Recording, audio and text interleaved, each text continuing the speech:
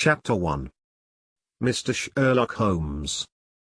Mr. Sherlock Holmes, who was usually very late in the mornings, save upon those not infrequent occasions when he was up all night, was seated at the breakfast table. I stood upon the hearthrug and picked up the stick which our visitor had left behind him the night before. It was a fine, thick piece of wood, bulbous-headed, of the sort which is known as a Penang lawyer. Just under the head was a broad silver band nearly an inch across. To James Mortimer, M.R.C.S., from his friends of the C.C.H., was engraved upon it, with the date 1884. It was just such a stick as the old-fashioned family practitioner used to carry, dignified, solid, and reassuring. "Well, Watson, what do you make of it?" Holmes was sitting with his back to me, and I had given him no sign of my occupation. "How did you know what I was doing? I believe you have eyes in the back of your head." "I have, at least, a well-polished, silver-plated coffee-pot in front of me," said he. "But, tell me, Watson, what do you make of our visitor's stick? Since we have been so unfortunate as to miss him and have no notion of his errand, this accidental souvenir becomes of importance. Let me hear you reconstruct the man by an examination of it." "I think," said I, following as far as I could the methods of my companion, "that Dr. Mortimer is a successful, elderly medical man, well esteemed since those who know him give him this mark of their appreciation." "Good," said Holmes. "Excellent. I think also that the probability is in favor of his being a country practitioner who does a great deal of his visiting on foot." "Why so?" "Because this stick, though originally a very handsome one, has been so knocked about that I can hardly imagine a town practitioner carrying it. The thick iron ferrule is worn down, so it is evident that he has done a great amount of walking with it." "Perfectly sound," said Holmes. "And then again, there is the friends of the C.C.H. I should guess that to be the something hunt, the local hunt to whose members he has possibly given some surgical assistance, and which has made him a small presentation in return." "Really, Watson, you excel yourself," said Holmes, pushing back his chair and lighting a cigarette. "I am bound to say that in all the accounts which you have been so good as to give of my own small achievements you have habitually underrated your own abilities. It may be that you are not yourself luminous, but you are a conductor of light. Some people without possessing genius have a remarkable power of stimulating it. I confess, my dear fellow, that I am very much in your debt." He had never said as much before, and I must admit that his words gave me keen pleasure, for I had often been piqued by his indifference to my admiration and to the attempts which I had made to give publicity to his methods. I was proud, too, to think that I had so far mastered his system as to apply it in a way which earned his approval. He now took the stick from my hands and examined it for a few minutes with his naked eyes. Then with an expression of interest he laid down his cigarette, and carrying the cane to the window, he looked over it again with a convex lens. "Interesting, though elementary," said he as he returned to his favorite corner of the settee. "There are certainly one or two indications upon the stick. It gives us the basis for several deductions." "Has anything escaped me?" I asked with some self-importance. "I trust that there is nothing of consequence which I have overlooked." "I am afraid, my dear Watson, that most of your conclusions were erroneous. When I said that you stimulated me, I meant, to be frank, that in noting your fallacies I was occasionally guided towards the truth. Not that you are entirely wrong in this instance. The man is certainly a country practitioner. And he walks a good deal. Then I was right. To that extent. But that was all." "No, no, my dear Watson, not all, by no means all. I would suggest, for example, that a presentation to a doctor is more likely to come from a hospital than from a hunt, and that when the initials CC are placed before that hospital the words Charing Cross very naturally suggest themselves. You may be right. The probability lies in that direction. And if we take this as a working hypothesis, we have a fresh basis from which to start our construction of this unknown visitor. Well, then, supposing that CCH does stand for Charing Cross Hospital, what further inferences may we draw? Do none suggest themselves? You know my methods. Apply them. I can only think of the obvious conclusion that the man has practiced in town before going to the country. I think that we might venture a little farther than this. Look at it in this light. On what occasion would it be most probable that such a presentation would be made? When would his friends unite to give him a pledge of their goodwill? Obviously at the moment when Dr. Mortimer withdrew from the service of the hospital in order to start a practice for himself. We know there has been a presentation. We believe there has been a change from a town hospital to a country practice. Is it, then, stretching our inference too far to say that the presentation was on the occasion of the change? It certainly seems probable. Now, you will observe that he could not have been on the staff of the hospital, since only a man well established in a London practice could hold such a position, and such a one would not drift into the country. What was he, then?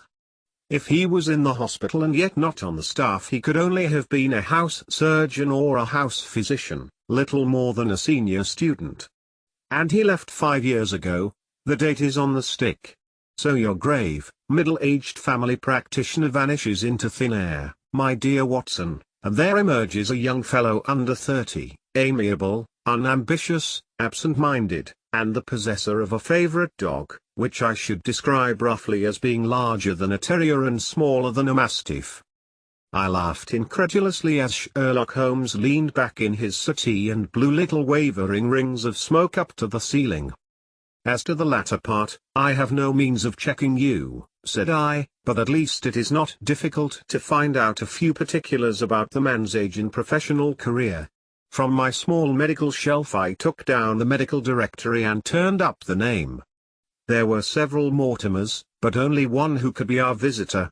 I read his record aloud. Mortimer, James, MRCS, 1882, Grimpen, Dartmoor, Devon. House surgeon, from 1882 to 1884, at Charing Cross Hospital. Winner of the Jackson Prize for Comparative Pathology, with essay entitled Is Disease a Reversion? Corresponding member of the Swedish Pathological Society. Author of Some Freaks of Atavism, Lancet 1882. Do We Progress? Journal of Psychology, March, 1883. Medical Officer for the parishes of Grimpen, Thorsley, and High Barrow. No mention of that local hunt, Watson, said Holmes with a mischievous smile, but a country doctor, as you very astutely observed. I think that I am fairly justified in my inferences. As to the adjectives, I said, if I remember right, amiable, unambitious, and absent-minded. It is my experience that it is only an amiable man in this world who receives testimonials, only an unambitious one who abandons a London career for the country, and only an absent-minded one who leaves his stick and not his visiting card after waiting an hour in your room. And the dog? He has been in the habit of carrying this stick behind his master. Being a heavy stick, the dog has held it tightly by the middle, and the marks of his teeth are very plainly visible. The dog's jaw, as shown in the space between these marks, is too broad in my opinion for a terrier and not broad enough for a mastiff. It may have been, yes, by Jove, it is a curly-haired spaniel. He had risen and paced the room as he spoke. Now he halted in the recess of the window. There was such a ring of conviction in his voice that I glanced up in surprise. My dear fellow, how can you possibly be so sure of that? For the very simple reason that I see the dog himself on our very doorstep, and there is the ring of its owner. Don't move, I beg you, Watson. He is a professional brother of yours, and your presence may be of assistance to me. Now is the dramatic moment of fate, Watson, when you hear a step upon the stair which is walking into your life, and you know not whether for good or ill. What does Dr. James Mortimer, the man of science, ask of Sherlock Holmes, the specialist in crime? Come in. The appearance of our visitor was a surprise to me, since I had expected a typical country practitioner. He was a very tall, thin man, with a long nose like a beak, which jutted out between two keen, grey eyes, set closely together and sparkling brightly from behind a pair of gold-rimmed glasses. He was clad in a professional but rather slovenly fashion, for his frock coat was dingy and his trousers frayed. Though young, his long back was already bowed, and he walked with a forward thrust of his head and a general air of peering benevolence. As he entered, his eyes fell upon the stick in Holmes's hand, and he ran towards it with an exclamation of joy. "I am so very glad," said he. "I was not sure whether I had left it here or in the shipping office. I would not lose that stick for the world." "A presentation, I see," said Holmes. "Yes, sir." "From Charing Cross Hospital?" "From one or two friends there on the occasion of my marriage." "Dear, dear, that's bad," said Holmes, shaking his head. Dr. Mortimer blinked through his glasses in mild astonishment. "Why was it bad?" "Only that you have disarranged our little deductions. Your marriage, you say?" "Yes, sir. I married, and so left the hospital, and with it all hopes of a consulting practice. It was necessary to make a home of my own." "Come, come, we are not so far wrong, after all," said Holmes. "And now, Dr. James Mortimer." "Mr. Sir, Mr. A humble MLCS. And a man of precise mind, evidently. A dabbler in science, Mr. Holmes. A picker-up of shells on the shores of the great unknown ocean. I presume that it is Mr. Sherlock Holmes whom I am addressing and not—" "No, this is my friend Dr. Watson." "Glad to meet you, sir. I have heard your name mentioned in connection with that of your friend. You interest me very much, Mr. Holmes. I had hardly expected so dolichocephalic a skull or such well-marked supraorbital development.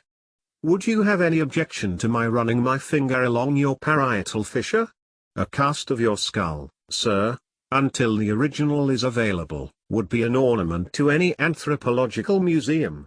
It is not my intention to be fulsome, but I confess that I covet your skull." Sherlock Holmes waved our strange visitor into a chair. "You are an enthusiast in your line of thought, I perceive, sir, as I am in mine," said he.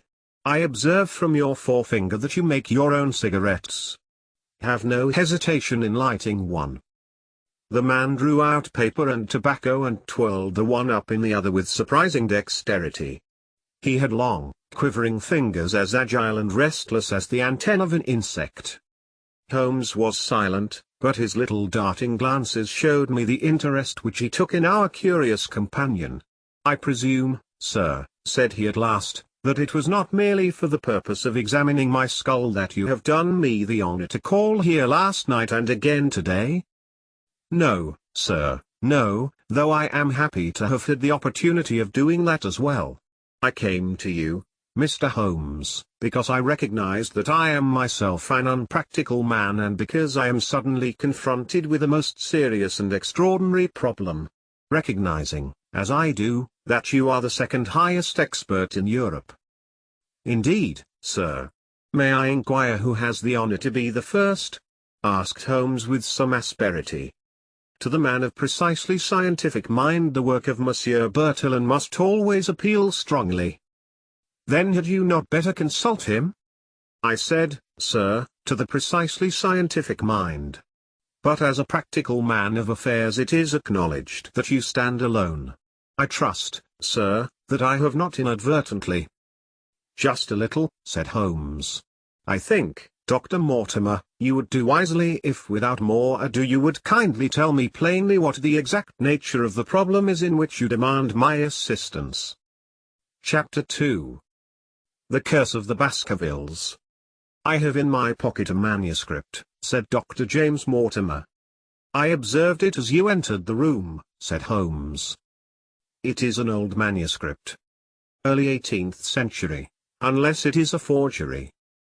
"How can you say that, sir?" You have presented an inch or two of it to my examination all the time that you have been talking. It would be a poor expert who could not give the date of a document within a decade or so. You may possibly have read my little monograph upon the subject. I put that at 1730. The exact date is 1742.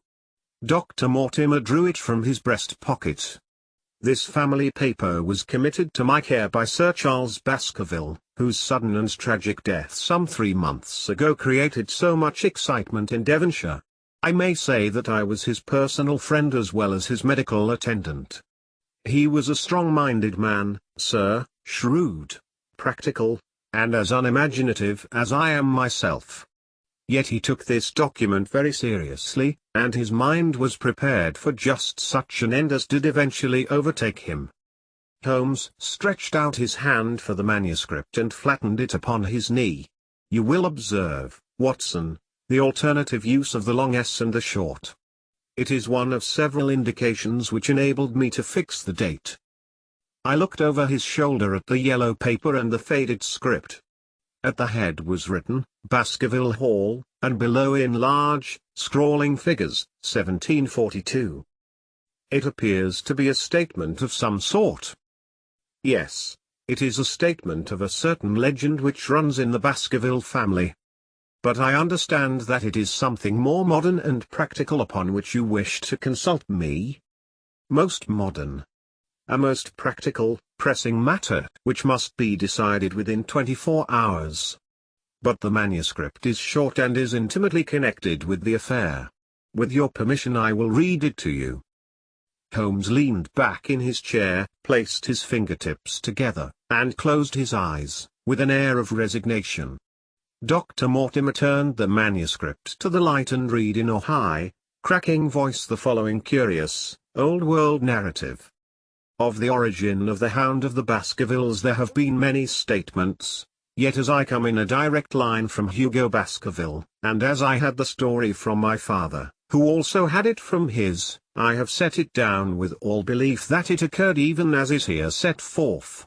And I would have you believe, my sons, that the same justice which punishes sin may also most graciously forgive it, and that no ban is so heavy but that by prayer and repentance it may be removed.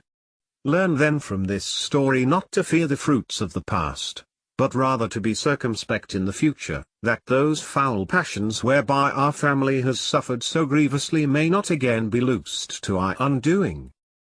Know then that in the time of the Great Rebellion, the history of which by the learned Lord Clarendon I most earnestly commend to your attention, this manor of Baskerville was held by Hugo of that name, nor can it be gainsaid that he was a most wild, profane, and godless man.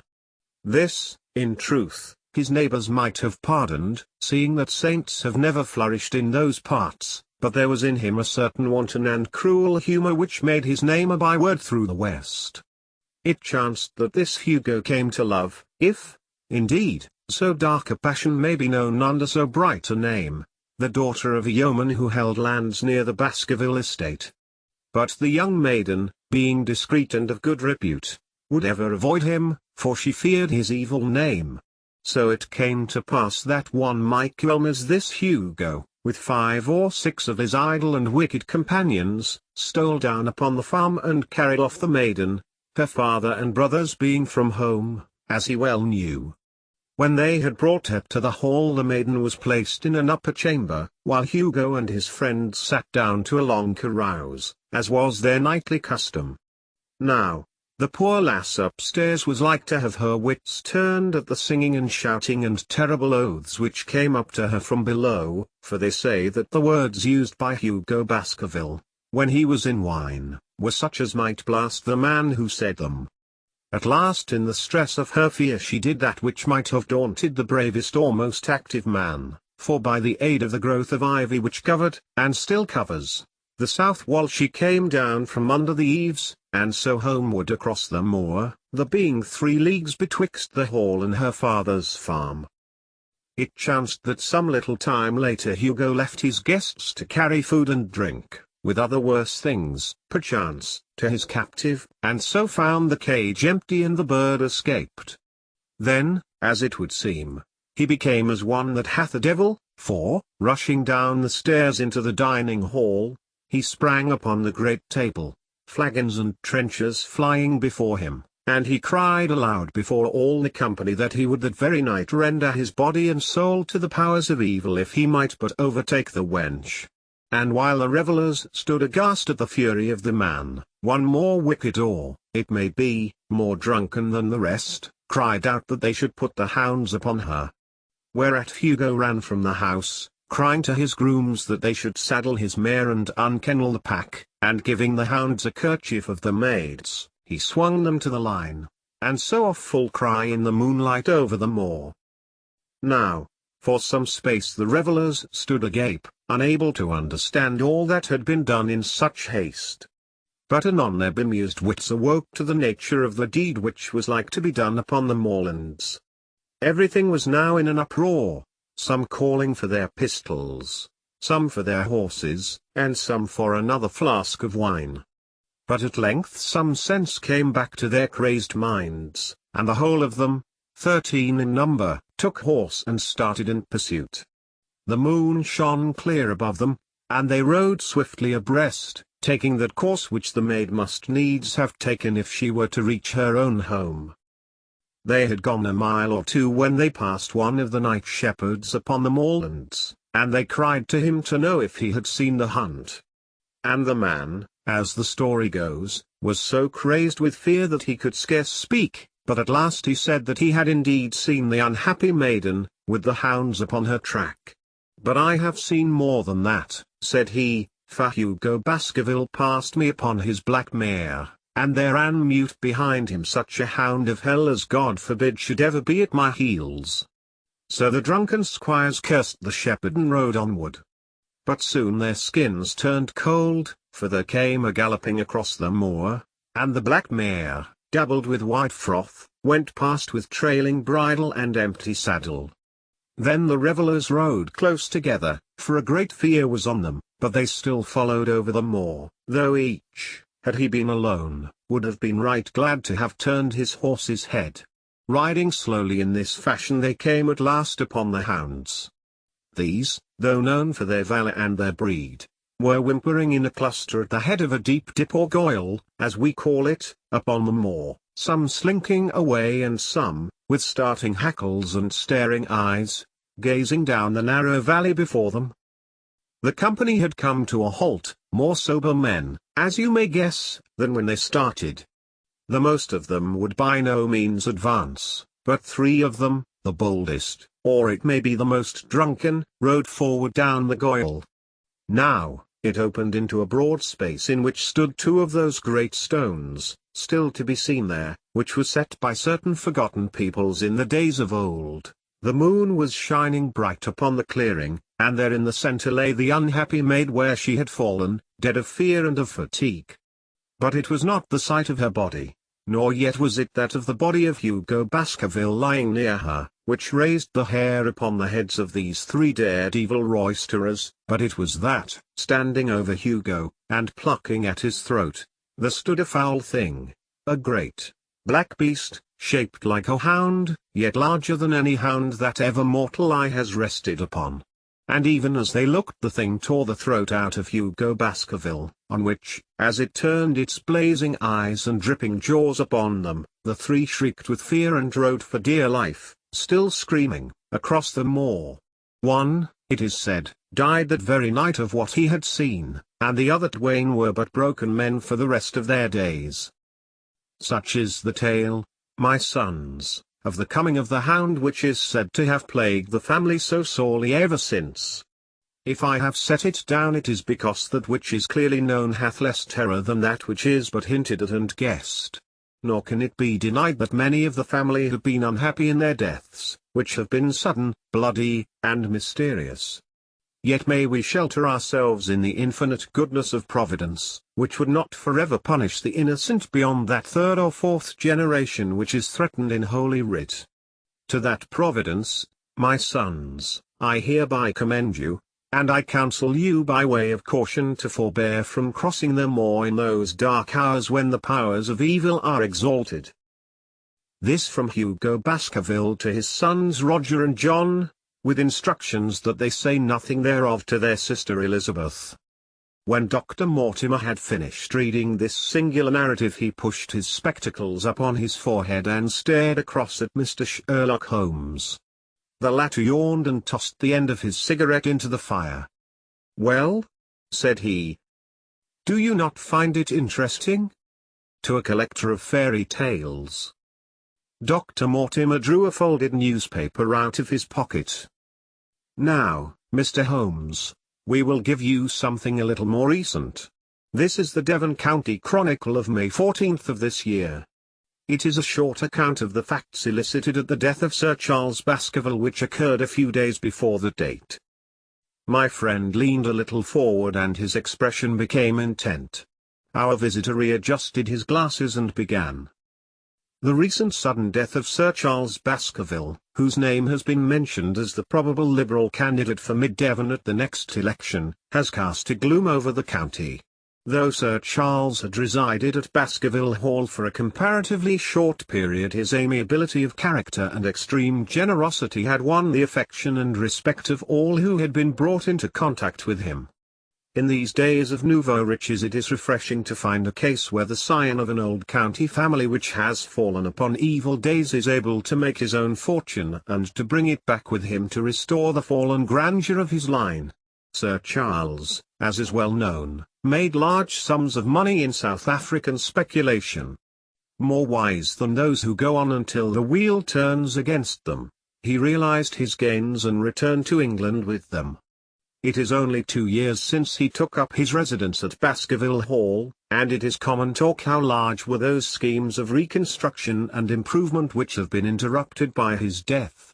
Being himself childless, it was his openly expressed desire that the whole countryside should, within his own lifetime, profit by his good fortune, and many will have personal reasons for bewailing his untimely end. His generous donations to local and county charities have been frequently chronicled in these columns. The circumstances connected with the death of Sir Charles cannot be said to have been entirely cleared up by the inquest, but at least enough has been done to dispose of those rumours to which local superstition has given rise. There is no reason whatever to suspect foul play, or to imagine that death could be from any but natural causes. Sir Charles was a widower, and a man who may be said to have been in some ways of an eccentric habit of mind. In spite of his considerable wealth he was simple in his personal tastes, and his indoor servants at Baskerville Hall consisted of a married couple named Barrymore, the husband acting as butler and the wife as housekeeper. Their evidence, corroborated by that of several friends, tends to show that Sir Charles's health has for some time been impaired, and points especially to some affection of the heart, manifesting itself in changes of color, breathlessness, and acute attacks of nervous depression. Dr. James Mortimer, the friend and medical attendant of the deceased, has given evidence to the same effect. The facts of the case are simple. Sir Charles Baskerville was in the habit every night before going to bed of walking down the famous yew alley of Baskerville Hall. The evidence of the Barrymores shows that this had been his custom. On the 4th of May Sir Charles had declared his intention of starting next day for London, and had ordered Barrymore to prepare his luggage. That night he went out as usual for his nocturnal walk, in the course of which he was in the habit of smoking a cigar. He never returned. At 12 o'clock Barrymore, finding the hall door still open, became alarmed, and, lighting a lantern, went in search of his master. The day had been wet, and Sir Charles's footmarks were easily traced down the alley. Halfway down this walk there is a gate which leads out onto the moor. There were indications that Sir Charles had stood for some little time here. He then proceeded down the alley, and it was at the far end of it that his body was discovered. One fact which has not been explained is the statement of Barrymore that his master's footprints altered their character from the time that he passed the moor gate, and that he appeared from thence onward to have been walking upon his toes. One Murphy, a gypsy horse dealer, was on the moor at no great distance at the time, but he appears by his own confession to have been the worse for drink. He declares that he heard cries but is unable to state from what direction they came. No signs of violence were to be discovered upon Sir Charles's person, and though the doctor's evidence pointed to an almost incredible facial distortion, so great that Dr. Mortimer refused at first to believe that it was indeed his friend and patient who lay before him, it was explained that that is a symptom which is not unusual in cases of dyspnea and death from cardiac exhaustion. This explanation was borne out by the post-mortem examination, which showed long-standing organic disease, and the coroner's jury returned a verdict in accordance with the medical evidence. It is well that this is so, for it is obviously of the utmost importance that Sir Charles's heir should settle at the Hall and continue the good work which has been so sadly interrupted. Had the prosaic finding of the coroner not finally put an end to the romantic stories which have been whispered in connection with the affair, it might have been difficult to find a tenant for Baskerville Hall. It is understood that the next of kin is Mr. Henry Baskerville, if he be still alive, the son of Sir Charles Baskerville's younger brother. The young man when last heard of was in America, and inquiries are being instituted with a view to informing him of his good fortune. Dr. Mortimer refolded his paper and replaced it in his pocket. Those are the public facts, Mr. Holmes, in connection with the death of Sir Charles Baskerville. I must thank you, said Sherlock Holmes, for calling my attention to a case which certainly presents some features of interest. I had observed some newspaper comment at the time, but I was exceedingly preoccupied by that little affair of the Vatican cameos, and in my anxiety to oblige the Pope I lost touch with several interesting English cases. This article, you say, contains all the public facts? It does. Then let me have the private ones. He leaned back, put his fingertips together, and assumed his most impassive and judicial expression. In doing so, said Dr. Mortimer, who had begun to show signs of some strong emotion, I am telling that which I have not confided to anyone. My motive for withholding it from the coroner's inquiry is that a man of science shrinks from placing himself in the public position of seeming to endorse a popular superstition. I had the further motive that Baskerville Hall, as the paper says, would certainly remain untenanted if anything were done to increase its already rather grim reputation. For both these reasons I thought that I was justified in telling rather less than I knew, since no practical good could result from it, but with you there is no reason why I should not be perfectly frank. The moor is very sparsely inhabited, and those who live near each other are thrown very much together. For this reason I saw a good deal of Sir Charles Baskerville. With the exception of Mr. Frankland, of Laughter Hall, and Mr. Stapleton, the naturalist, there are no other men of education within many miles. Sir Charles was a retiring man, but the chance of his illness brought us together, and a community of interests in science kept us so. He had brought back much scientific information from South Africa, and many a charming evening we have spent together discussing the comparative anatomy of the bushman and the Hottentot. Within the last few months it became increasingly plain to me that Sir Charles's nervous system was strained to the breaking point. He had taken this legend which I have read you exceedingly to heart, so much so that, although he would walk in his own grounds, nothing would induce him to go out upon the moor at night. Incredible as it may appear to you, Mr. Holmes, he was honestly convinced that a dreadful fate overhung his family, and certainly the records which he was able to give of his ancestors were not encouraging. The idea of some ghastly presence constantly haunted him, and on more than one occasion he has asked me whether I had on my medical journeys at night ever seen any strange creature or heard the baying of a hound. The latter question he put to me several times, and always with a voice which vibrated with excitement. I can well remember driving up to his house in the evening some 3 weeks before the fatal event. He chanced to be at his hall door. I had descended from my gig and was standing in front of him, when I saw his eyes fix themselves over my shoulder and stare past me with an expression of the most dreadful horror. I whisked round and had just time to catch a glimpse of something which I took to be a large black calf passing at the head of the drive. So excited and alarmed was he that I was compelled to go down to the spot where the animal had been and look around for it. It was gone, however, and the incident appeared to make the worst impression upon his mind. I stayed with him all the evening, and it was on that occasion, to explain the emotion which he had shown, that he confided to my keeping that narrative which I read to you when first I came. I mention this small episode because it assumes some importance in view of the tragedy which followed, but I was convinced at the time that the matter was entirely trivial and that his excitement had no justification. It was at my advice that Sir Charles was about to go to London.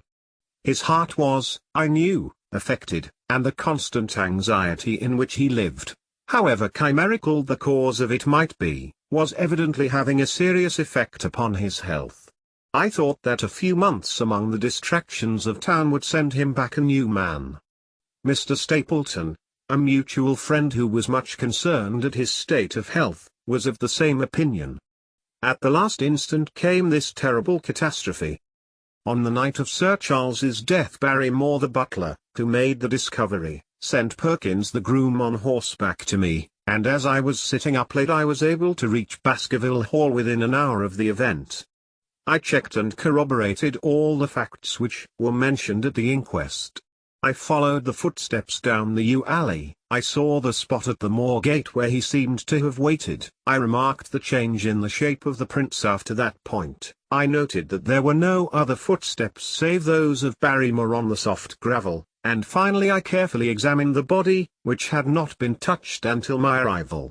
Sir Charles lay on his face, his arms out, his fingers dug into the ground, and his features convulsed with some strong emotion to such an extent that I could hardly have sworn to his identity.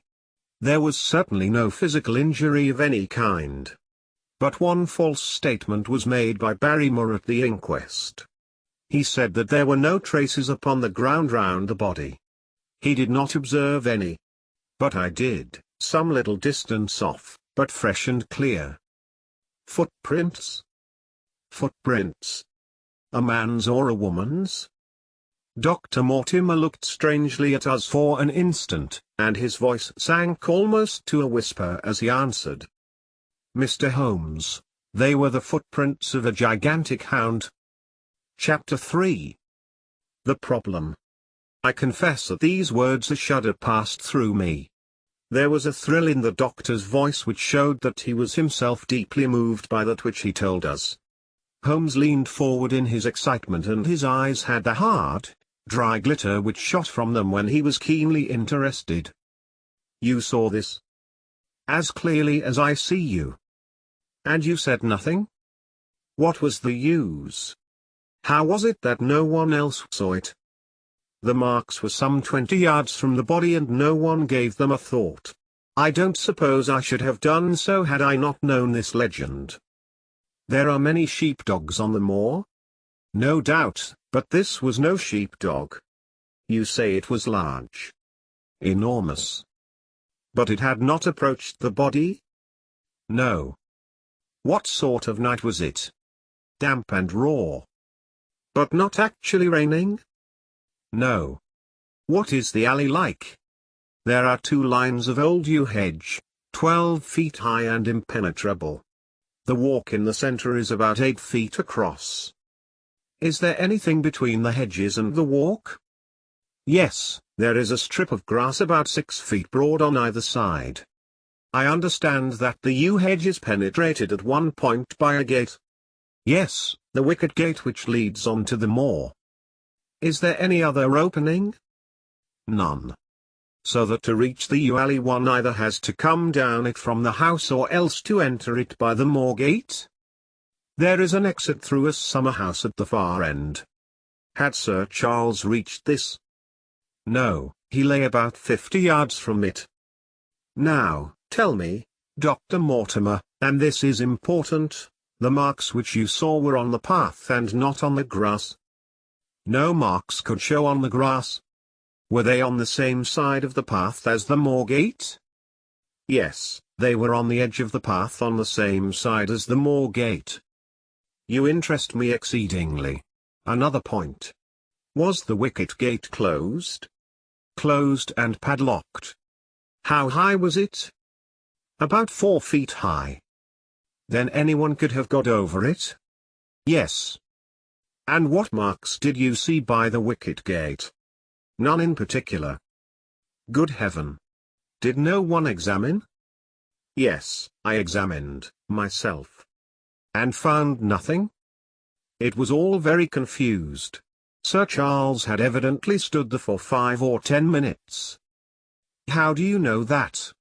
Because the ash had twice dropped from his cigar. Excellent. This is a colleague, Watson, after our own heart. But the marks?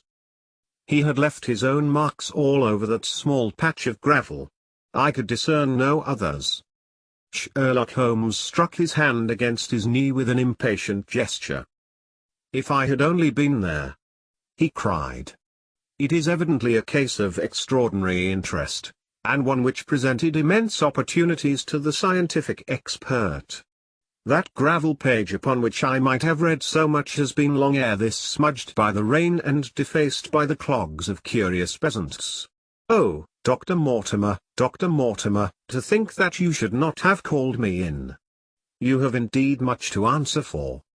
I could not call you in, Mr. Holmes, without disclosing these facts to the world, and I have already given my reasons for not wishing to do so. Besides, why do you hesitate? There is a realm in which the most acute and most experienced of detectives is helpless. You mean that the thing is supernatural? I did not positively say so. No, but you evidently think it. Since the tragedy, Mr. Holmes, there have come to my ears several incidents which are hard to reconcile with the settled order of nature. For example, I find that before the terrible event occurred several people had seen a creature upon the moor which corresponds with this Baskerville demon, and which could not possibly be any animal known to science. They all agreed that it was a huge creature, luminous, ghastly, and spectral. I have cross-examined these men, one of them a hard-headed countryman, one a farrier, and one a moorland farmer, who all tell the same story of this dreadful apparition, exactly corresponding to the hell-hound of the legend. I assure you that there is a reign of terror in the district, and that it is a hardy man who will cross the moor at night. And you, a trained man of science, believe it to be supernatural? I do not know what to believe. Holmes shrugged his shoulders. I have hitherto confined my investigations to this world, said he. In a modest way I have combated evil, but to take on the father of evil himself would, perhaps, be too ambitious a task. Yet you must admit that the footmark is material. The original Hound was material enough to tug a man's throat out, and yet he was diabolical as well. I see that you have quite gone over to the supernaturalists. But now, Dr. Mortimer, tell me this. If you hold these views, why have you come to consult me at all? You tell me in the same breath that it is useless to investigate Sir Charles's death, and that you desire me to do it. I did not say that I desired you to do it. Then, how can I assist you? By advising me as to what I should do with Sir Henry Baskerville, who arrives at Waterloo Station. Dr. Mortimer looked at his watch. In exactly 1 hour and a quarter. He being the heir? Yes. On the death of Sir Charles we inquired for this young gentleman and found that he had been farming in Canada. From the accounts which have reached us he is an excellent fellow in every way. I speak now not as a medical man but as a trustee and executor of Sir Charles's will. There is no other claimant, I presume? None. The only other kinsman whom we have been able to trace was Roger Baskerville, the youngest of 3 brothers of whom poor Sir Charles was the elder. The second brother, who died young, is the father of this lad Henry. The third, Roger, was the black sheep of the family. He came of the old masterful Baskerville strain and was the very image, they tell me, of the family picture of old Hugo. He made England too hot to hold him, fled to Central America, and died there in 1876 of yellow fever. Henry is the last of the Baskervilles. In 1 hour and 5 minutes I meet him at Waterloo Station. I have had a wire that he arrived at Southampton this morning. Now, Mr. Holmes, what would you advise me to do with him? Why should he not go to the home of his fathers? It seems natural, does it not? And yet, consider that every Baskerville who goes there meets with an evil fate. I feel sure that if Sir Charles could have spoken with me before his death he would have warned me against bringing this, the last of the old race, and the heir to great wealth, to that deadly place. And yet it cannot be denied that the prosperity of the whole poor, bleak countryside depends upon his presence. All the good work which has been done by Sir Charles will crash to the ground if there is no tenant of the hall. I fear lest I should be swayed too much by my own obvious interest in the matter, and that is why I bring the case before you and ask for your advice." Holmes considered for a little time. "Put into plain words, the matter is this," said he. "In your opinion there is a diabolical agency which makes Dartmoor an unsafe abode for a Baskerville. That is your opinion? At least I might go the length of saying that there is some evidence that this may be so." "Exactly. But surely, if your supernatural theory be correct, it could work the young man evil in London as easily as in Devonshire. A devil with merely local powers like a parish vestry would be too inconceivable a thing." "You put the matter more flippantly, Mr. Holmes, than you would probably do if you were brought into personal contact with these things.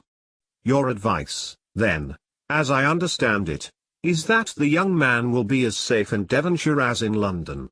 He comes in 50 minutes. What would you recommend?" "I recommend, sir, that you take a cab, call off your spaniel who is scratching at my front door, and proceed to Waterloo to meet Sir Henry Baskerville."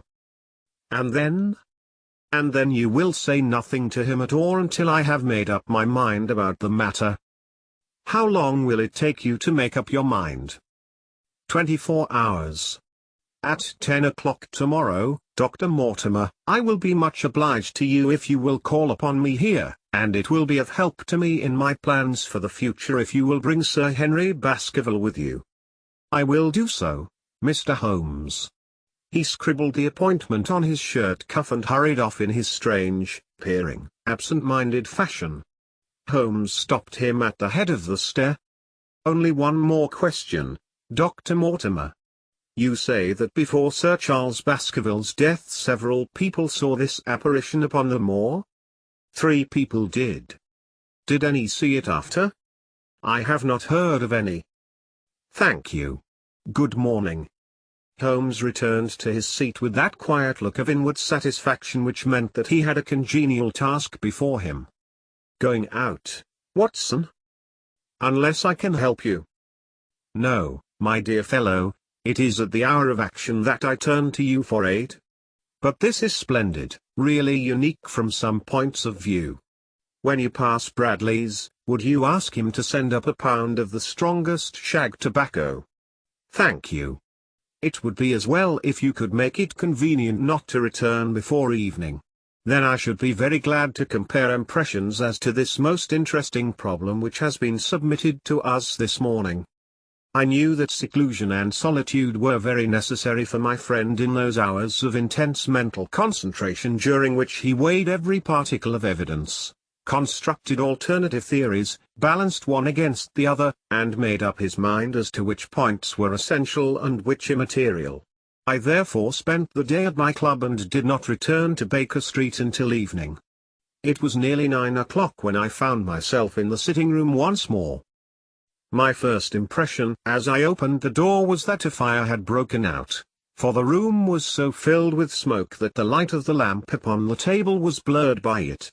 As I entered, however, my fears were set at rest, for it was the acrid fumes of strong coarse tobacco which took me by the throat and set me coughing.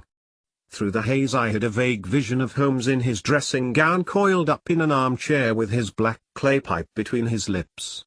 Several rolls of paper lay around him. "Caught cold, Watson?" said he. "No, it's this poisonous atmosphere. I suppose it is pretty thick, now that you mention it." "Thick? It is intolerable." Open the window, then. You have been at your club all day, I perceive. My dear Holmes. Am I right? Certainly, but how? He laughed at my bewildered expression. There is a delightful freshness about you, Watson, which makes it a pleasure to exercise any small powers which I possess at your expense. A gentleman goes forth on a showery and miry day. He returns immaculate in the evening with the gloss still on his hat and his boots. He has been a fixture therefore all day. He is not a man with intimate friends. Where, then, could he have been? Is it not obvious? Well, it is rather obvious. The world is full of obvious things which nobody by any chance ever observes. Where do you think that I have been? A fixture also. On the contrary, I have been to Devonshire. In spirit. Exactly. My body has remained in this armchair and has, I regret to observe, consumed in my absence 2 large pots of coffee and an incredible amount of tobacco.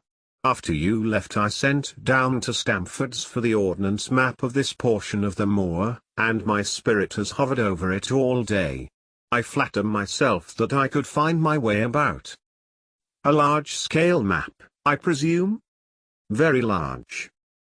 He unrolled one section and held it over his knee. Here you have the particular district which concerns us. That is Baskerville Hall in the middle. With a wood round it. Exactly. I fancy the yew alley, though not marked under that name, must stretch along this line, with the moor, as you perceive, upon the right of it. This small clump of buildings here is the hamlet of Grimpen, where our friend Dr. Mortimer has his headquarters. Within a radius of 5 miles there are, as you see, only a very few scattered dwellings. Here is Laughter Hall, which was mentioned in the narrative. There is a house indicated here which may be the residence of the naturalist, Stapleton, if I remember right, was his name. Here are 2 moorland farmhouses, High Tor and Foul Mire. Then 14 miles away the great convict prison of Princetown. Between and around these scattered points extends the desolate, lifeless moor. This, then, is the stage upon which tragedy has been played, and upon which we may help to play it again. It must be a wild place. Yes, the setting is a worthy one. If the devil did desire to have a hand in the affairs of men, then you are yourself inclining to the supernatural explanation. The devil's agents may be of flesh and blood, may they not? There are 2 questions waiting for us at the outset. The one is whether any crime has been committed at all, the second is, what is the crime and how was it committed? Of course, if Dr. Mortimer's surmise should be correct, and we are dealing with forces outside the ordinary laws of nature, there is an end of our investigation. But we are bound to exhaust all other hypotheses before falling back upon this one. I think we'll shut that window again, if you don't mind. It is a singular thing, but I find that a concentrated atmosphere helps a concentration of thought. I have not pushed it to the length of getting into a box to think, but that is the logical outcome of my convictions. Have you turned the case over in your mind? Yes, I have thought a good deal of it in the course of the day.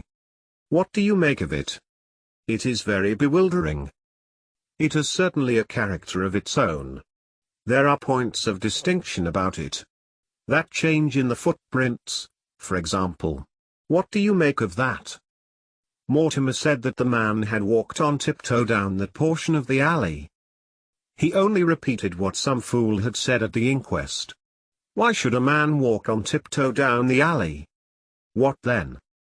He was running, Watson, running desperately, running for his life, running until he burst his heart, and fell dead upon his face. Running from what? The lies our problem. There are indications that the man was crazed with fear before ever he began to run. How can you say that? I am presuming that the cause of his fears came to him across the moor. If that were so, and it seems most probable, only a man who had lost his wits would have run from the house instead of towards it. If the gypsy's evidence may be taken as true, he ran with cries for help in the direction where help was least likely to be. Then, again, whom was he waiting for that night, and why was he waiting for him in the yew alley rather than in his own house?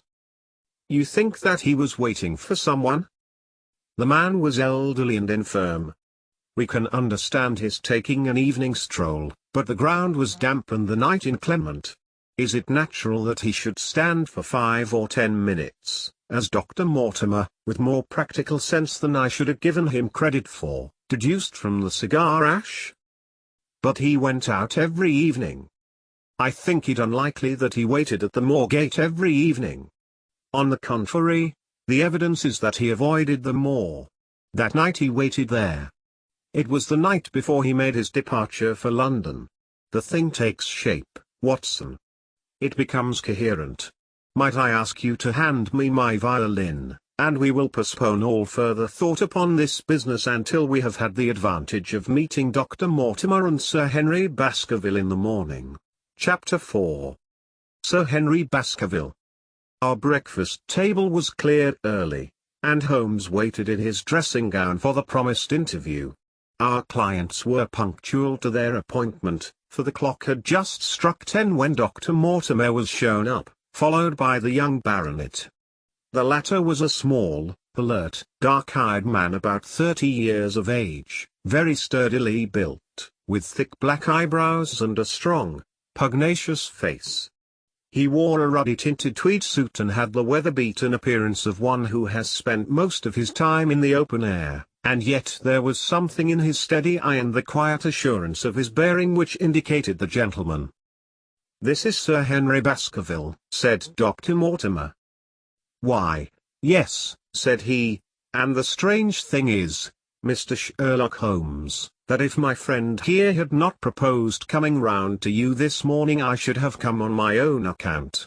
I understand that you think out little puzzles, and I've had one this morning which wants more thinking out than I am able to give it. Pray take a seat, Sir Henry. Do I understand you to say that you have yourself had some remarkable experience since you arrived in London?" "Nothing of much importance, Mr. Holmes. Only a joke, as like as not. It was this letter, if you can call it a letter, which reached me this morning." He laid an envelope upon the table, and we all bent over it. It was of common quality, greyish in colour. The address, Sir Henry Baskerville, Northumberland Hotel, was printed in rough characters, the postmark Charing Cross, and the date of posting the preceding evening. "Who knew that you were going to the Northumberland Hotel?" asked Holmes, glancing keenly across at our visitor. "No one could have known. We only decided after I met Dr. Mortimer." "But Dr. Mortimer was no doubt already stopping there?" "No, I had been staying with a friend," said the doctor. "There was no possible indication that we intended to go to this hotel." "Hum. Someone seems to be very deeply interested in your movements." Out of the envelope he took a half-sheet of foolscap paper folded into 4. This he opened and spread flat upon the table.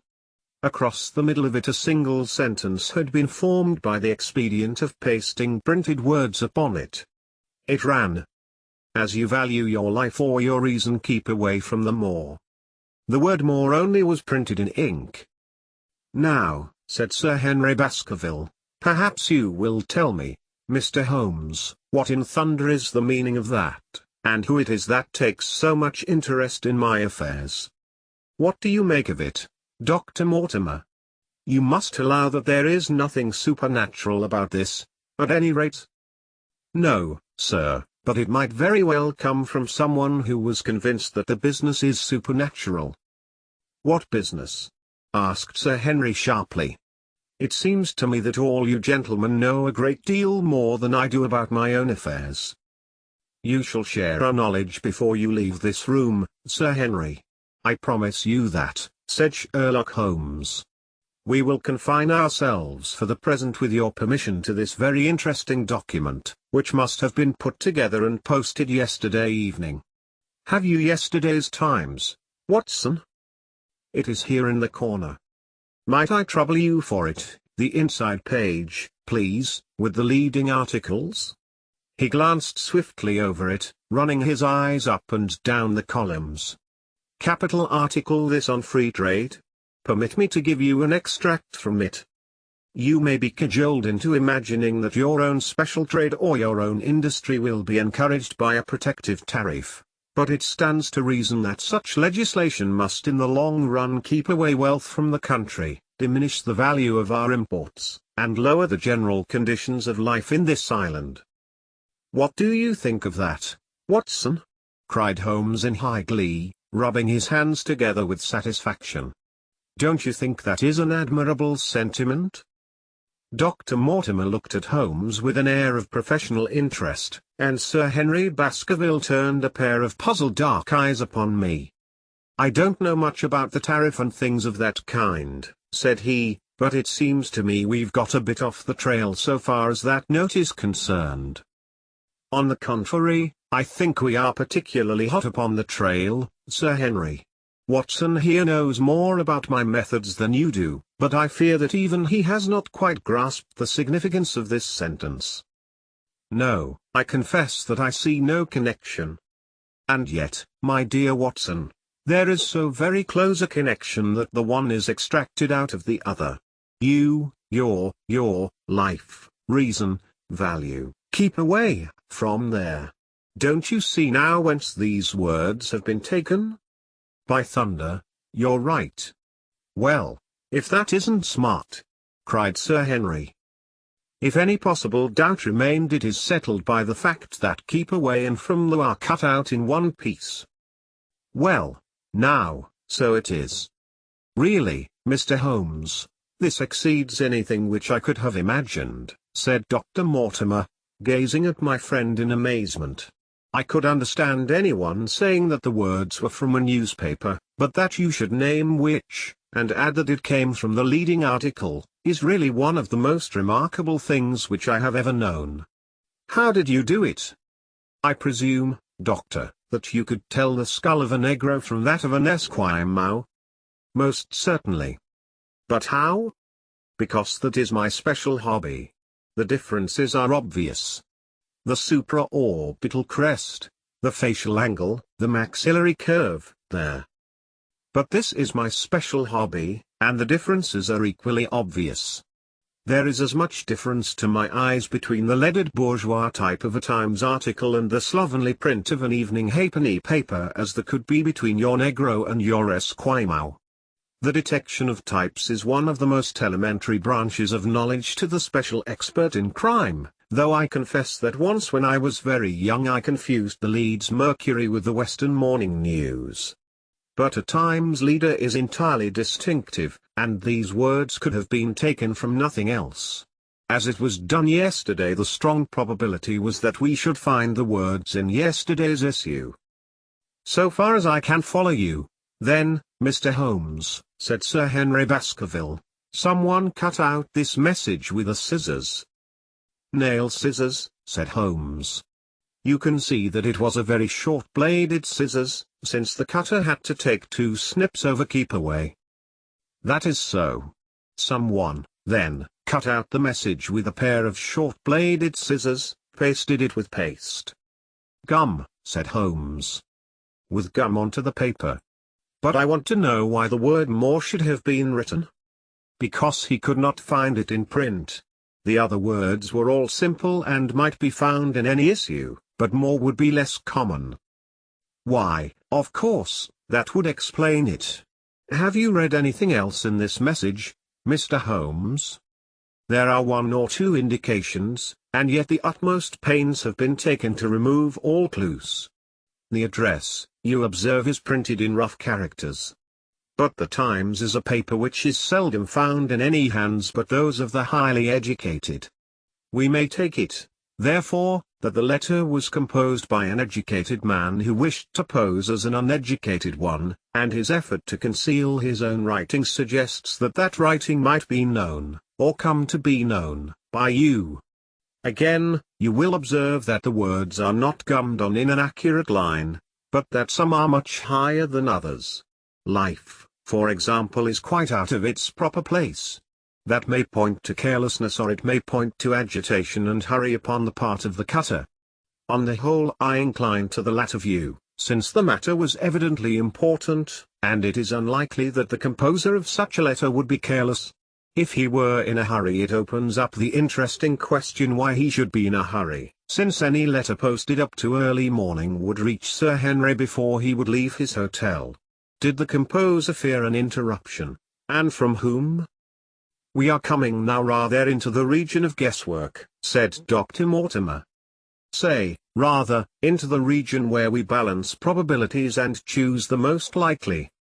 It is the scientific use of the imagination, but we have always some material basis on which to start our speculation. Now, you would call it a guess, no doubt, but I am almost certain that this address has been written in a hotel." "How in the world can you say that?" "If you examine it carefully you will see that both the pen and the ink have given the writer trouble. The pen has spluttered twice in a single word and has run dry 3 times in a short address, showing that there was very little ink in the bottle. Now, a private pen or ink bottle is seldom allowed to be in such a state, and the combination of the two must be quite rare. But you know the hotel ink and the hotel pen, where it is rare to get anything else. Yes, I have very little hesitation in saying that could we examine the waste paper baskets of the hotels around Charing Cross until we found the remains of the mutilated Times leader, we could lay our hands straight upon the person who sent this singular message. Hulloa! Hulloa! What's this?" He was carefully examining the fool's cap, upon which the words were pasted, holding it only an inch or 2 from his eyes. "Well?" "Nothing," said he, throwing it down. "It is a blank half sheet of paper, without even a watermark upon it. I think we have drawn as much as we can from this curious letter. And now, Sir Henry, has anything else of interest happened to you since you have been in London?" "Why, no, Mr. Holmes. I think not." "You have not observed anyone follow or watch you?" "I seem to have walked right into the thick of a dime novel," said our visitor. "Why in thunder should anyone follow or watch me?" "We are coming to that. You have nothing else to report to us before we go into this matter?" "Well, it depends upon what you think worth reporting. I think anything out of the ordinary routine of life well worth reporting." Sir Henry smiled. "I don't know much of British life yet, for I have spent nearly all my time in the States and in Canada. But I hope that to lose one of your boots is not part of the ordinary routine of life over here." "You have lost one of your boots?" "My dear sir," cried Dr. Mortimer, "it is only mislaid. You will find it when you return to the hotel. What is the use of troubling Mr. Holmes with trifles of this kind?" "Well, he asked me for anything outside the ordinary routine." "Exactly," said Holmes, "however foolish the incident may seem. You have lost one of your boots, you say?" "Well, mislaid it, anyhow. I put them both outside my door last night, and there was only one in the morning. I could get no sense out of the chap who cleans them. The worst of it is that I only bought the pair last night in the Strand, and I have never had them on." "If you have never worn them, why did you put them out to be cleaned?" "They were tan boots and had never been varnished. That was why I put them out." "Then I understand that on your arrival in London yesterday you went out at once and bought a pair of boots?" "I did a good deal of shopping. Dr. Mortimer here went round with me. You see, if I am to be squire down there I must dress the part, and it may be that I have got a little careless in my ways out west. Among other things I bought these brown boots, gave $6 for them, and had one stolen before ever I had them on my feet." "It seems a singularly useless thing to steal," said Sherlock Holmes. "I confess that I share Dr. Mortimer's belief that it will not be long before the missing boot is found. And, now, gentlemen," said the baronet with decision, "it seems to me that I have spoken quite enough about the little that I know. It is time that you kept your promise and gave me a full account of what we are all driving at." "Your request is a very reasonable one," Holmes answered. Dr. Mortimer, I think you could not do better than to tell your story as you told it to us." Thus encouraged, our scientific friend drew his papers from his pocket and presented the whole case as he had done upon the morning before. Sir Henry Baskerville listened with the deepest attention and with an occasional exclamation of surprise. "Well, I seem to have come into an inheritance with a vengeance," said he when the long narrative was finished. "Of course, I've heard of the Hound ever since I was in the nursery. It's the pet story of the family, though I never thought of taking it seriously before. But as to my uncle's death, well, it all seems boiling up in my head, and I can't get it clear yet." "You don't seem quite to have made up your mind whether it's a case for a policeman or a clergyman." "Precisely. And now there's this affair of the letter to me at the hotel. I suppose that fits into its place. It seems to show that someone knows more than we do about what goes on upon the moor," said Dr. Mortimer. "And also," said Holmes, "that someone is not ill-disposed towards you, since they warn you of danger. Or it may be that they wish, for their own purposes, to scare me away." "Well, of course, that is possible also. I am very much indebted to you, Dr. Mortimer, for introducing me to a problem which presents several interesting alternatives. But the practical point which we now have to decide, Sir Henry, is whether it is or is not advisable for you to go to Baskerville Hall." "Why should I not go?"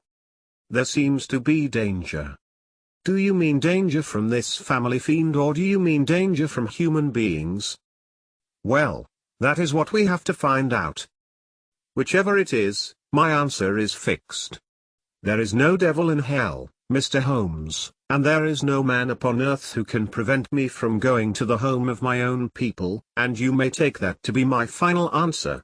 His dark brows knitted and his face flushed to a dusky red as he spoke. It was evident that the fiery temper of the Baskervilles was not extinct in this their last representative.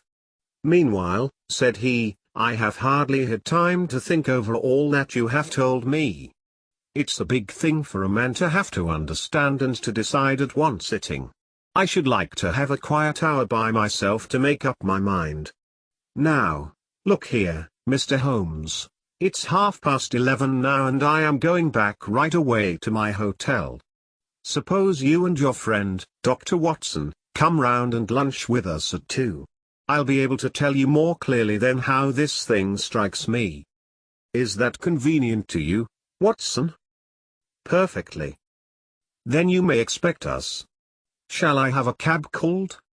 "I'd prefer to walk, for this affair has flurried me rather." "I'll join you in a walk, with pleasure," said his companion. "Then we meet again at 2 o'clock. Au revoir, and good morning." We heard the steps of our visitors descend the stair and the bang of the front door. In an instant Holmes had changed from the languid dreamer to the man of action. "Your hat and boots, Watson, quick! Not a moment to lose." He rushed into his room in his dressing gown and was back again in a few seconds in a frock coat. We hurried together down the stairs and into the street. Dr. Mortimer and Baskerville were still visible about 200 yards ahead of us in the direction of Oxford Street. "Shall I run on and stop them?" "Not for the world, my dear Watson. I am perfectly satisfied with your company if you will tolerate mine. Our friends are wise, for it is certainly a very fine morning for a walk." He quickened his pace until we had decreased the distance which divided us by about half. Then, still keeping 100 yards behind, we followed into Oxford Street and so down Regent Street. Once our friends stopped and stared into a shop window, upon which Holmes did the same. An instant afterwards he gave a little cry of satisfaction, and, following the direction of his eager eyes, I saw that a hansom cab with a man inside which had halted on the other side of the street was now proceeding slowly onward again. "There's our man, Watson. Come along. We'll have a good look at him, if we can do no more." At that instant I was aware of a bushy black beard and a pair of piercing eyes turned upon us through the side window of the cab. Instantly the trapdoor at the top flew up, something was screamed to the driver, and the cab flew madly off down Regent Street. Holmes looked eagerly round for another, but no empty one was in sight. Then he dashed in wild pursuit amid the stream of the traffic, but the start was too great, and already the cab was out of sight. "The now," said Holmes bitterly as he emerged panting and white with vexation from the tide of vehicles. "Was ever such bad luck and such bad management, too? Watson, Watson, if you are an honest man you will record this also and set it against my successes." "Who was the man?" "I have not an idea." "A spy?" "Well, it was evident from what we have heard that Baskerville has been very closely shadowed by someone since he has been in town. How else could it be known so quickly that it was the Northumberland Hotel which he had chosen? If they had followed him the first day I argued that they would follow him also the second. You may have observed that I twice strolled over to the window while Dr. Mortimer was reading his legend." "Yes, I remember. I was looking out for loiterers in the street, but I saw none. We are dealing with a clever man, Watson. This matter cuts very deep, and though I have not finally made up my mind whether it is a benevolent or a malevolent agency which is in touch with us, I am conscious always of power and design. When our friends left I at once followed them in the hopes of marking down their invisible attendant. So wily was he that he had not trusted himself upon foot, but he had availed himself of a cab so that he could loiter behind or dash past them and so escape their notice. His method had the additional advantage that if they were to take a cab he was all ready to follow them. It has, however, one obvious disadvantage. It puts him in the power of the cabman." "Exactly. What a pity we did not get the number. My dear Watson, clumsy as I have been, you surely do not seriously imagine that I neglected to get the number? Number 2704 is our man. But that is no use to us for the moment. I fail to see how you could have done more.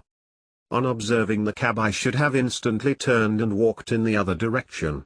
I should then at my leisure have hired a second cab and followed the first at a respectful distance, or, better still, have driven to the Northumberland Hotel and waited there.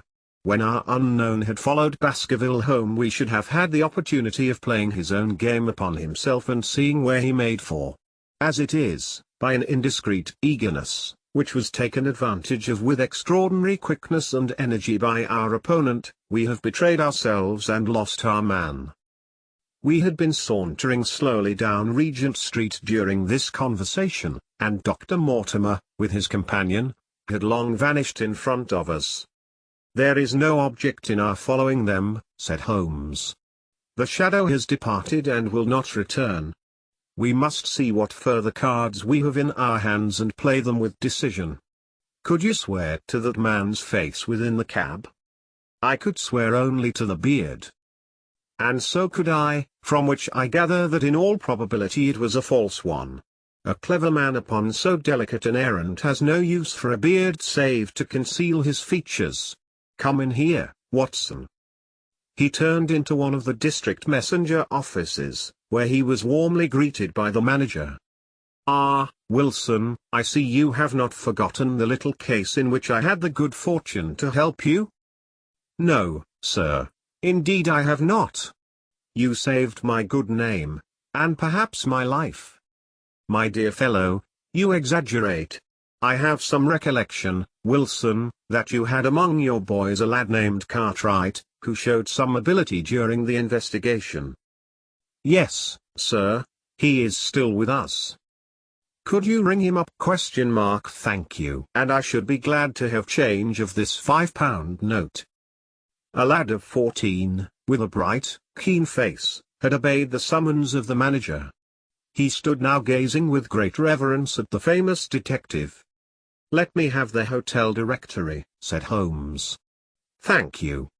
Now, Cartwright, there are the names of 23 hotels here, all in the immediate neighborhood of Charing Cross. Do you see?" "Yes, sir." "You will visit each of these in turn?" "Yes, sir."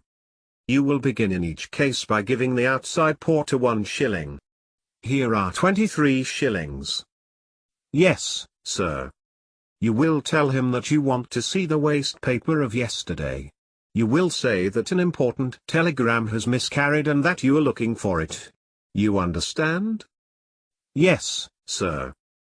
But what you are really looking for is the center page of the Times with some holes cut in it with scissors. Here is a copy of the Times. It is this page. You could easily recognize it, could you not? Yes, sir. In each case the outside porter will send for the hall porter, to whom also you will give 1 shilling. Here are 23 shillings. You will then learn in possibly 20 cases out of the 23 that the waste of the day before has been burned or removed. In the 3 other cases you will be shown a heap of paper and you will look for this page of the Times among it. The odds are enormously against your finding it. There are 10 shillings over in case of emergencies. Let me have a report by wire at Baker Street before evening. And now, Watson, it only remains for us to find out by wire the identity of the cabman, number 2704, and then we will drop into one of the Bond Street picture galleries and fill in the time until we are due at their hotel. Chapter 5. 3 Broken Threads. Sherlock Holmes had, in a very remarkable degree, the power of detaching his mind at will. For 2 hours the strange business in which we had been involved appeared to be forgotten, and he was entirely absorbed in the pictures of the modern Belgian masters. He would talk of nothing but art, of which he had the crudest ideas, from our leaving the gallery until we found ourselves at the Northumberland Hotel. "Sir Henry Baskerville is upstairs expecting you," said the clerk. "He asked me to show you up at once when you came." "Have you any objection to my looking at your register?" said Holmes. "Not in the least." The book showed that 2 names had been added after that of Baskerville. One was Theophilus Johnson and family, of Newcastle, the other Mrs. Oldmore and maid, of High Lodge, Alton. "Surely that must be the same Johnson whom I used to know," said Holmes to the porter.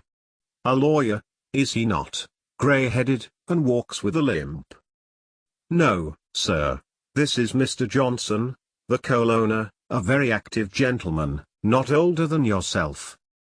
"Surely you are mistaken about his trade?" "No, sir. He has used this hotel for many years, and he is very well known to us." "Ah, that settles it. Mrs. Oldmore, too, I seem to remember the name. Excuse my curiosity, but often in calling upon one friend one finds another." "She is an invalid lady, sir.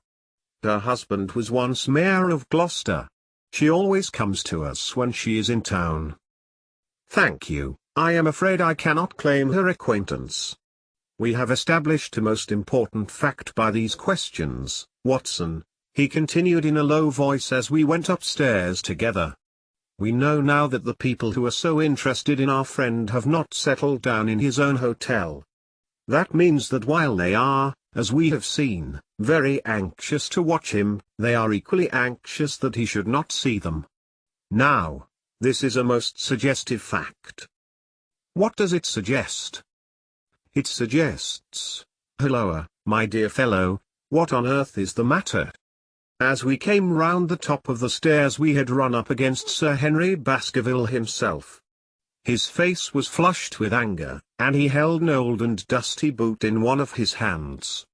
So furious was he that he was hardly articulate, and when he did speak it was in a much broader and more western dialect than any which we had heard from him in the morning. "Seems to me they are playing me for a sucker in this hotel," he cried. "They'll find they've started in to monkey with the wrong man unless they are careful. By thunder, if the chap can't find my missing boot there will be trouble. I can take a joke with the best, Mr. Holmes, but they've got a bit over the mark this time." "Still looking for your boot?" "Yes, sir, and mean to find it." "But, surely, you said that it was a new brown boot?" "So it was, sir. And now it's an old black one." "What? You don't mean to say?" That's just what I do mean to say. I only had 3 pairs in the world, the new brown, the old black, and the patent leathers, which I am wearing. Last night they took one of my brown ones, and today they have sneaked one of the black. Well, have you got it? Speak out, man, and don't stand staring. An agitated German waiter had appeared upon the scene. No, sir, I have made inquiry all over the hotel, but I can hear no word of it. Well, either that boot comes back before sundown or I'll see the manager and tell him that I go right straight out of this hotel. It shall be found, sir, I promise you that if you will have a little patience it will be found. Mind it is, for it's the last thing of mine that I'll lose in this den of thieves. Well, Mr. Holmes, you'll excuse my troubling you about such a trifle. I think it's well worth troubling about. Why, you look very serious over it. How do you explain it? I just don't attempt to explain it. It seems the very maddest, queerest thing that ever happened to me. The queerest perhaps, said Holmes thoughtfully. What do you make of it yourself? Well, I don't profess to understand it yet. This case of yours is very complex, Sir Henry. When taken in conjunction with your uncle's death, I am not sure that of all the 500 cases of capital importance which I have handled there is one which cuts so deep. But we hold several threads in our hands, and the odds are that one or other of them guides us to the truth. We may waste time in following the wrong one, but sooner or later we must come upon the right. We had a pleasant luncheon in which little was said of the business which had brought us together. It was in the private sitting room to which we afterwards repaired that Holmes asked Baskerville what were his intentions. To go to Baskerville Hall. And when? At the end of the week. On the whole, said Holmes, I think that your decision is a wise one. I have ample evidence that you are being dogged in London, and amid the millions of this great city it is difficult to discover who these people are or what their object can be. If their intentions are evil they might do you a mischief, and we should be powerless to prevent it. You did not know, Dr. Mortimer, that you were followed this morning from my house. Dr. Mortimer started violently. Followed? By whom? That, unfortunately, is what I cannot tell you. Have you among your neighbors or acquaintances on Dartmoor any men with a black, full beard? No, or, let me see, why, yes. Barrymore, Sir Charles's butler, is a man with a full, black beard. Ha! Where is Barrymore? He is in charge of the hall. We had best ascertain if he is really there, or if by any possibility he might be in London. How can you do that? Give me a telegraph form. Is all ready for Sir Henry? That will do. Address to Mr. Barrymore, Baskerville Hall. What is the nearest telegraph office? Grimpen. Very good. We will send a second wire to the postmaster, Grimpen. Telegram to Mr. Barrymore to be delivered into his own hand. If absent, please return wire to Sir Henry Baskerville, Northumberland Hotel. That should let us know before evening whether Barrymore is at his post in Devonshire or not. That's so, said Baskerville. By the way, Dr. Mortimer, who is this Barrymore, anyhow? He is the son of the old caretaker, who is dead. They have looked after the hall for 4 generations now. So far as I know, he and his wife are as respectable a couple as any in the county. At the same time, said Baskerville, it's clear enough that so long as there are none of the family at the hall these people have a mighty fine home and nothing to do. That is true. Did Barrymore profit at all by Sir Charles's will? Asked Holmes. He and his wife had £500 each. Ha! Did they know that they would receive this? Yes, Sir Charles was very fond of talking about the provisions of his will. That is very interesting. I hope, said Dr. Mortimer, that you do not look with suspicious eyes upon everyone who received a legacy from Sir Charles, for I also had £1,000 left to me. Indeed. And anyone else? There were many insignificant sums to individuals, and a large number of public charities. The residue all went to Sir Henry. And how much was the residue? £740,000. Holmes raised his eyebrows in surprise.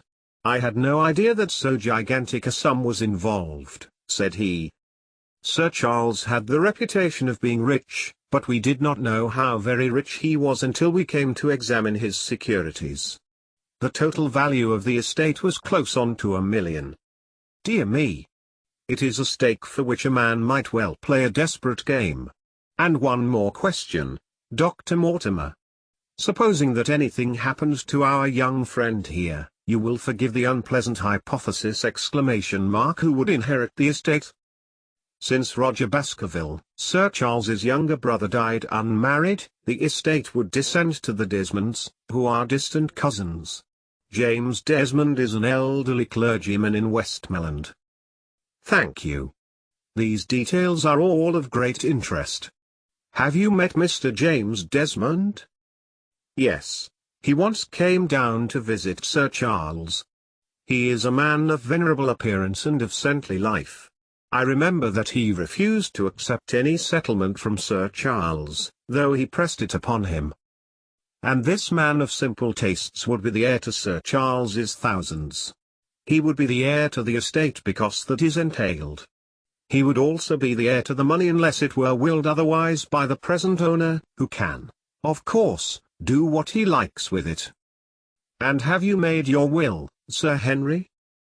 No, Mr. Holmes, I have not. I've had no time, for it was only yesterday that I learned how matters stood.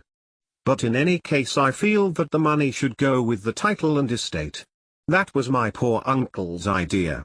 How is the owner going to restore the glories of the Baskervilles if he has not money enough to keep up the property?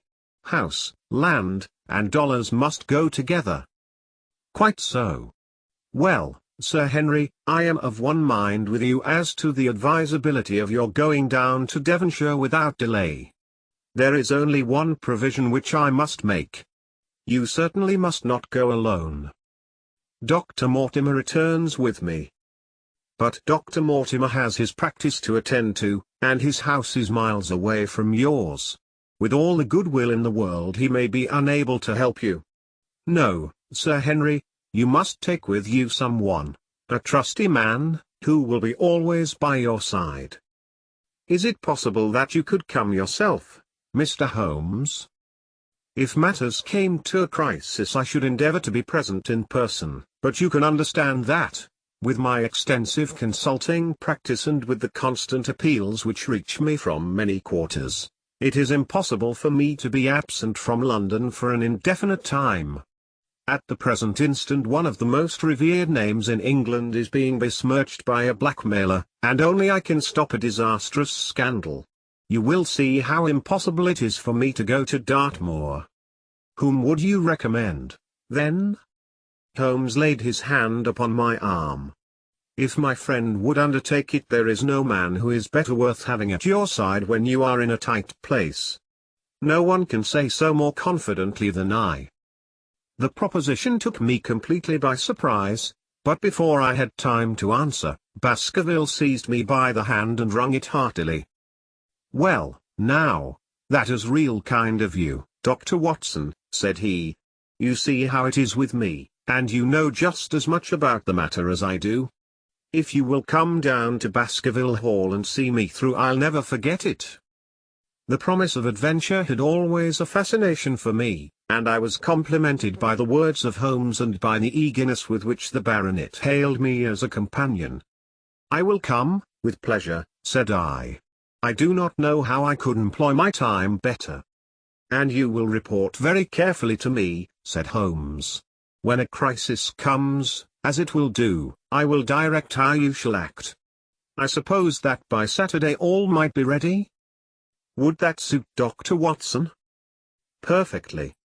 Then on Saturday, unless you hear to the contrary, we shall meet at the 10:30 train from Paddington. We had risen to depart when Baskerville gave a cry of triumph, and diving into one of the corners of the room he drew a brown boot from under a cabinet. "My missing boot!"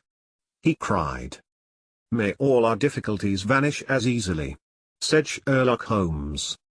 "But it is a very singular thing," Dr. Mortimer remarked. "I searched this room carefully before lunch." "And so did I," said Baskerville. "Every inch of it. There was certainly no boot in it then." "In that case the waiter must have placed it the while we were lunching." The German was sent for but professed to know nothing of the matter, nor could any inquiry clear it up.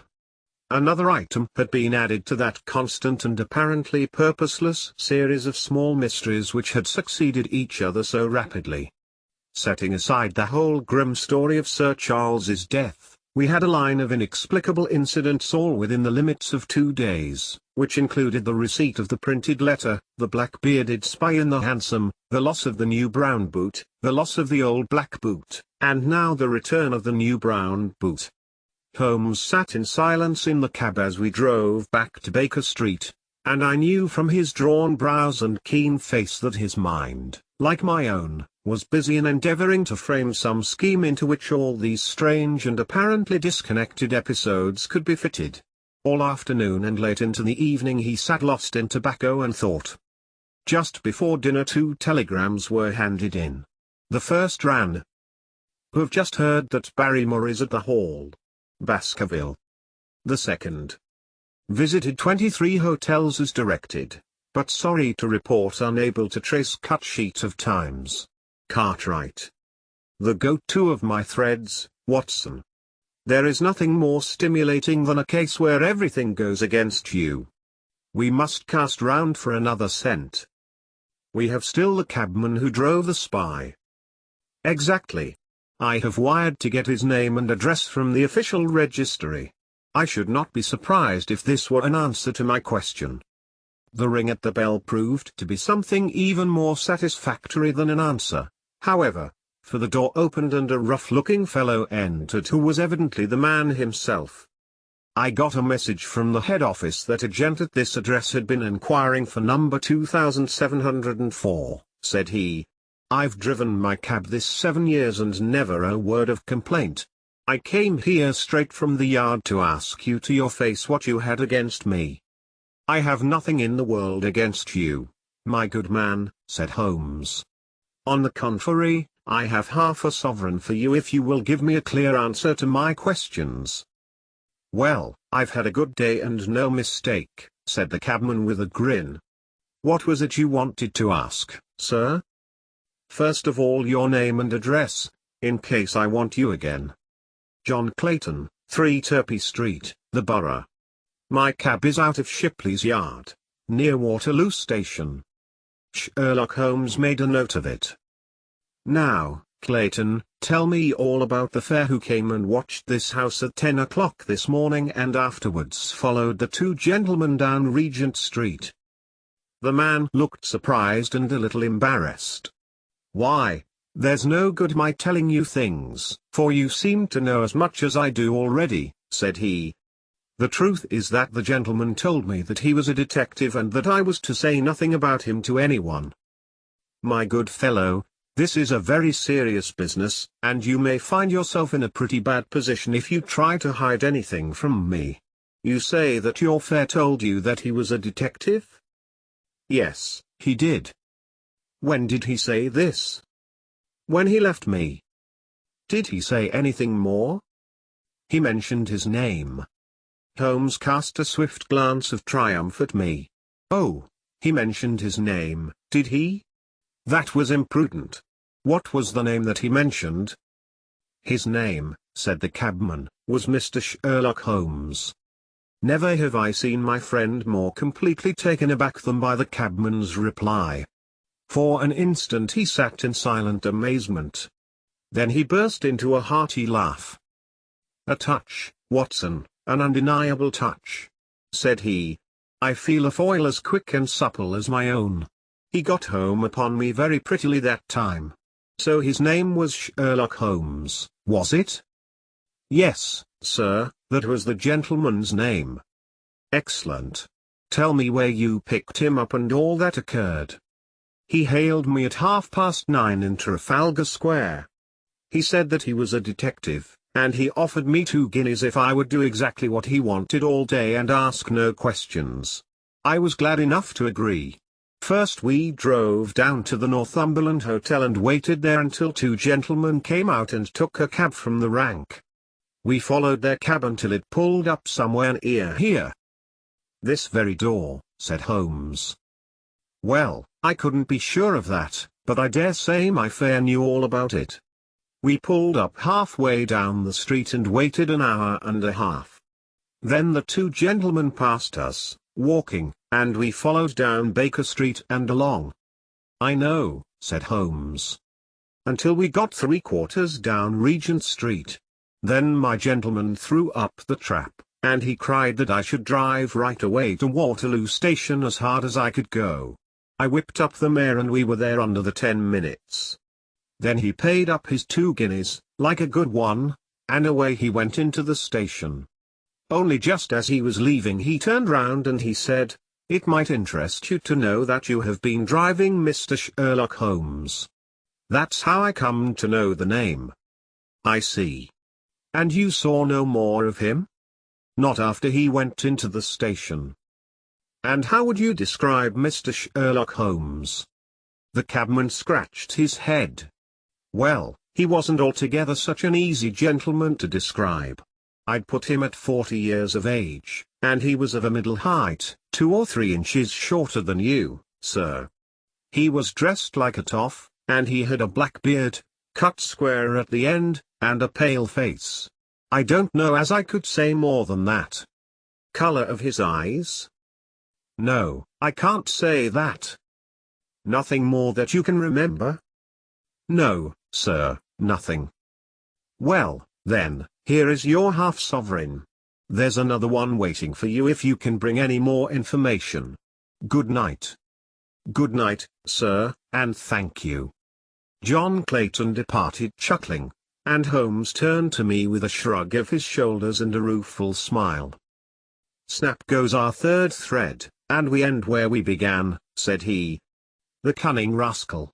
He knew our number, knew that Sir Henry Baskerville had consulted me, spotted who I was in Regent Street, conjectured that I had got the number of the cab and would lay my hands on the driver, and so sent back this audacious message. I tell you, Watson, this time we have got a footman who is worthy of our steel. I've been checkmated in London. I can only wish you better luck in Devonshire. But I'm not easy in my mind about it." "About what?" "About sending you. It's an ugly business, Watson, an ugly dangerous business, and the more I see of it the less I like it. Yes, my dear fellow, you may laugh, but I give you my word that I shall be very glad to have you back safe and sound." Chapter 6. Baskerville Hall. Sir Henry Baskerville and Dr. Mortimer were ready upon the appointed day, and we started as arranged for Devonshire. Mr. Sherlock Holmes drove with me to the station and gave me his last parting injunctions and advice. "I will not bias your mind by suggesting theories or suspicions, Watson," said he. "I wish you simply to report facts in the fullest possible manner to me, and you can leave me to do the theorizing." "What sort of facts?" I asked. "Anything which may seem to have a bearing, however indirect, upon the case, and especially the relations between young Baskerville and his neighbors, or any fresh particulars concerning the death of Sir Charles. I have made some inquiries myself in the last few days, but the results have, I fear, been negative. One thing only appears to be certain, and that is that Mr. James Desmond, who is the next heir, is an elderly gentleman of a very amiable disposition, so that this persecution does not rise from him. I really think that we may eliminate him entirely from our calculations. There remain the people who will actually surround Sir Henry Baskerville upon the moor. Would it not be well in the first place to get rid of this Barrymore couple? By no means. You could not make a greater mistake. If they are innocent it would be a cruel injustice, and if they are guilty we should be giving up all chance of bringing it home to them. No, no. We will preserve them upon our list of suspects. Then there is a groom at the Hall, if I remember right. There are 2 moorland farmers. There is our friend Dr. Mortimer, whom I believe to be entirely honest, and there is his wife, of whom we know nothing. There is this naturalist, Stapleton, and there is his sister, who is said to be a young lady of attractions. There is Mr. Frankland, of Laughter Hall, who is also an unknown factor, and there are 1 or 2 other neighbors. These are the folk who must be your very special study. I will do my best. You have arms, I suppose? Yes, I thought it as well to take them. Most certainly. Keep your revolver near you night and day, and never relax your precautions. Our friends had already secured a first-class carriage and were waiting for us upon the platform. No, we have no news of any kind, said Dr. Mortimer in answer to my friend's questions. I can swear to one thing, and that is that we have not been shadowed during the last 2 days. We have never gone out without keeping a sharp watch, and no one could have escaped our notice. You have always kept together, I presume? Except yesterday afternoon. I usually give up one day to pure amusement when I come to town, so I spent it at the Museum of the College of Surgeons. And I went to look at the folk in the park, said Baskerville. But we had no trouble of any kind. It was imprudent, all the same, said Holmes, shaking his head and looking very grave. I beg, Sir Henry, that you will not go about alone. Some great misfortune will befall you if you do. Did you get your other boot? No, sir. It is gone forever. Indeed. That is very interesting. Well, goodbye, he added as the train began to glide down the platform. Bear in mind, Sir Henry, one of the phrases in that queer old legend which Dr. Mortimer has read to us, and avoid the moor in those hours of darkness when the powers of evil are exalted. I looked back at the platform when we had left it far behind and saw the tall, austere figure of Holmes standing motionless and gazing after us. The journey was a swift and pleasant one, and I spent it in making the more intimate acquaintance of my 2 companions and in playing with Dr. Mortimer's spaniel. In a very few hours the brown earth had become ruddy, the brick had changed to granite, and red cows grazed in well-hedged fields where the lush grasses and more luxuriant vegetation spoke of a richer, if a damper, climate. Young Baskervilles stared eagerly out of the window and cried aloud with delight as he recognized the familiar features of the Devon scenery. I've been over a good part of the world since I left it, Dr. Watson, said he, but I have never seen a place to compare with it. I never saw a Devonshire man who did not swear by his county, I remarked. It depends upon the breed of men quite as much as on the county, said Dr. Mortimer. A glance at our friend here reveals the rounded head of the Celt, which carries inside it the Celtic enthusiasm and power of attachment. Poor Sir Charles's head was of a very rare type, half Gaelic, half Ivanian in its characteristics. But you were very young when you last saw Baskerville Hall, were you not? I was a boy in my teens at the time of my father's death and had never seen the Hall, for he lived in a little cottage on the south coast. Thence I went straight to a friend in America. I tell you it is all as new to me as it is to Dr. Watson, and I'm as keen as possible to see them more. Are you? Then your wish is easily granted, for there is your first sight of the moor, said Dr. Mortimer, pointing out of the carriage window. Over the green squares of the fields and the low curve of a wood there rose in the distance a grey, melancholy hill, with a strange jagged summit, dim and vague in the distance, like some fantastic landscape in a dream.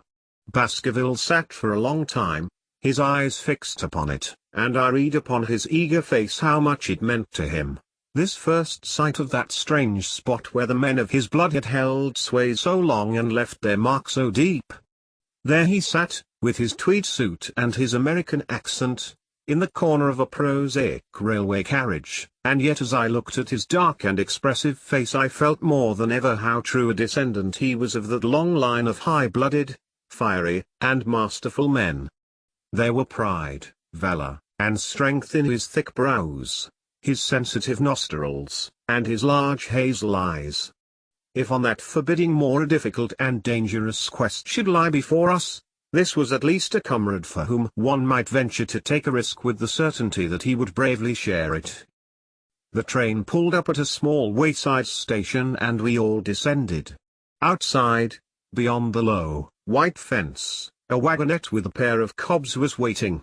Our coming was evidently a great event, for station master and porters clustered round us to carry out our luggage. It was a sweet, simple country spot, but I was surprised to observe that by the gate there stood two soldierly men in dark uniforms who leaned upon their short rifles and glanced keenly at us as we passed. The coachman, a hard-faced, gnarled little fellow, saluted Sir Henry Baskerville, and in a few minutes we were flying swiftly down the broad, white road. Rolling pasture lands curved upward on either side of us, and old gabled houses peeped out from amid the thick green foliage, but behind the peaceful and sunlit countryside there rose ever, dark against the evening sky, the long, gloomy curve of the moor, broken by the jagged and sinister hills.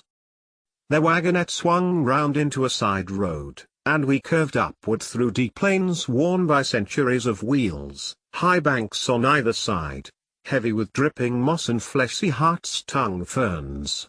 Bronzing bracken and mottled bramble gleamed in the light of the sinking sun. Still steadily rising, we passed over a narrow granite bridge and skirted a noisy stream which gushed swiftly down, foaming and roaring amid the grey boulders. Both road and stream wound up through a valley dense with scrub oak and fir. At every turn Baskerville gave an exclamation of delight, looking eagerly about him and asking countless questions. To his eyes all seemed beautiful, but to me a tinge of melancholy lay upon the countryside, which bore so clearly the mark of the waning year. Yellow leaves carpeted the lanes and fluttered down upon us as we passed. The rattle of our wheels died away as we drove through drifts of rotting vegetation, sad gifts, as it seemed to me, for nature to throw before the carriage of the returning heir of the Baskervilles. "Hulloa!" cried Dr. Mortimer, "what is this?" A steep curve of heath-clad land, an outlying spur of the moor, lay in front of us. On the summit, hard and clear like an equestrian statue upon its pedestal, was a mounted soldier, dark and stern, his rifle poised ready over his forearm. He was watching the road along which we travelled. "What is this, Perkins?" asked Dr. Mortimer. Our driver half turned in his seat. "There's a convict escaped from Princetown, sir. He's been out 3 days now, and the warders watch every road and every station, but they've had no sight of him yet. The farmers about here don't like it, sir, and that's a fact. Well, I understand that they get £5 if they can give information." "Yes, sir, but the chance of £5 is but a poor thing compared to the chance of having your throat cut. You see, it isn't like any ordinary convict. This is a man that would stick at nothing." "Who is he, then?" "It is Selden, the Notting Hill murderer."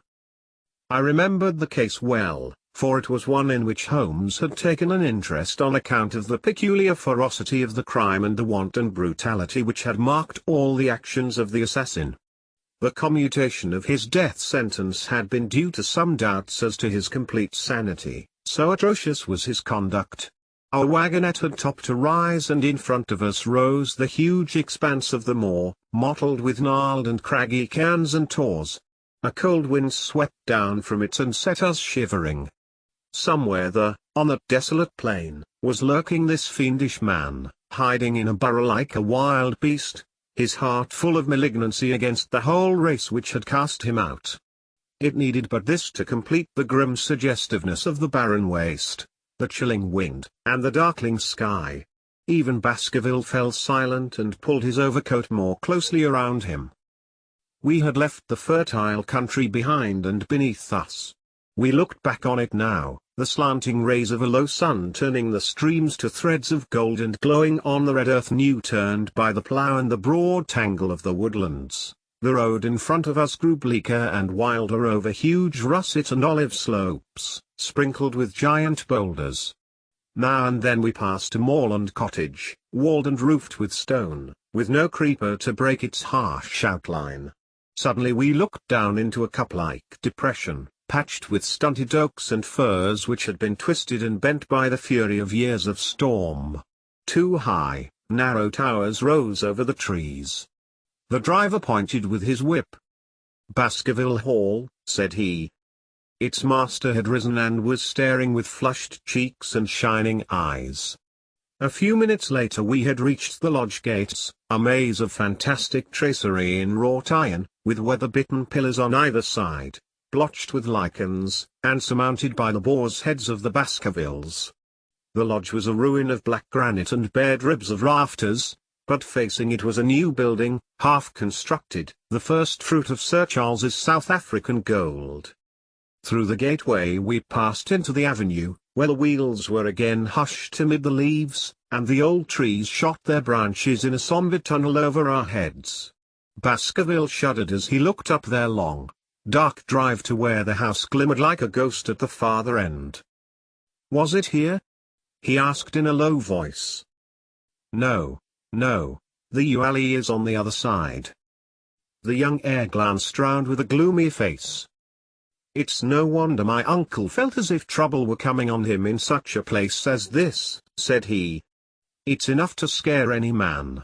I'll have a row of electric lamps up here inside of 6 months, and you won't know it again, with 1,000 candle power Swan and Edison right here in front of the hall door." The avenue opened into a broad expanse of turf, and the house lay before us. In the fading light I could see that the center was a heavy block of building from which a porch projected. The whole front was draped in ivy, with a patch clipped bare here and there where a window or a coat of arms broke through the dark veil. From this central block rose the twin towers, ancient, crenellated, and pierced with many loopholes. To right and left of the turrets were more modern wings of black granite. A dull light shone through heavy mullioned windows, and from the high chimneys which rose from the steep, high-angled roof there sprang a single black column of smoke. "Welcome, Sir Henry. Welcome to Baskerville Hall." A tall man had stepped from the shadow of the porch to open the door of the wagonette. The figure of a woman was silhouetted against the yellow light of the hall. She came out and helped the man to hand down our bags. "You don't mind my driving straight home, Sir Henry?" said Dr. Mortimer. "My wife is expecting me. Surely you will stay and have some dinner?" "No, I must go. I shall probably find some work awaiting me. I would stay to show you over the house, but Barrymore will be a better guide than I. Goodbye, and never hesitate night or day to send for me if I can be of service." The wheels died away down the drive while Sir Henry and I turned into the hall, and the door clanged heavily behind us. It was a fine apartment in which we found ourselves, large, lofty, and heavily raftered with huge balks of age-blackened oak. In the great old-fashioned fireplace behind the high iron dogs a log fire crackled and snapped. Sir Henry and I held out our hands to it, for we were numb from our long drive. Then we gazed round us at the high, thin window of old stained glass, the oak panelling, the stags' heads, the coats of arms upon the walls, all dim and sombre in the subdued light of the central lamp. "It's just as I imagined it," said Sir Henry. "Is it not the very picture of an old family home? To think that this should be the same hall in which for 500 years my people have lived. It strikes me solemn to think of it." I saw his dark face lit up with a boyish enthusiasm as he gazed about him. The light beat upon him where he stood, but long shadows trailed down the walls and hung like a black canopy above him. Barrymore had returned from taking our luggage to our rooms. He stood in front of us now with the subdued manner of a well-trained servant. He was a remarkable-looking man, tall, handsome, with a square black beard and pale, distinguished features. "Would you wish dinner to be served at once, sir? Is it ready?" "In a very few minutes, sir." you will find hot water in your rooms. My wife and I will be happy, Sir Henry, to stay with you until you have made your fresh arrangements, but you will understand that under the new conditions this house will require a considerable staff." "What new conditions?" "I only meant, sir, that Sir Charles led a very retired life, and we were able to look after his wants. You would, naturally, wish to have more company, and so you will need changes in your household." "Do you mean that your wife and you wish to leave?"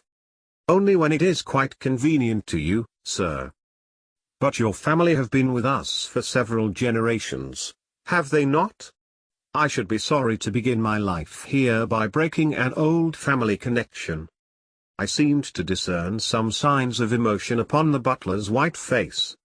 "I feel that also, sir, and so does my wife. But to tell the truth, sir, we were both very much attached to Sir Charles, and his death gave us a shock and made these surroundings very painful to us. I fear that we shall never again be easy in our minds at Baskerville Hall." "But what do you intend to do?" "I have no doubt, sir, that we shall succeed in establishing ourselves in some business. Sir Charles's generosity has given us the means to do so. And now, sir, perhaps I had best show you to your rooms." A square balustraded gallery ran round the top of the old hall, approached by a double stair. From this central point 2 long corridors extended the whole length of the building, from which all the bedrooms opened. My own was in the same wing as Baskervilles and almost next door to it. These rooms appeared to be much more modern than the central part of the house, and the bright paper and numerous candles did something to remove the somber impression which our arrival had left upon my mind. But the dining room which opened out of the hall was a place of shadow and gloom. It was a long chamber with a step separating the dais where the family sat from the lower portion reserved for their dependents. At one end a minstrel's gallery overlooked it. Black beams shot across above our heads, with a smoke-darkened ceiling beyond them. With rows of flaring torches to light it up, and the color and rude hilarity of an old-time banquet, it might have softened, but now, when two black-clothed gentlemen sat in the little circle of light thrown by a shaded lamp, one's voice became hushed and one's spirit subdued.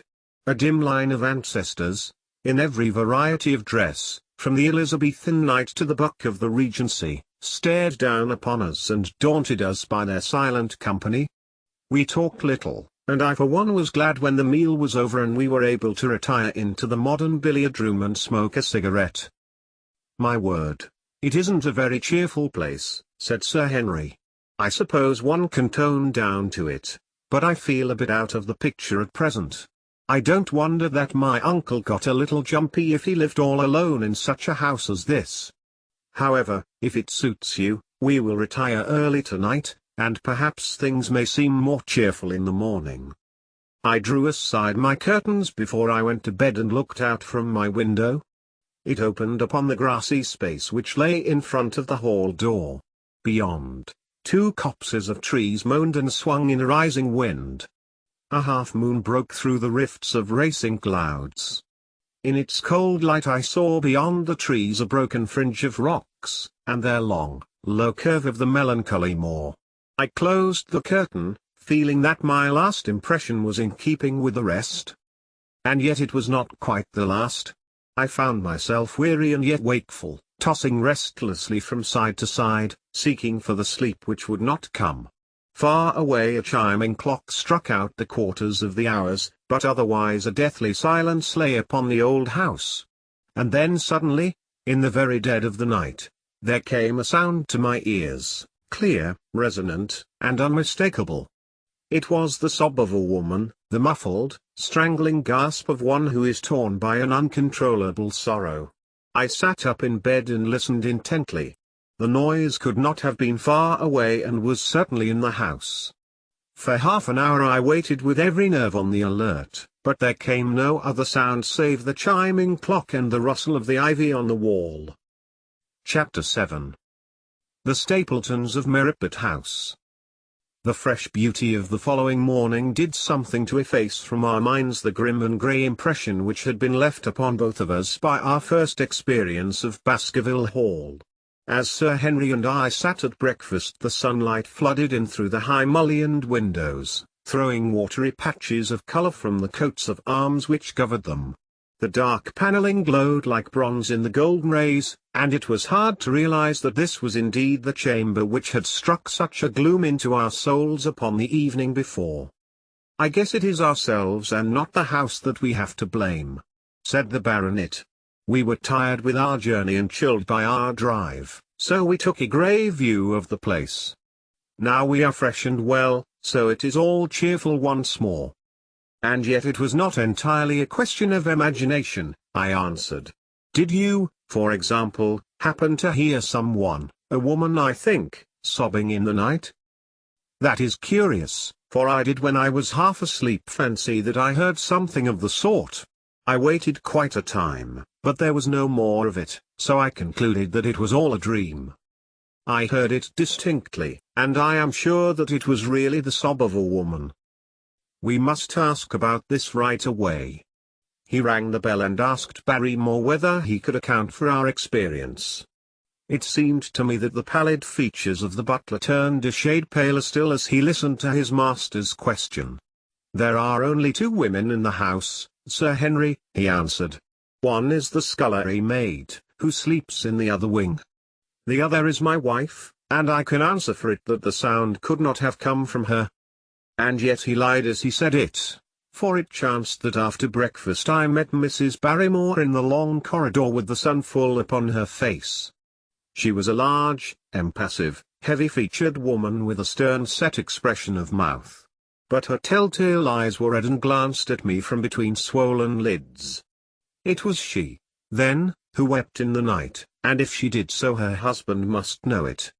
Yet he had taken the obvious risk of discovery in declaring that it was not so. Why had he done this? And why did she weep so bitterly?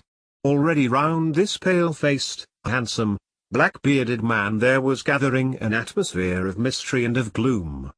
It was he who had been the first to discover the body of Sir Charles, and we had only his word for all the circumstances which led up to the old man's death. Was it possible that it was Barrymore, after all, whom we had seen in the cab in Regent Street? The beard might well have been the same. The cabman had described a somewhat shorter man, but such an impression might easily have been erroneous. How could I settle the point forever? Obviously the first thing to do was to see the Grimpen postmaster and find whether the test telegram had really been placed in Barrymore's own hands. Be the answer what it might, I should at least have something to report to Sherlock Holmes. Sir Henry had numerous papers to examine after breakfast, so that the time was propitious for my excursion. It was a pleasant walk of 4 miles along the edge of the moor, leading me at last to a small grey hamlet, in which 2 larger buildings, which proved to be the inn and the house of Dr. Mortimer, stood high above the rest. The postmaster, who was also the village grocer, had a clear recollection of the telegram. "Certainly, sir," said he, "I had the telegram delivered to Mr. Barrymore exactly as directed." "Who delivered it?" "My boy here. James, you delivered the telegram to Mr. Barrymore at the Hall last week, did you not?" "Yes, father, I delivered it." "Into his own hands?" I asked. "Well, he was up in the loft at the time, so that I could not put it into his own hands, but I gave it into Mrs. Barrymore's hands, and she promised to deliver it at once." "Did you see Mr. Barrymore?" "No, sir, I tell you he was in the loft." "If you didn't see him, how do you know he was in the loft?" "Well, surely his own wife ought to know where he is," said the postmaster testily. "Didn't he get the telegram? If there is any mistake it is for Mr. Barrymore himself to complain." It seemed hopeless to pursue the inquiry any farther, but it was clear that in spite of Holmes's ruse we had no proof that Barrymore had not been in London all the time. Suppose that it was so, suppose that the same man had been the last who had seen Sir Charles alive, and the first to dog the new heir when he returned to England. What then? Was he the agent of others, or had he some sinister design of his own? What interest could he have in persecuting the Baskerville family? I thought of the strange warning clipped out of the leading article of the Times. Was that his work, or was it possibly the doing of someone who was bent upon counteracting his schemes? The only conceivable motive was that which had been suggested by Sir Henry, that if the family could be scared away, a comfortable and permanent home would be secured for the Barrymores. But surely such an explanation as that would be quite inadequate to account for the deep and subtle scheming which seemed to be weaving an invisible net round the young baronet. Holmes himself had said that no more complex case had come to him in all the long series of his sensational investigations. I prayed, as I walked back along the grey, lonely road, that my friend might soon be freed from his preoccupations and able to come down to take this heavy burden of responsibility from my shoulders. Suddenly my thoughts were interrupted by the sound of running feet behind me and by a voice which called me by name. I turned, expecting to see Dr. Mortimer, but to my surprise it was a stranger who was pursuing me. He was a small, slim, clean-shaven, prim-faced man, flaxen-haired and lean-jawed, between 30 and 40 years of age, dressed in a grey suit and wearing a straw hat. A tin box for botanical specimens hung over his shoulder, and he carried a green butterfly net in one of his hands. "You will, I am sure, excuse my presumption, Dr. Watson," said he as he came panting up to where I stood. "Here on the moor we are homely folk and do not wait for formal introductions. You may possibly have heard my name from our mutual friend, Mortimer. I am Stapleton, of Merripit House." "Your net and box would have told me as much," said I, for I knew that Mr. Stapleton was a naturalist. "But how did you know me?" "I have been calling on Mortimer, and he pointed you out to me from the window of his surgery as you passed. As our road lay the same way, I thought that I would overtake you and introduce myself. I trust that Sir Henry is none the worse for his journey." "He is very well, thank you. We were all rather afraid that after the sad death of Sir Charles the new baronet might refuse to live here. It is asking much of a wealthy man to come down and bury himself in a place of this kind, but I need not tell you that it means a very great deal to the countryside. Sir Henry has, I suppose, no superstitious fears in the matter?" "I do not think that it is likely." "Of course you know the legend of the fiend dog which haunts the family?" "I have heard it. It is extraordinary how credulous the peasants are about here. Any number of them are ready to swear that they have seen such a creature upon their moor." He spoke with a smile, but I seemed to read in his eyes that he took the matter more seriously. The story took a great hold upon the imagination of Sir Charles, and I have no doubt that it led to his tragic end. "But how?" "His nerves were so worked up that the appearance of any dog might have had a fatal effect upon his diseased heart. I fancy that he really did see something of the kind upon that last night in the yew alley. I feared that some disaster might occur, for I was very fond of the old man, and I knew that his heart was weak." "How did you know that?" "My friend Mortimer told me." "You think, then, that some dog pursued Sir Charles, and that he died of fright in consequence? Have you any better explanation?" "I have not come to any conclusion."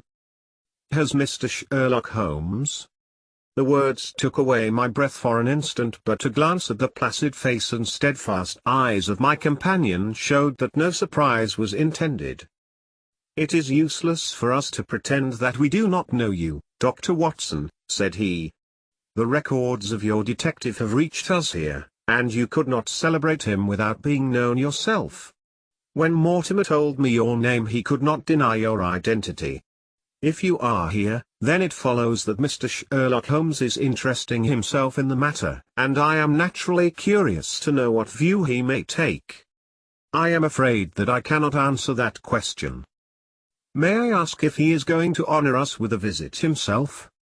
"He cannot leave town at present. He has other cases which engage his attention." "What a pity! He might throw some light on that which is so dark to us. But as to your own researches, if there is any possible way in which I can be of service to you, I trust that you will command me. If I had any indication of the nature of your suspicions or how you propose to investigate the case, I might perhaps even now give you some aid or advice. I assure you that I am simply here upon a visit to my friend, Sir Henry, and that I need no help of any kind." "Excellent," said Stapleton. "You are perfectly right to be wary and discreet. I am justly reproved for what I feel was an unjustifiable intrusion, and I promise you that I will not mention the matter again." We had come to a point where a narrow grassy path struck off from the road and wound away across the moor. A steep, boulder-sprinkled hill lay upon the right, which had in bygone days been cut into a granite quarry. The face which was turned towards us formed a dark cliff, with ferns and brambles growing in its niches. From over a distant rise there floated a grey plume of smoke. "A moderate walk along this moor path brings us to Merripit House," said he. "Perhaps you will spare an hour that I may have the pleasure of introducing you to my sister." My first thought was that I should be by Sir Henry's side. But then I remembered the pile of papers and bills with which his study table was littered. It was certain that I could not help with those. And Holmes had expressly said that I should study the neighbours upon the moor. I accepted Stapleton's invitation, and we turned together down the path. "It is a wonderful place, the moor," said he, looking round over the undulating downs, long green rollers, with crests of jagged granite foaming up into fantastic surges. "You never tire of the moor. You cannot think the wonderful secrets which it contains. It is so vast, and so barren, and so mysterious." "You know it well, then?" "I have only been here 2 years. The residents would call me a newcomer. We came shortly after Sir Charles settled. But my tastes led me to explore every part of the country round, and I should think that there are few men who know it better than I do." "Is it hard to know?" "Very hard. You see, for example, this great plain to the north here with the queer hills breaking out of it. Do you observe anything remarkable about that? It would be a rare place for a gallop. You would naturally think so, and the thought has cost several their lives before now. You notice those bright green spots scattered thickly over it?" "Yes, they seem more fertile than the rest." Stapleton laughed. "That is the great Grimpen Mire," said he. "A false step yonder means death to man or beast. Only yesterday I saw one of the moor ponies wander into it. He never came out. I saw his head for quite a long time craning out of the bog hole, but it sucked him down at last.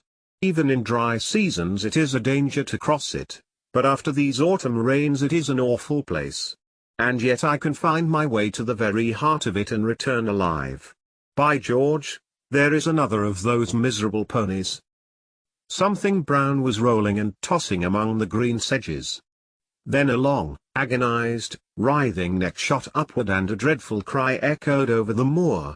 It turned me cold with horror, but my companion's nerves seemed to be stronger than mine.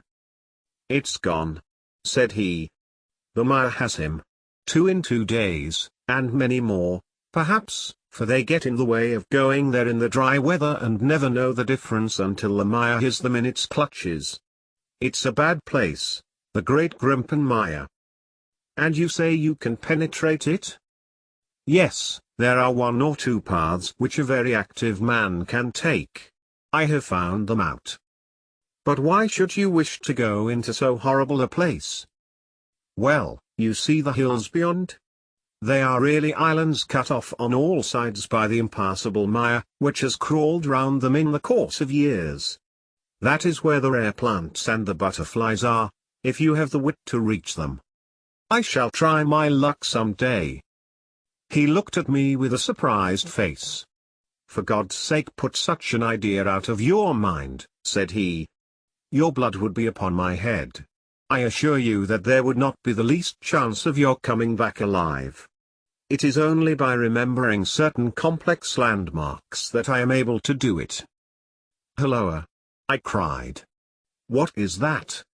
A long, low moan, indescribably sad, swept over the moor.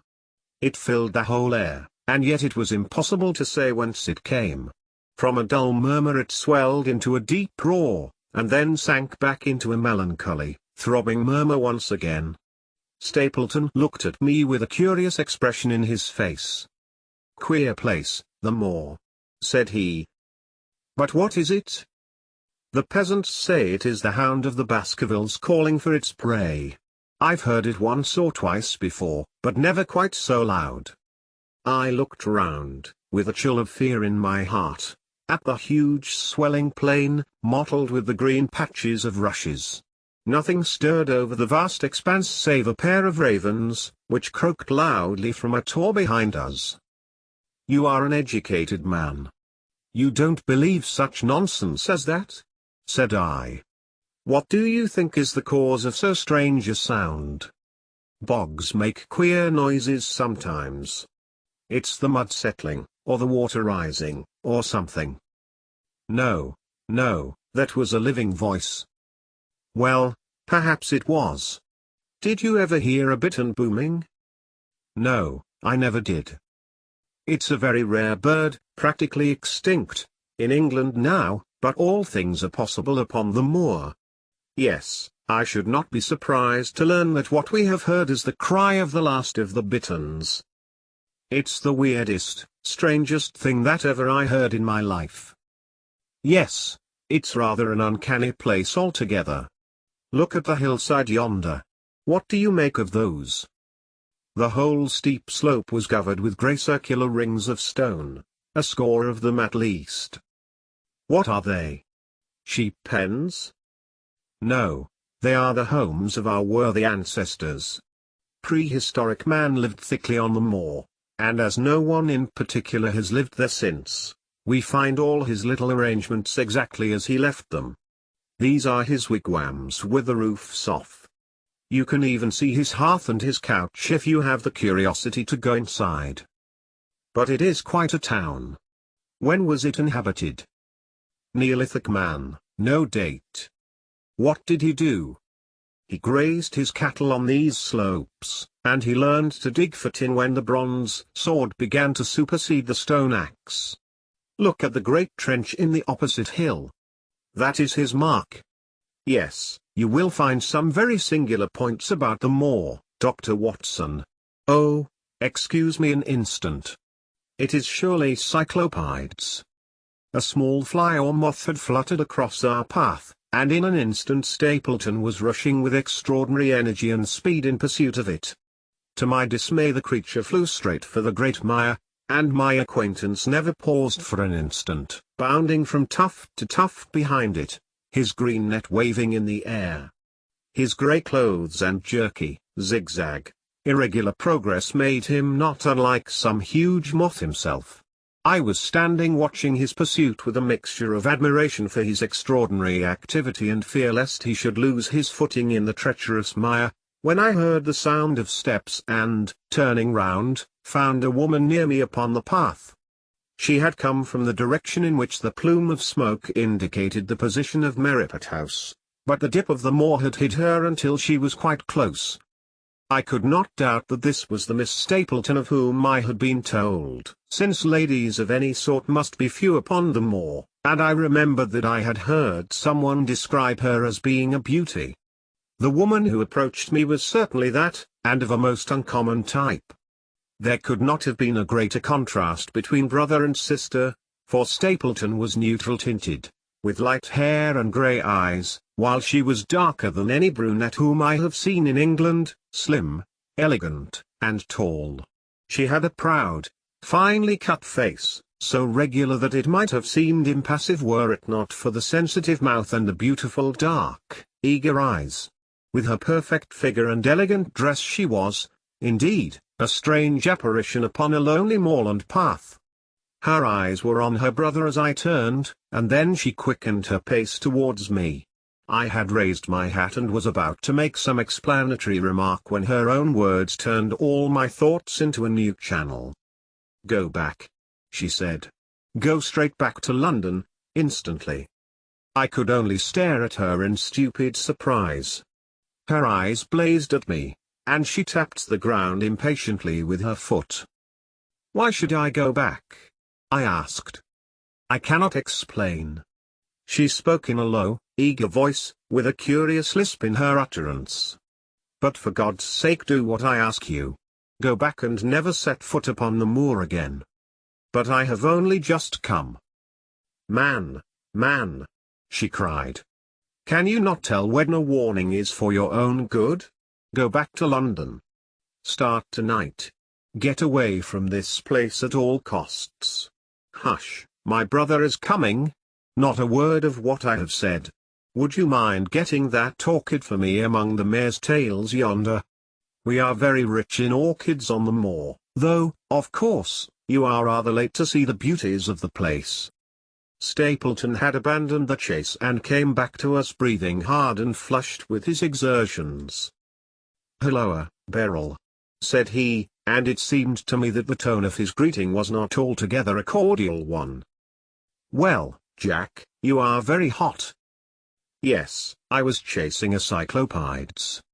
He is very rare and seldom found in the late autumn. What a pity that I should have missed him." He spoke unconcernedly, but his small light eyes glanced incessantly from the girl to me. "You have introduced yourselves, I can see." "Yes. I was telling Sir Henry that it was rather late for him to see the true beauties of the moor." "Why, who do you think this is?" "I imagine that it must be Sir Henry Baskerville."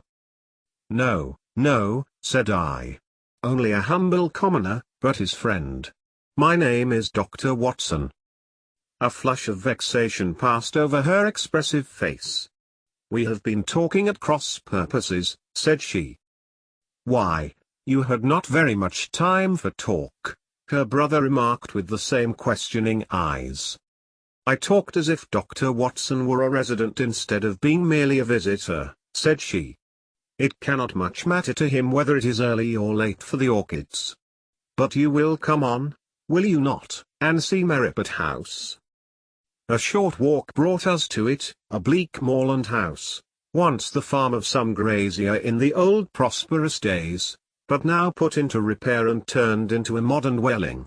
An orchard surrounded it, but the trees, as is usual upon the moor, were stunted and nipped, and the effect of the whole place was mean and melancholy. We were admitted by a strange, wizened, rusty-coated old manservant, who seemed in keeping with the house. Inside, however, there were large rooms furnished with an elegance in which I seemed to recognize the taste of the lady.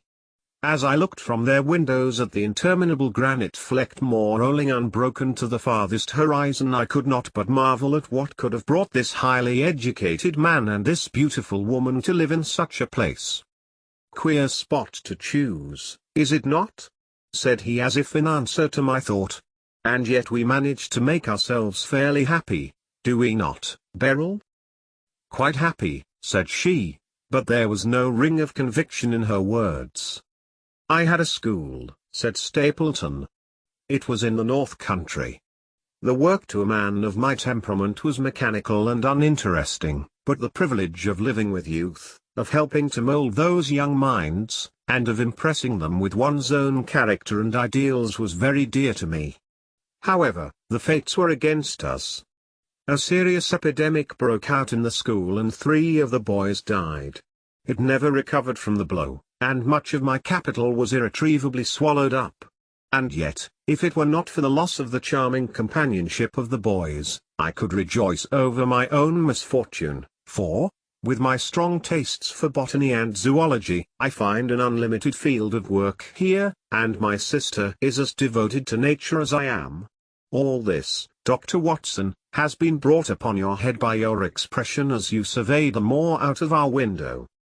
It certainly did cross my mind that it might be a little dull, less for you, perhaps, than for your sister." No, I am never dull," said she quickly. "We have books, we have our studies, and we have interesting neighbors. Dr. Mortimer is a most learned man in his own line. Poor Sir Charles was also an admirable companion. We knew him well and miss him more than I can tell. Do you think that I should intrude if I were to call this afternoon and make the acquaintance of Sir Henry? I am sure that he would be delighted. Then perhaps you would mention that I propose to do so. We may in our humble way do something to make things more easy for him until he becomes accustomed to his new surroundings.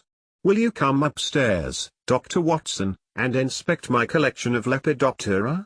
I think it is the most complete one in the southwest of England. By the time that you have looked through them, lunch will be almost ready. But I was eager to get back to my charge.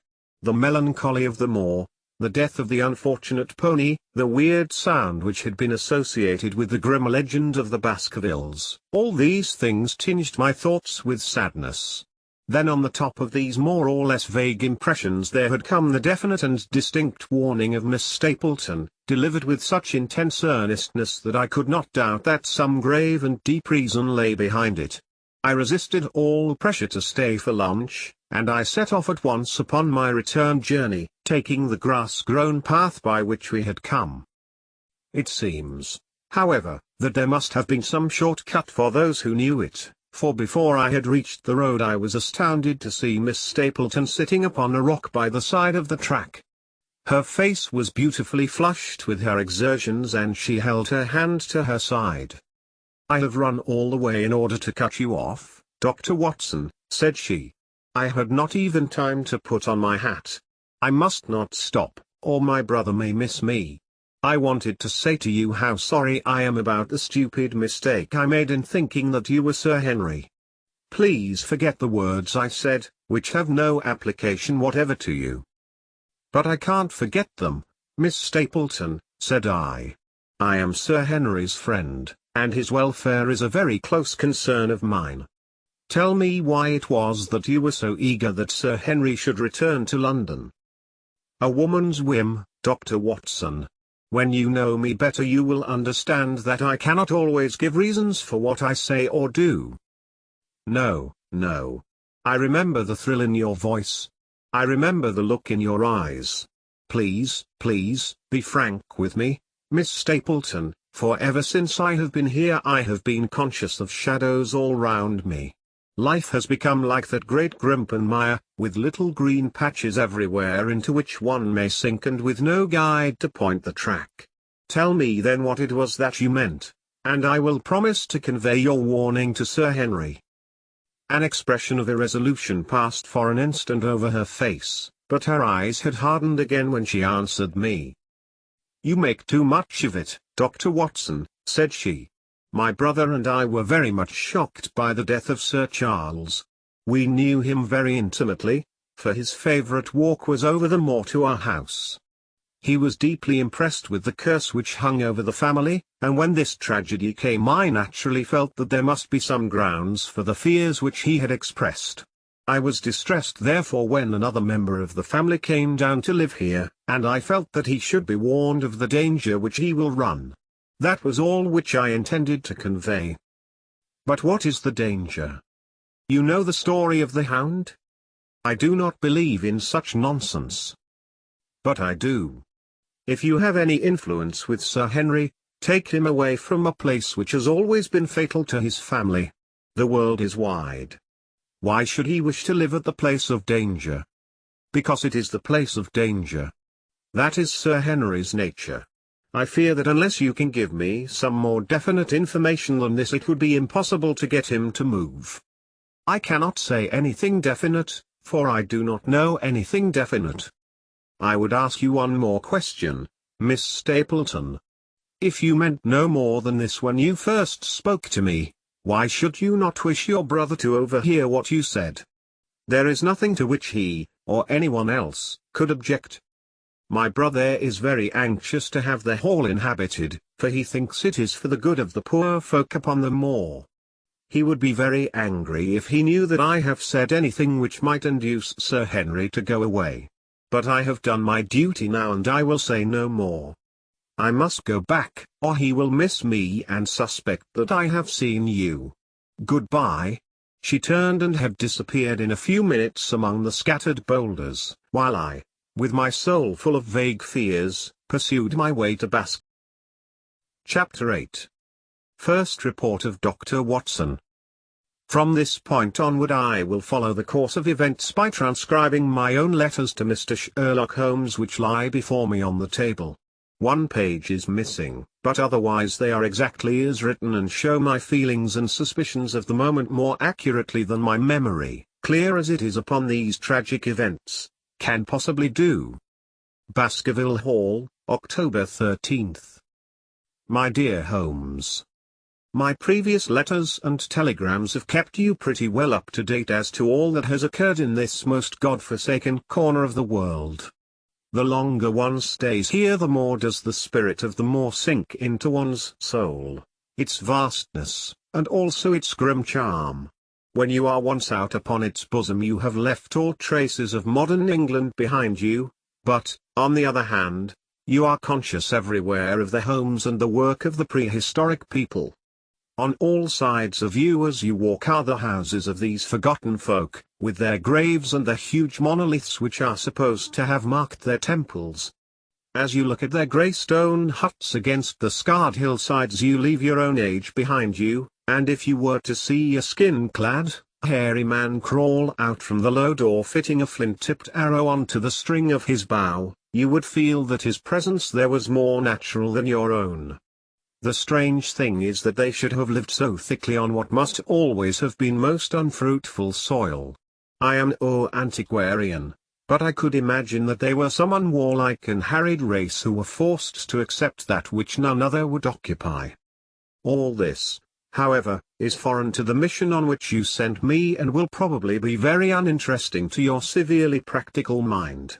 I can still remember your complete indifference as to whether the sun moved round the earth or the earth round the sun. Let me, therefore, return to the facts concerning Sir Henry Baskerville. If you have not had any report within the last few days it is because up to today there was nothing of importance to relate.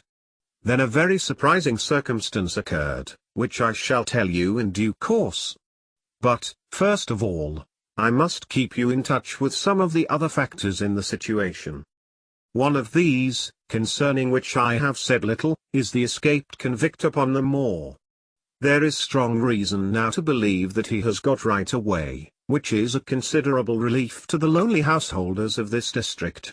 A fortnight has passed since his flight, during which he has not been seen and nothing has been heard of him. It is surely inconceivable that he could have held out upon the moor during all that time. Of course, so far as his concealment goes there is no difficulty at all. Any one of these stone huts would give him a hiding place. But there is nothing to eat unless he were to catch and slaughter one of the moor sheep. We think, therefore, that he has gone, and the outlying farmers sleep the better in consequence. We are 4 able-bodied men in this household, so that we could take good care of ourselves, but I confess that I have had uneasy moments when I have thought of the Stapletons. They live miles from any help. There are one maid, an old man-servant, the sister, and the brother, the latter not a very strong man. They would be helpless in the hands of a desperate fellow like this Notting Hill criminal if he could once effect an entrance. Both Sir Henry and I were concerned at their situation, and it was suggested that Perkins the groom should go over to sleep there, but Stapleton would not hear of it. The fact is that our friend, the baronet, begins to display a considerable interest in our fair neighbour. It is not to be wondered at, for time hangs heavily in this lonely spot to an active man like him, and she is a very fascinating and beautiful woman. There is something tropical and exotic about her which forms a singular contrast to her cool and unemotional brother. Yet he also gives the idea of hidden fires.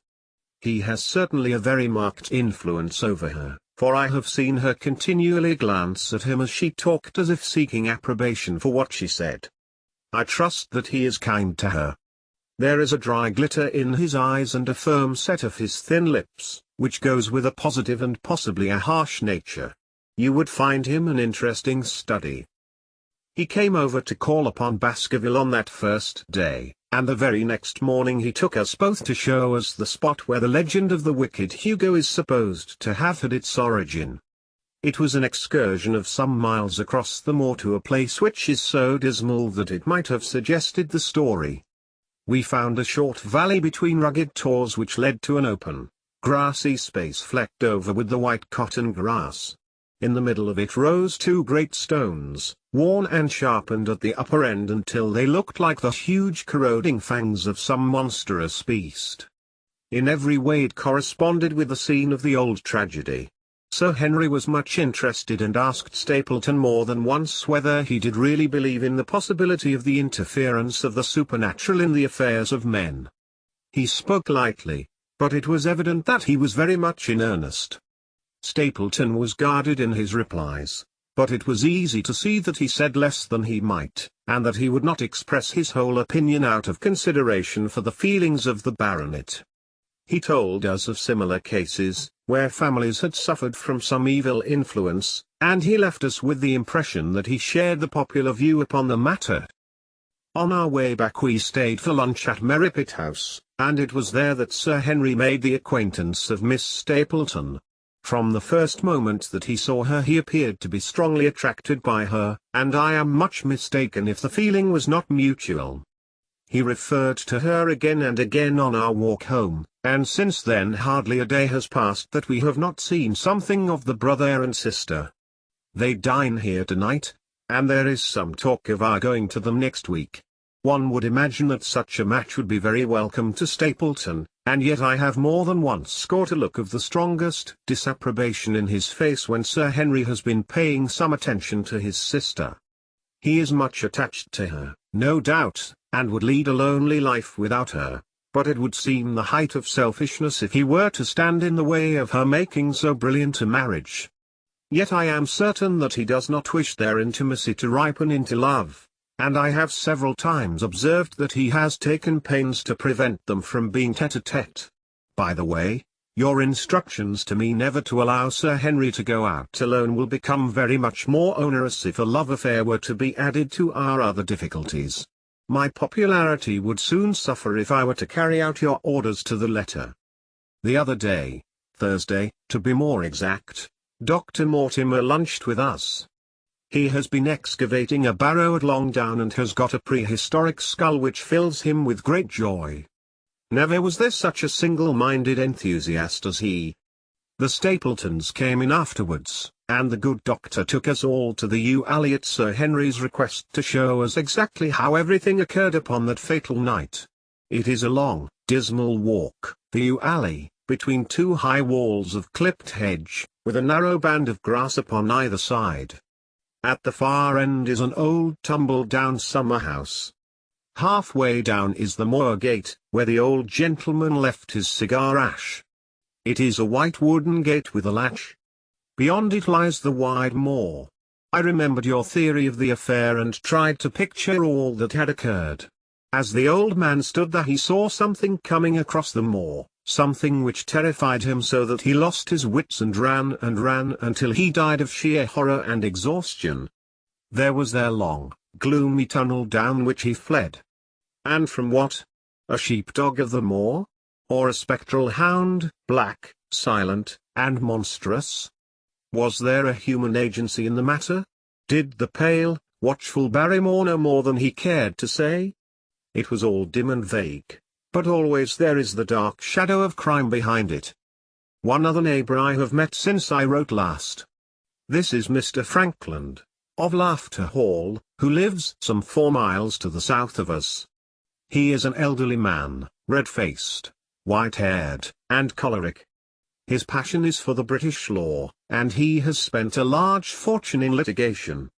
He fights for the mere pleasure of fighting and is equally ready to take up either side of a question, so that it is no wonder that he has found it a costly amusement. Sometimes he will shut up a right-of-way and defy the parish to make him open it. At others he will with his own hands tear down some other man's gate and declare that a path has existed there from time immemorial, defying the owner to prosecute him for trespass. He is learned in old manorial and communal rights, and he applies his knowledge sometimes in favor of the villagers of Fernworthy and sometimes against them, so that he is periodically either carried in triumph down the village street or else burned in effigy, according to his latest exploit. He is said to have about 7 lawsuits upon his hands at present, which will probably swallow up the remainder of his fortune and so draw his sting and leave him harmless for the future. Apart from the law, he seems a kindly, good-natured person, and I only mention him because you were particular that I should send some description of the people who surround us.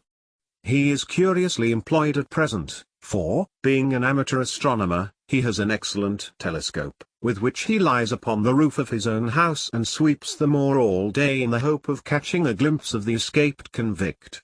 If he would confine his energies to this, all would be well, but there are rumors that he intends to prosecute Dr. Mortimer for opening a grave without the consent of the next of kin because he dug up the Neolithic skull in the barrow on Long Down. He helps to keep our lives from being monotonous and gives a little comic relief where it is badly needed. And now, having brought you up to date in the escaped convict, the Stapletons, Dr. Mortimer, and Frankland, of Laughter Hall, let me end on that which is most important and tell you more about the Barrymores, and especially about the surprising development of last night. First of all, about the test telegram, which you sent from London in order to make sure that Barrymore was really here. I have already explained that the testimony of the postmaster shows that the test was worthless and that we have no proof one way or the other. I told Sir Henry how the matter stood, and he at once, in his downright fashion, had Barrymore up and asked him whether he had received the telegram himself. Barrymore said that he had. "Did the boy deliver it into your own hands?" asked Sir Henry. Barrymore looked surprised, and considered for a little time. "No," said he, "I was in the box room at the time, and my wife brought it up to me." "Did you answer it yourself?" "No, I told my wife what to answer and she went down to write it." In the evening he recurred to the subject of his own accord. "I could not quite understand the object of your questions this morning, Sir Henry," said he. "I trust that they do not mean that I have done anything to forfeit your confidence?" Sir Henry had to assure him that it was not so and pacify him by giving him a considerable part of his old wardrobe, the London outfit having now all arrived. "Mrs. Barrymore is of interest to me. She is a heavy, solid person, very limited, intensely respectable, and inclined to be puritanical. You could hardly conceive a less emotional subject. Yet I have told you how, on the first night here, I heard her sobbing bitterly, and since then I have more than once observed traces of tears upon her face. Some deep sorrow gnaws ever at her heart. Sometimes I wonder if she has a guilty memory which haunts her, and sometimes I suspect Barrymore of being a domestic tyrant. I have always felt that there was something singular and questionable in this man's character, but the adventure of last night brings all my suspicions to a head. And yet it may seem a small matter in itself. You are aware that I am not a very sound sleeper, and since I have been on guard in this house my slumbers have been lighter than ever. Last night, about 2 in the morning, I was aroused by a stealthy step passing my room. I rose, opened my door, and peeped out. A long black shadow was trailing down the corridor. It was thrown by a man who walked softly down the passage with a candle held in his hand. He was in shirt and trousers, with no covering to his feet. I could merely see the outline, but his height told me that it was Barrymore.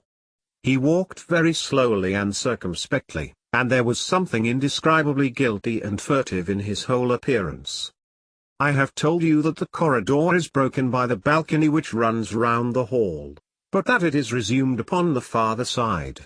I waited until he had passed out of sight and then I followed him. When I came round the balcony he had reached the end of the farther corridor, and I could see from the glimmer of light through an open door that he had entered one of the rooms. Now, all these rooms are unfurnished and unoccupied, so that his expedition became more mysterious than ever. The light shone steadily as if he were standing motionless. I crept down the passage as noiselessly as I could and peeped round the corner of the door. Barrymore was crouching at the window with the candle held against the glass. His profile was half turned towards me, and his face seemed to be rigid with expectation as he stared out into the blackness of the moor. For some minutes he stood watching intently. Then he gave a deep groan and with an impatient gesture he put out the light. Instantly I made my way back to my room, and very shortly came the stealthy steps passing once more upon their return journey. Long afterwards, when I had fallen into a light sleep, I heard a key turn somewhere in a lock, but I could not tell whence the sound came. What it all means I cannot guess, but there is some secret business going on in this house of gloom which sooner or later we shall get to the bottom of. I do not trouble you with my theories, for you asked me to furnish you only with facts. I have had a long talk with Sir Henry this morning, and we have made a plan of campaign founded upon my observations of last night. I will not speak about it just now, but it should make my next report interesting reading. Chapter 9. The Light upon the Moor, Second Report of Dr. Watson. Baskerville Hall, October 15th. My dear Holmes, if I was compelled to leave you without much news during the early days of my mission, you must acknowledge that I am making up for lost time, and that events are now crowding thick and fast upon us. In my last report I ended upon my top note with Barrymore at the window, and now I have quite a budget already which will, unless I am much mistaken, considerably surprise you. Things have taken a turn which I could not have anticipated. In some ways they have within the last 48 hours become much clearer, and in some ways they have become more complicated. But I will tell you all and you shall judge for yourself. Before breakfast on the morning following my adventure I went down the corridor and examined the room in which Barrymore had been on the night before. The western window through which he had stared so intently has, I noticed, one peculiarity above all other windows in the house. It commands the nearest outlook onto the moor. There is an opening between two trees which enables one from this point of view to look right down upon it, while from all the other windows it is only a distant glimpse which can be obtained. It follows, therefore, that Barrymore, since only this window would serve the purpose, must have been looking out for something or somebody upon the moor. The night was very dark, so that I can hardly imagine how he could have hoped to see anyone. It had struck me that it was possible that some love intrigue was on foot. That would have accounted for his stealthy movements and also for the uneasiness of his wife. The man is a striking-looking fellow, very well equipped to steal the heart of a country girl, so that this theory seemed to have something to support it. That opening of the door which I had heard after I had returned to my room might mean that he had gone out to keep some clandestine appointment. So I reasoned with myself in the morning, and I tell you the direction of my suspicions, however much the result may have shown that they were unfounded. But whatever the true explanation of Barrymore's movements might be, I felt that the responsibility of keeping them to myself until I could explain them was more than I could bear. I had an interview with the baronet in his study after breakfast, and I told him all that I had seen. He was less surprised than I had expected. I knew that Barrymore walked about nights, and I had a mind to speak to him about it, said he. 2 or 3 times I have heard his steps in the passage, coming and going, just about the hour you name. Perhaps then he pays a visit every night to that particular window, I suggested. Perhaps he does. If so, we should be able to shadow him and see what it is that he is after. I wonder what your friend Holmes would do if he were here. I believe that he would do exactly what you now suggest, said I. He would follow Barrymore and see what he did. Then we shall do it together. But surely he would hear us. The man is rather deaf, and in any case we must take our chance of that. We'll sit up in my room tonight and wait until he passes. Sir Henry rubbed his hands with pleasure, and it was evident that he hailed the adventure as a relief to his somewhat quiet life upon the moor. The baronet has been in communication with the architect who prepared the plans for Sir Charles, and with a contractor from London, so that we may expect great changes to begin here soon. There have been decorators and furnishers up from Plymouth, and it is evident that our friend has large ideas and means to spare no pains or expense to restore the grandeur of his family. When the house is renovated and refurnished, all that he will need will be a wife to make it complete. Between ourselves, there are pretty clear signs that this will not be wanting if the lady is willing, for I have seldom seen a man more infatuated with a woman than he is with our beautiful neighbour, Miss Stapleton. And yet the course of true love does not run quite as smoothly as one would under the circumstances expect.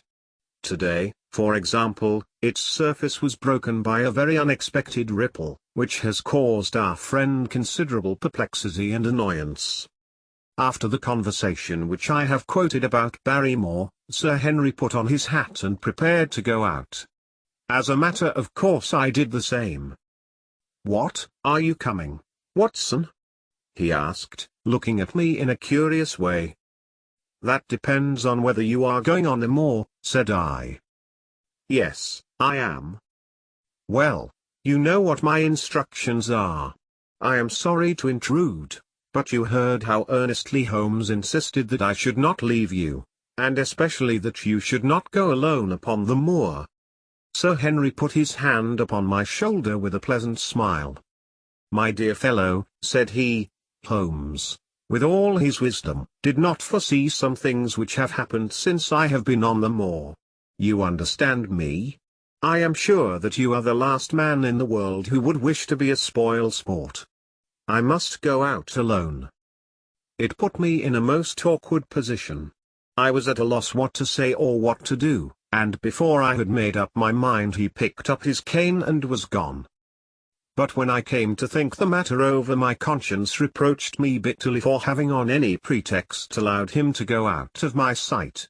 I imagined what my feelings would be if I had to return to you and to confess that some misfortune had occurred through my disregard for your instructions. I assure you my cheeks flushed at the very thought. It might not even now be too late to overtake him, so I set off at once in the direction of Merripit House. I hurried along the road at the top of my speed without seeing anything of Sir Henry, until I came to the point where the moor path branches off.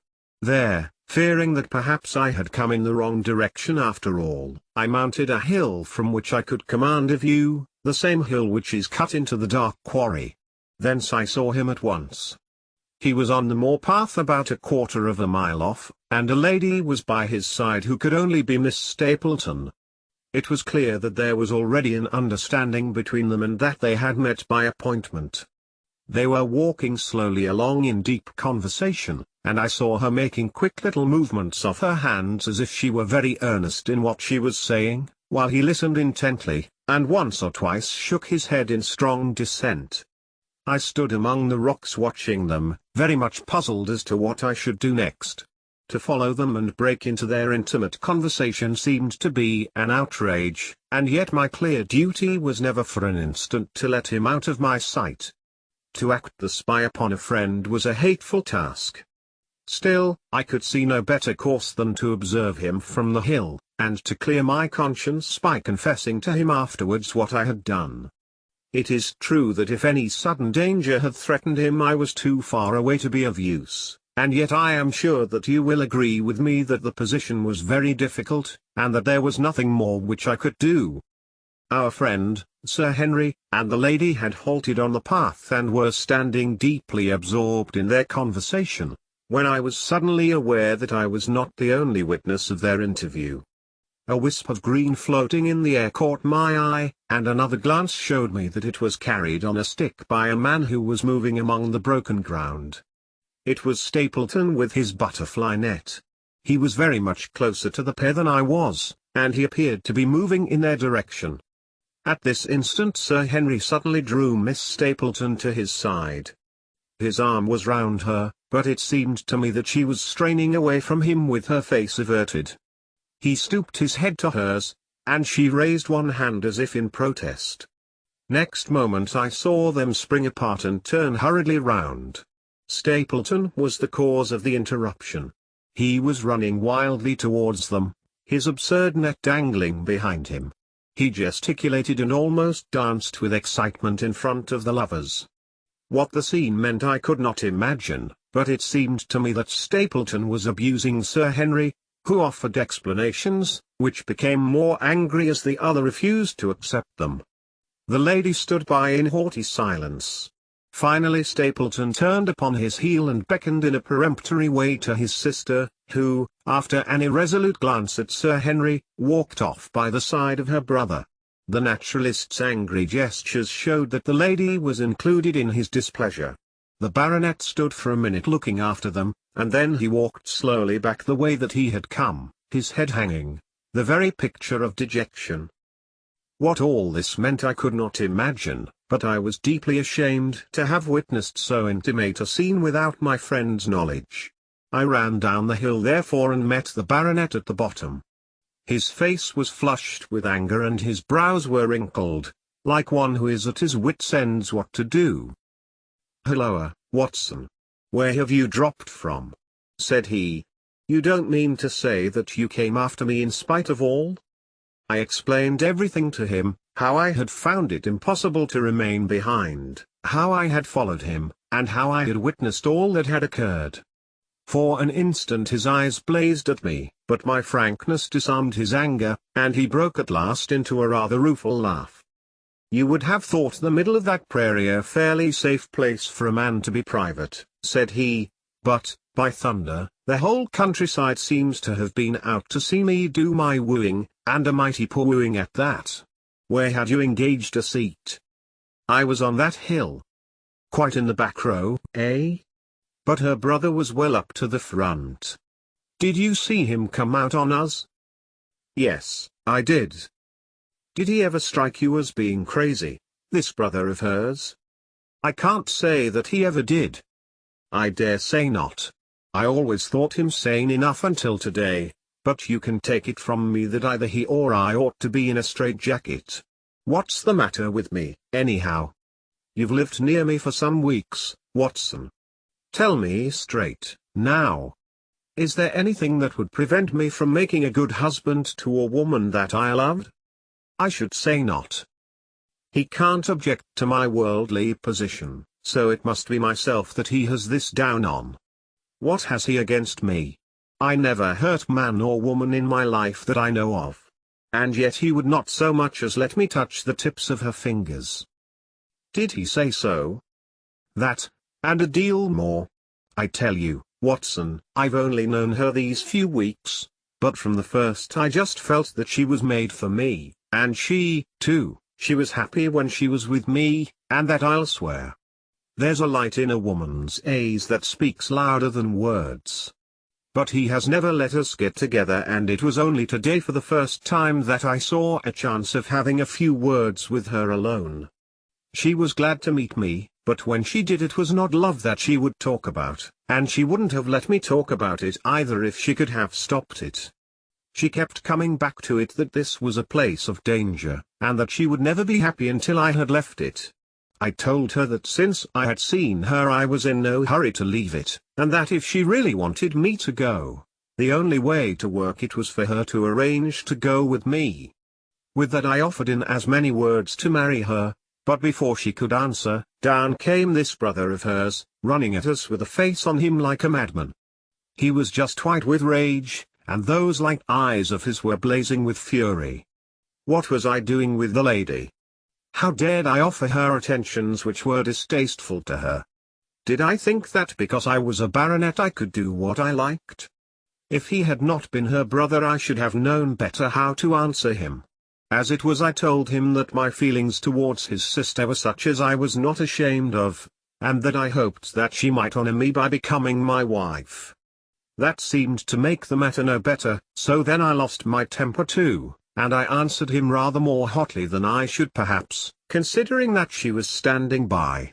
So it ended by his going off with her, as you saw, and here am I as badly puzzled a man as any in this county.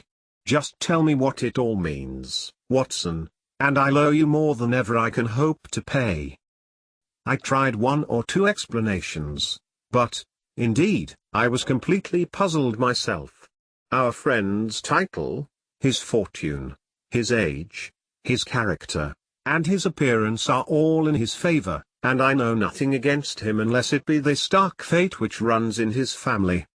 That his advances should be rejected so brusquely without any reference to the lady's own wishes, and that the lady should accept the situation without protest, is very amazing. However, our conjectures were set at rest by a visit from Stapleton himself that very afternoon. He had come to offer apologies for his rudeness of the morning, and after a long private interview with Sir Henry in his study, the upshot of their conversation was that the breach is quite healed, and that we are to dine at Merripit House next Friday as a sign of it. "I don't say now that he isn't a crazy man," said Sir Henry. "I can't forget the look in his eyes when he ran at me this morning, but I must allow that no man could make a more handsome apology than he has done." "Did he give any explanation of his conduct?" "His sister is everything in his life, he says.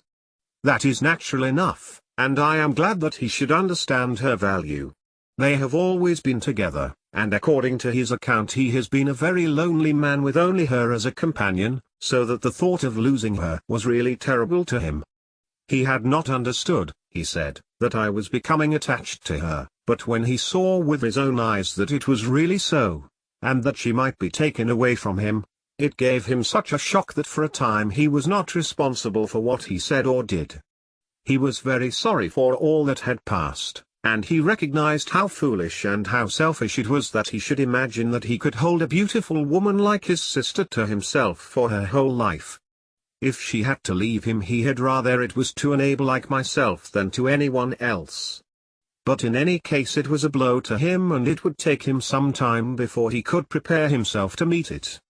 He would withdraw all opposition upon his part if I would promise for 3 months to let the matter rest and to be content with cultivating the lady's friendship during the time without claiming her love. This I promised, and so the matter rests. So there is one of our small mysteries cleared up. It is something to have touched bottom anywhere in this bog in which we are floundering.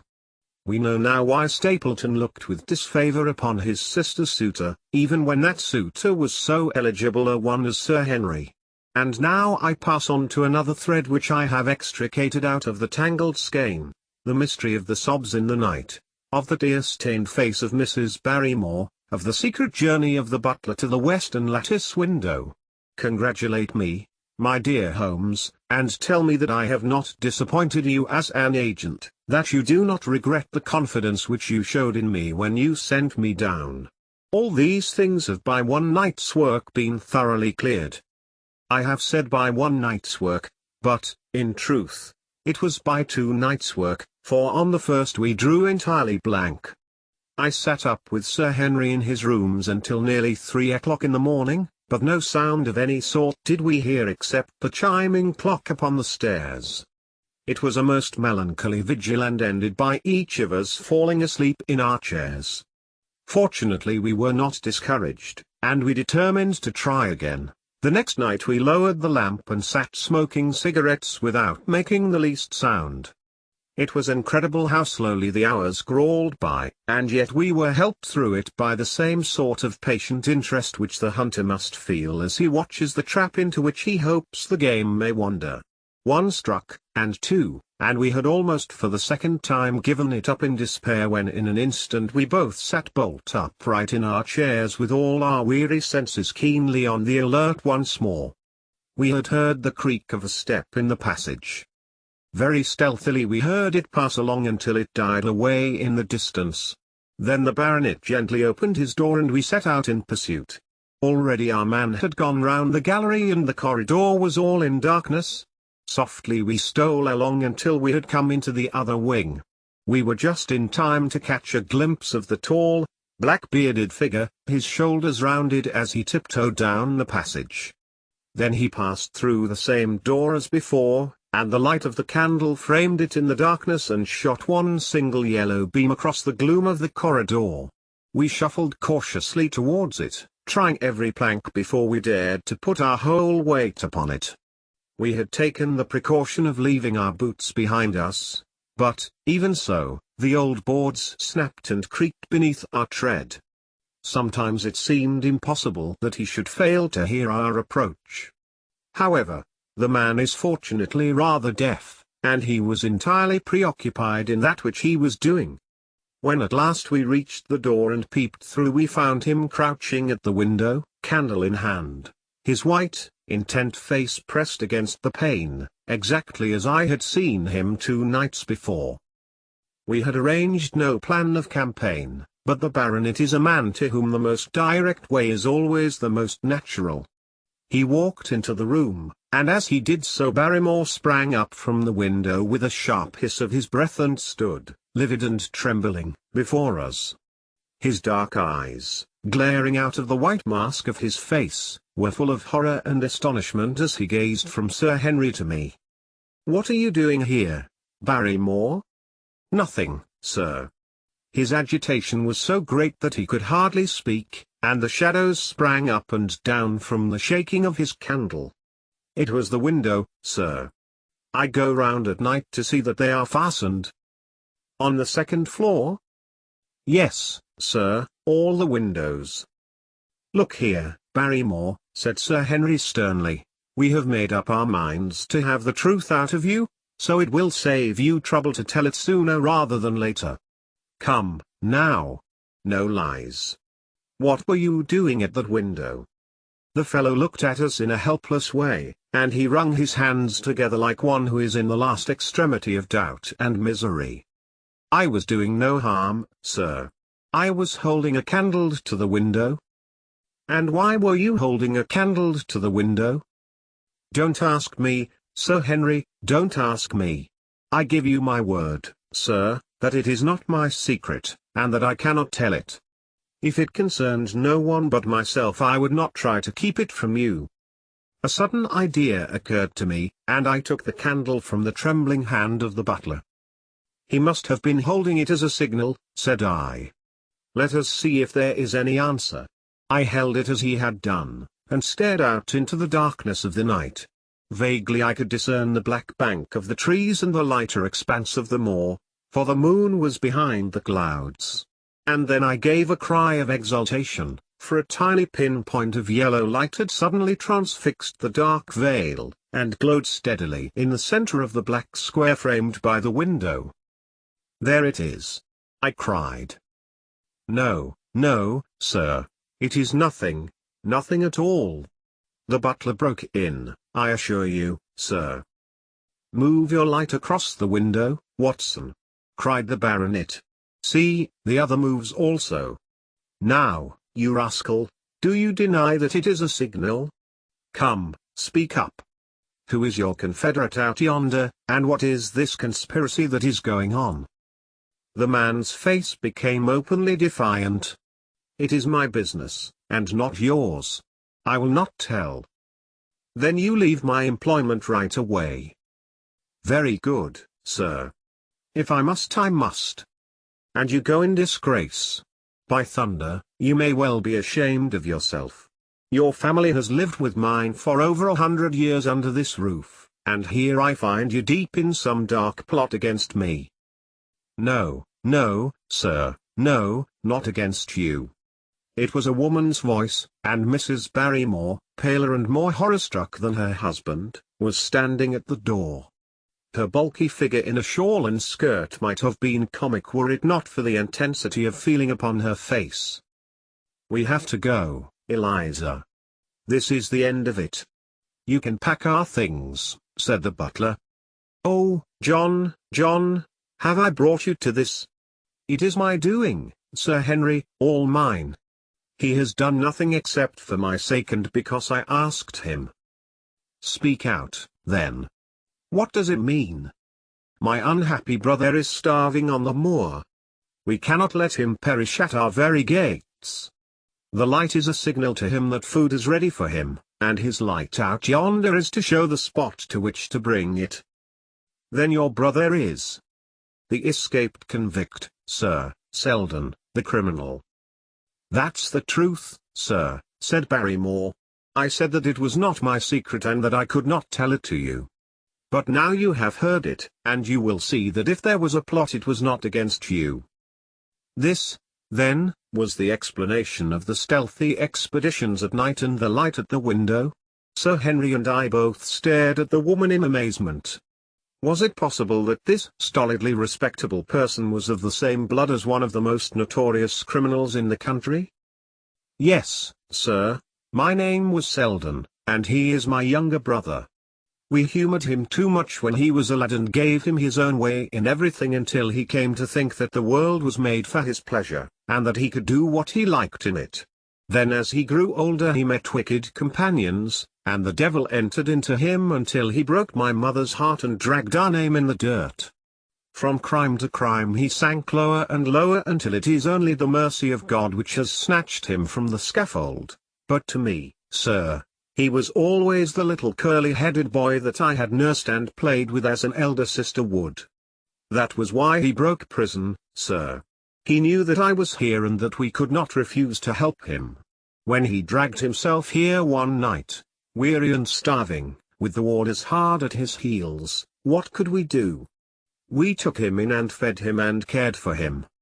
Then you returned, sir, and my brother thought he would be safer on the moor than anywhere else until the hue and cry was over, so he lay in hiding there. But every second night we made sure if he was still there by putting a light in the window, and if there was an answer my husband took out some bread and meat to him.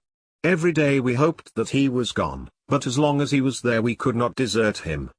That is the whole truth, as I am an honest Christian woman, and you will see that if there is blame in the matter it does not lie with my husband but with me, for whose sake he has done all that he has. The woman's words came with an intense earnestness which carried conviction with them. Is this true, Barrymore? Yes, Sir Henry. Every word of it. Well, I cannot blame you for standing by your own wife. Forget what I have said. Go to your room, you two, and we shall talk further about this matter in the morning. When they were gone we looked out of the window again. Sir Henry had flung it open, and the cold night wind beat in upon our faces. Far away in the black distance there still glowed that one tiny point of yellow light. I wonder he dares, said Sir Henry. It may be so placed as to be only visible from here. Very likely. How far do you think it is? Out by the cleft tor, I think. Not more than a mile or two off. Hardly that. Well, it cannot be far if Barrymore had to carry out the food to it. And he is waiting, this villain, beside that candle. By thunder, Watson, I am going out to take that man. The same thought had crossed my own mind. It was not as if the Barrymores had taken us into their confidence. Their secret had been forced from them. The man was a danger to the community, an unmitigated scoundrel for whom there was neither pity nor excuse. We were only doing our duty in taking this chance of putting him back where he could do no harm. With his brutal and violent nature, others would have to pay the price if we held our hands. Any night, for example, our neighbors the Stapletons might be attacked by him, and it may have been the thought of this which made Sir Henry so keen upon the adventure. I will come, said I. Then get your revolver and put on your boots. The sooner we start the better, as the fellow may put out his light and be off. In 5 minutes we were outside the door, starting upon our expedition. We hurried through the dark shrubbery, amid the dull moaning of the autumn wind and the rustle of the falling leaves. The night air was heavy with the smell of damp and decay. Now and again the moon peeped out for an instant, but clouds were driving over the face of the sky, and just as we came out on the moor a thin rain began to fall. The light still burned steadily in front. Are you armed? I asked. I have a hunting crop. We must close in on him rapidly, for he is said to be a desperate fellow. We shall take him by surprise and have him at our mercy before he can resist. I say, Watson, said the baronet, what would Holmes say to this? How about that hour of darkness in which the power of evil is exalted? As if in answer to his words there rose suddenly out of the vast gloom of the moor that strange cry which I had already heard upon the borders of the great Grimpen Mire. It came with the wind through the silence of the night, a long, deep mutter, then a rising howl, and then the sad moan in which it died away. Again and again it sounded, the whole air throbbing with it, strident, wild, and menacing. The baronet caught my sleeve and his face glimmered white through the darkness. "My God, what's that, Watson?" "I don't know. It's a sound they have on the moor. I heard it once before." It died away, and an absolute silence closed in upon us. We stood straining our ears, but nothing came. "Watson," said the baronet, "it was the cry of a hound." My blood ran cold in my veins, for there was a break in his voice which told of the sudden horror which had seized him. "What do they call this sound?" he asked. "Who?" "The folk on the countryside." "Oh, they are ignorant people. Why should you mind what they call it? Tell me, Watson, what do they say of it?" I hesitated but could not escape the question. "They say it is the cry of the hound of the Baskervilles." He groaned and was silent for a few moments. "A hound it was," he said at last, "but it seemed to come from miles away, over yonder, I think. It was hard to say whence it came. It rose and fell with the wind. Isn't that the direction of the great Grimpenmire?" "Yes, it is." "Well, it was up there. Come now, Watson, didn't you think yourself that it was the cry of a hound? I am not a child. You need not fear to speak the truth. Stapleton was with me when I heard it last. He said that it might be the calling of a strange bird." "No, no, it was a hound. My God, can there be some truth in all these stories? Is it possible that I am really in danger from so dark a cause? You don't believe it, do you, Watson?" "No, no. And yet it was one thing to laugh about it in London, and it is another to stand out here in the darkness of the moor and to hear such a cry as that. And my uncle. There was the footprint of the hound beside him as he lay. It all fits together. I don't think that I am a coward, Watson, but that sound seemed to freeze my very blood. Feel my hand. It was as cold as a block of marble. You'll be all right tomorrow. I don't think I'll get that cry out of my head. What do you advise that we do now? Shall we turn back?" "No, by thunder, we have come out to get our man, and we will do it. We after the convict, and a hellhound, as likely as not, after us. Come on. We'll see it through if all the fiends of the pit were loose upon the moor." We stumbled slowly along in the darkness, with the black loom of the craggy hills around us, and the yellow speck of light burning steadily in front. There is nothing so deceptive as the distance of a light upon a pitch-dark night, and sometimes the glimmer seemed to be far away upon the horizon and sometimes it might have been within a few yards of us. But at last we could see whence it came, and then we knew that we were indeed very close. A guttering candle was stuck in a crevice of the rocks which flanked it on each side so as to keep the wind from it and also to prevent it from being visible, save in the direction of Baskerville Hall. A boulder of granite concealed our approach, and crouching behind it we gazed over it at the signal light. It was strange to see this single candle burning there in the middle of the moor, with no sign of life near it. Just the one straight yellow flame and the gleam of the rock on each side of it. "What shall we do now?" whispered Sir Henry. "Wait here. He must be near his light. Let us see if we can get a glimpse of him." The words were hardly out of my mouth when we both saw him.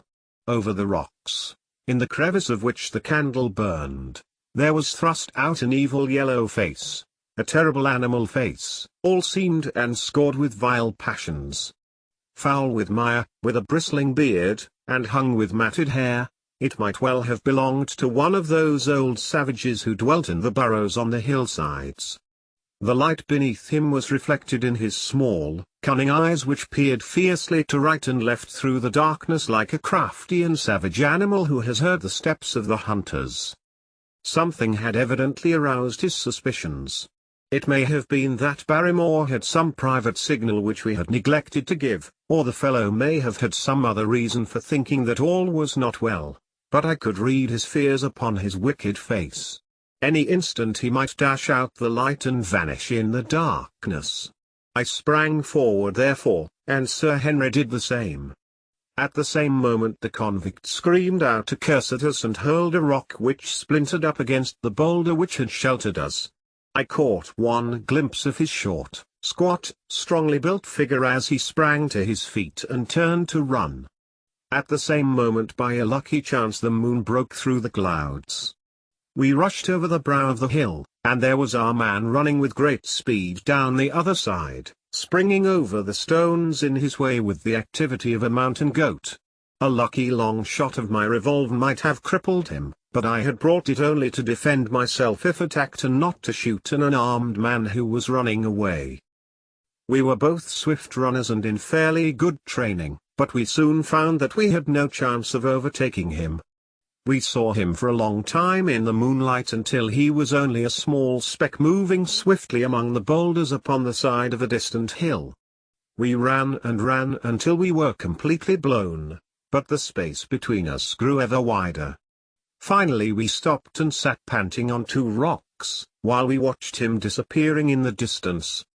And it was at this moment that there occurred a most strange and unexpected thing. We had risen from our rocks and were turning to go home, having abandoned the hopeless chase. The moon was low upon the right, and the jagged pinnacle of a granite tor stood up against the lower curve of its silver disk. There, outlined as black as an ebony statue on that shining background, I saw the figure of a man upon the tor.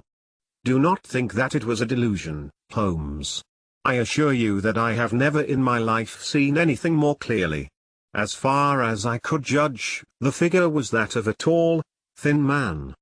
He stood with his legs a little separated, his arms folded, his head bowed, as if he were brooding over that enormous wilderness of peat and granite which lay before him. He might have been the very spirit of the terrible place. It was not the convict. This man was far from the place where the latter had disappeared. Besides, he was a much taller man. With a cry of surprise I pointed him out to the baronet, but in the instant during which I had turned to grasp his arm the man was gone. There was the sharp pinnacle of granite still cutting the lower edge of the moon, but its peak bore no trace of that silent and motionless figure. I wished to go in that direction and to search the tor, but it was some distance away. The baronet's nerves were still quivering from that cry, which recalled the dark story of his family, and he was not in the mood for fresh adventures. He had not seen this lonely man upon the tor and could not feel the thrill which his strange presence and his commanding attitude had given to me. "A warder, no doubt," said he. "The moor has been thick with them since this fellow escaped. Well, perhaps his explanation may be the right one, but I should like to have some further proof of it. Today we mean to communicate to the Princetown people where they should look for their missing man, but it is hard lines that we have not actually had the triumph of bringing him back as our own prisoner. Such are the adventures of last night, and you must acknowledge, my dear Holmes, that I have done you very well in the matter of a report. Much of what I tell you is no doubt quite irrelevant, but still I feel that it is best that I should let you have all the facts and leave you to select for yourself those which will be of most service to you in helping you to your conclusions. We are certainly making some progress. So far as the Barrymores go we have found the motive of their actions, and that has cleared up the situation very much. But the moor with its mysteries and its strange inhabitants remains as inscrutable as ever. Perhaps in my next I may be able to throw some light upon this also. Best of all would it be if you could come down to us. In any case you will hear from me again in the course of the next. Chapter 10. Extract from the Diary of Dr. Watson. So far I have been able to quote from the reports which I have forwarded during these early days to Sherlock Holmes. Now, however, I have arrived at a point in my narrative where I am compelled to abandon this method and to trust once more to my recollections, aided by the diary which I kept at the time. A few extracts from the latter will carry me on to those scenes which are indelibly fixed in every detail upon my memory. I proceed, then, from the morning which followed our abortive chase of the convict and our other strange experiences upon the moor. October 16th. A dull and foggy day with a drizzle of rain. The house is banked in with rolling clouds, which rise now and then to show the dreary curves of the moor, with thin, silver veins upon the sides of the hills, and the distant boulders gleaming where the light strikes upon their wet faces. It is melancholy outside and in. The baronet is in a black reaction after the excitements of the night. I am conscious myself of a weight at my heart and a feeling of impending danger, ever-present danger, which is the more terrible because I am unable to define it. And have I not cause for such a feeling? Consider the long sequence of incidents which have all pointed to some sinister influence which is at work around us. There is the death of the last occupant of the hall, fulfilling so exactly the conditions of the family legend, and there are the repeated reports from peasants of the appearance of a strange creature upon the moor. Twice I have with my own ears heard the sound which resembled the distant baying of a hound. It is incredible, impossible, that it should really be outside the ordinary laws of nature. A spectral hound which leaves material footmarks and fills the air with its howling is surely not to be thought of. Stapleton may fall in with such a superstition, and Mortimer also, but if I have one quality upon earth it is common sense, and nothing will persuade me to believe in such a thing. To do so would be to descend to the level of these poor peasants, who are not content with a mere fiend dog but must needs describe him with hellfire shooting from his mouth and eyes. Holmes would not listen to such fancies, and I am his agent. But facts are facts, and I have twice heard this crying upon the moor. Suppose that there were really some huge hound loose upon it, that would go far to explain everything. But where could such a hound lie concealed? Where did it get its food? Where did it come from? How was it that no one saw it by day? It must be confessed that the natural explanation offers almost as many difficulties as the other. And always, apart from the hound, there is the fact of the human agency in London, the man in the cab, and the letter which warned Sir Henry against the moor. This at least was real, but it might have been the work of a protecting friend as easily as of an enemy. Where is that friend or enemy now? Has he remained in London, or has he followed us down here? Could he be the stranger whom I saw upon the tor? It is true that I have had only the one glance at him, and yet there are some things to which I am ready to swear. He is no one whom I have seen down here, and I have now met all the neighbours. The figure was far taller than that of Stapleton, far thinner than that of Frankland. Barrymore it might possibly have been, but we had left him behind us, and I am certain that he could not have followed us. A stranger then is still dogging us, just as a stranger dogged us in London. We have never shaken him off. If I could lay my hands upon that man, then at last we might find ourselves at the end of all our difficulties. To this one purpose I must now devote all my energies. My first impulse was to tell Sir Henry all my plans. My second and wisest one is to play my own game and speak as little as possible to anyone. He is silent and distrait. His nerves have been strangely shaken by that sound upon the moor. I will say nothing to add to his anxieties, but I will take my own steps to attain my own end. We had a small scene this morning after breakfast. Barrymore asked leave to speak with Sir Henry, and they were closeted in his study some little time. Sitting in the billiard room I more than once heard the sound of voices raised, and I had a pretty good idea of what the point was which was under discussion. After a time the baronet opened his door and called for me. Barrymore considers that he has a grievance, he said. He thinks that it was unfair on our part to hunt his brother-in-law down when he, of his own free will, had told us the secret. The butler was standing very pale but very collected before us. I may have spoken too warmly, sir, said he, and if I have, I am sure that I beg your pardon. At the same time, I was very much surprised when I heard you two gentlemen come back this morning and learn that you had been chasing Selden.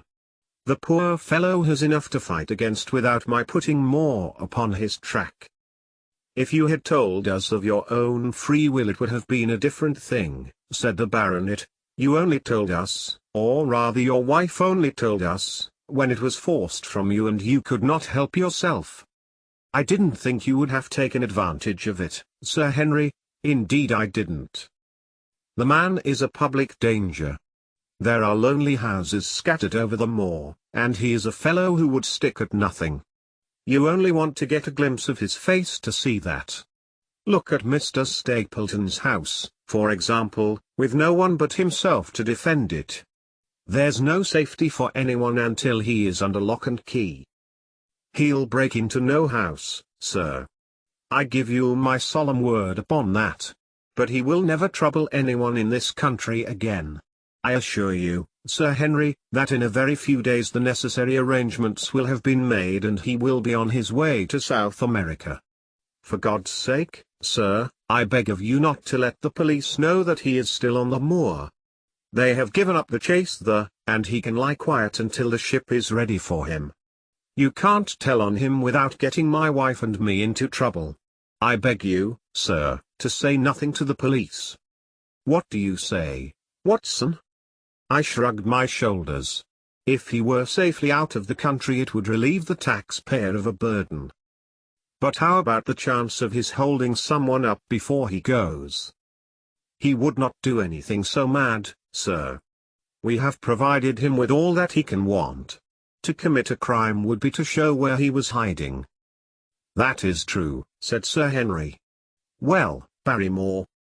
God bless you, sir, and thank you from my heart. It would have killed my poor wife had he been taken again. I guess we are aiding and abetting a felony, Watson. But, after what we have heard I don't feel as if I could give the man up, so there is an end of it. All right, Barrymore, you can go. With a few broken words of gratitude the man turned, but he hesitated and then came back. You've been so kind to us, sir, that I should like to do the best I can for you in return. I know something, Sir Henry, and perhaps I should have said it before, but it was long after the inquest that I found it out. I've never breathed a word about it yet to mortal man. It's about poor Sir Charles's death. The baronet and I were both upon our feet. Do you know how he died? No, sir, I don't know that. What then? I know why he was at the gate at that hour. It was to meet a woman. To meet a woman. He? Yes, sir. And their woman's name? I can't give you the name, sir, but I can give you the initials. Her initials were L. L. How do you know this, Barrymore? Well, Sir Henry, your uncle had a letter that morning. He had usually a great many letters, for he was a public man and well known for his kind heart, so that everyone who was in trouble was glad to turn to him. But that morning, as it chanced, there was only this one letter, so I took the more notice of it. It was from Coombe Tracy, and it was addressed in a woman's hand. Well? Well, sir, I thought no more of the matter, and never would have done had it not been for my wife. Only a few weeks ago she was cleaning out Sir Charles's study, it had never been touched since his death, and she found the ashes of a burned letter in the back of the grate. The greater part of it was charred to pieces, but one little slip, the end of a page, hung together, and the writing could still be read, though it was grey on a black ground. It seemed to us to be a postscript at the end of the letter, and it said, "Please, please, as you are a gentleman, burn this letter, and be at the gate by 10 o'clock. Beneath it were signed the initials L. L. Have you got that slip? No, sir, it crumbled all to bits after we moved it. Had Sir Charles received any other letters in the same writing? Well, sir, I took no particular notice of his letters. I should not have noticed this one, only it happened to come alone. And you have no idea who L. is? No, sir. No more than you have. But I expect if we could lay our hands upon that lady we should know more about Sir Charles's death. I cannot understand, Barrymore, how you came to conceal this important information. Well, sir, it was immediately after that our own trouble came to us. And then again, sir, we were both of us very fond of Sir Charles, as we well might be considering all that he has done for us. To rake this up couldn't help our poor master, and it's well to go carefully when there's a lady in the case. Even the best of us. You thought it might injure his reputation? Well, sir, I thought no good could come of it. But now you have been kind to us, and I feel as if it would be treating you unfairly not to tell you all that I know about the matter. Very good, Barrymore, you can go. When the butler had left us, Sir Henry turned to me. Well, Watson, what do you think of this new light? It seems to leave the darkness rather blacker than before. So I think. But if we can only trace L, it should clear up the whole business. We have gained that much. We know that there is someone who has the facts if we can only find her. What do you think we should do? Let Holmes know all about it at once. It will give him the clue for which he has been seeking. I am much mistaken if it does not bring him down. I went at once to my room and drew up my report of the morning's conversation for Holmes. It was evident to me that he had been very busy of late, for the notes which I had from Baker Street were few and short, with no comments upon the information which I had supplied and hardly any reference to my mission. No doubt his blackmailing case is absorbing all his faculties. And yet this new factor must surely arrest his attention and renew his interest. I wish that he were here. October 17 All day today the rain poured down, rustling on the ivy and dripping from the eaves. I thought of the convict out upon the bleak, cold, shelterless moor. Poor devil! Whatever his crimes, he has suffered something to atone for them. And then I thought of that other one, the face in the cab, the figure against the moon. Was he also out in that deluged, the unseen watcher, the man of darkness? In the evening I put on my waterproof and I walked far upon the sodden moor, full of dark imaginings, the rain beating upon my face and the wind whistling about my ears. God help those who wander into the great mire now, for even the firm uplands are becoming a morass. I found the black tor upon which I had seen the solitary watcher, and from its craggy summit I looked out myself across the melancholy downs. Rain squalls drifted across their russet face, and the heavy, slate-colored clouds hung low over the landscape, trailing in grey wreaths down the sides of the fantastic hills. In the distant hollow on the left, half hidden by the mist, the two thin towers of Baskerville Hall rose above the trees. They were the only signs of human life which I could see, save only those prehistoric huts which lay thickly upon the slopes of the hills. Nowhere was there any trace of that lonely man whom I had seen on the same spot 2 nights before. As I walked back I was overtaken by Dr. Mortimer driving in his dog-cart over a rough moorland track which led from the outlying farmhouse of Foul Mire. He has been very attentive to us, and hardly a day has passed that he has not called at the Hall to see how we were getting on. He insisted upon my climbing into his dog-cart, and he gave me a lift homeward. I found him much troubled over the disappearance of his little spaniel. It had wandered on to the moor and had never come back. I gave him such consolation as I might, but I thought of the pony on the Grimpen Mire, and I do not fancy that he will see his little dog again.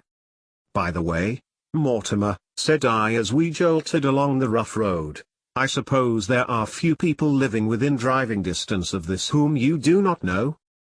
Hardly any, I think. Can you, then, tell me the name of any woman whose initials are L? L. He thought for a few minutes. No, said he. There are a few gypsies and labouring folk for whom I can't answer, but among the farmers or gentry there is no one whose initials are those. Wait a bit though, he added after a pause. There is Laura Leon, her initials are L. L. But she lives in Coombe Tracy. Who is she? I asked. She is Frankland's daughter. What? Old Frankland the crank? Exactly. She married an artist named Leon, who came sketching on the moor. He proved to be a blackguard and deserted her. The fault, from what I hear, may not have been entirely on one side. Her father refused to have anything to do with her because she had married without his consent, and perhaps for one or two other reasons as well. So, between the old sinner and the young one, the girl has had a pretty bad time. How does she live? I fancy old Frankland allows her a pittance, but it cannot be more, for his own affairs are considerably involved. Whatever she may have deserved, one could not allow her to go hopelessly to the bad. Her story got about, and several of the people here did something to enable her to earn an honest living. Stapleton did for one, and Sir Charles for another. I gave a trifle myself. It was to set her up in a typewriting business. He wanted to know the object of my inquiries, but I managed to satisfy his curiosity without telling him too much, for there is no reason why we should take anyone into our confidence.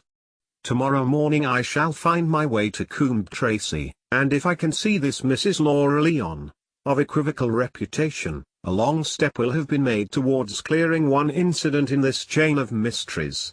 I am certainly developing the wisdom of the serpent, for when Mortimer pressed his questions to an inconvenient extent, I asked him casually to what type Frankland's skull belonged, and so heard nothing but craniology for the rest of our drive. I have not lived for years with Sherlock Holmes for nothing. I have only one other incident to record upon this tempestuous and melancholy day.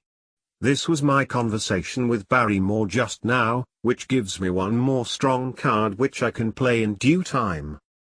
Mortimer had stayed to dinner, and he and the baronet played écarté afterwards. The butler brought me my coffee into the library, and I took the chance to ask him a few questions. "Well," said I, "has this precious relation of yours departed, or is he still lurking out yonder?" "I don't know, sir. I hope to heaven that he has gone, for he has brought nothing but trouble here. I've not heard of him since I left out food for him last, and that was 3 days ago." "Did you see him then?" "No, sir, but the food was gone when next I went that way." "Then he was certainly there?" "So you would think, sir, unless it was the other man who took it." I sat with my coffee cup halfway to my lips and stared at Barrymore. "You know that there is another man then?"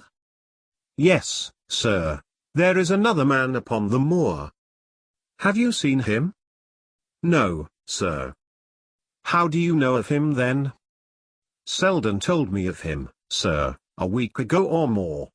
He's in hiding, too, but he's not a convict as far as I can make out. I don't like it, Dr. Watson, I tell you straight, sir, that I don't like it." He spoke with a sudden passion of earnestness. "Now, listen to me, Barrymore. I have no interest in this matter but that of your master. I have come here with no object except to help him. Tell me, frankly, what it is that you don't like." Barrymore hesitated for a moment, as if he regretted his outburst or found it difficult to express his own feelings in words. "It's all these goings-on, sir," he cried at last, waving his hand towards the rain-lashed window which faced the moor. "There's foul play somewhere, and there's black villainy brewing, to that I'll swear. Very glad I should be, sir, to see Sir Henry on his way back to London again. But what is it that alarms you? Look at Sir Charles's death. That was bad enough, for all that the coroner said. Look at the noises on the moor at night. There's not a man would cross it after sundown if he was paid for it. Look at this stranger hiding out yonder, and watching and waiting. What's he waiting for? What does it mean? It means no good to anyone of the name of Baskerville, and very glad I shall be to be quit of it all on the day that Sir Henry's new servants are ready to take over the hall." "But about this stranger," said I. "Can you tell me anything about him? What did Selden say? Did he find out where he hid, or what he was doing?" "He saw him once or twice, but he is a deep one and gives nothing away. At first he thought that he was the police, but soon he found that he had some lay of his own. A kind of gentleman he was, as far as he could see, but what he was doing he could not make out. And where did he say that he lived? Among the old houses on the hillside, the stone huts where the old folk used to live. But how about his food? Selden found out that he has got a lad who works for him and brings all he needs. I dare say he goes to Coombe Tracey for what he wants. Very good, Barrymore. We may talk further of this some other time. When the butler had gone, I walked over to the black window, and I looked through a blurred pane at the driving clouds and at the tossing outline of the wind-swept trees. It is a wild night indoors, and what must it be in a stone hut upon the moor? What passion of hatred can it be which leads a man to lurk in such a place at such a time? And what deep and earnest purpose can he have which calls for such a trial? There, in that hut upon the moor, seems to lie the very centre of that problem which has vexed me so sorely.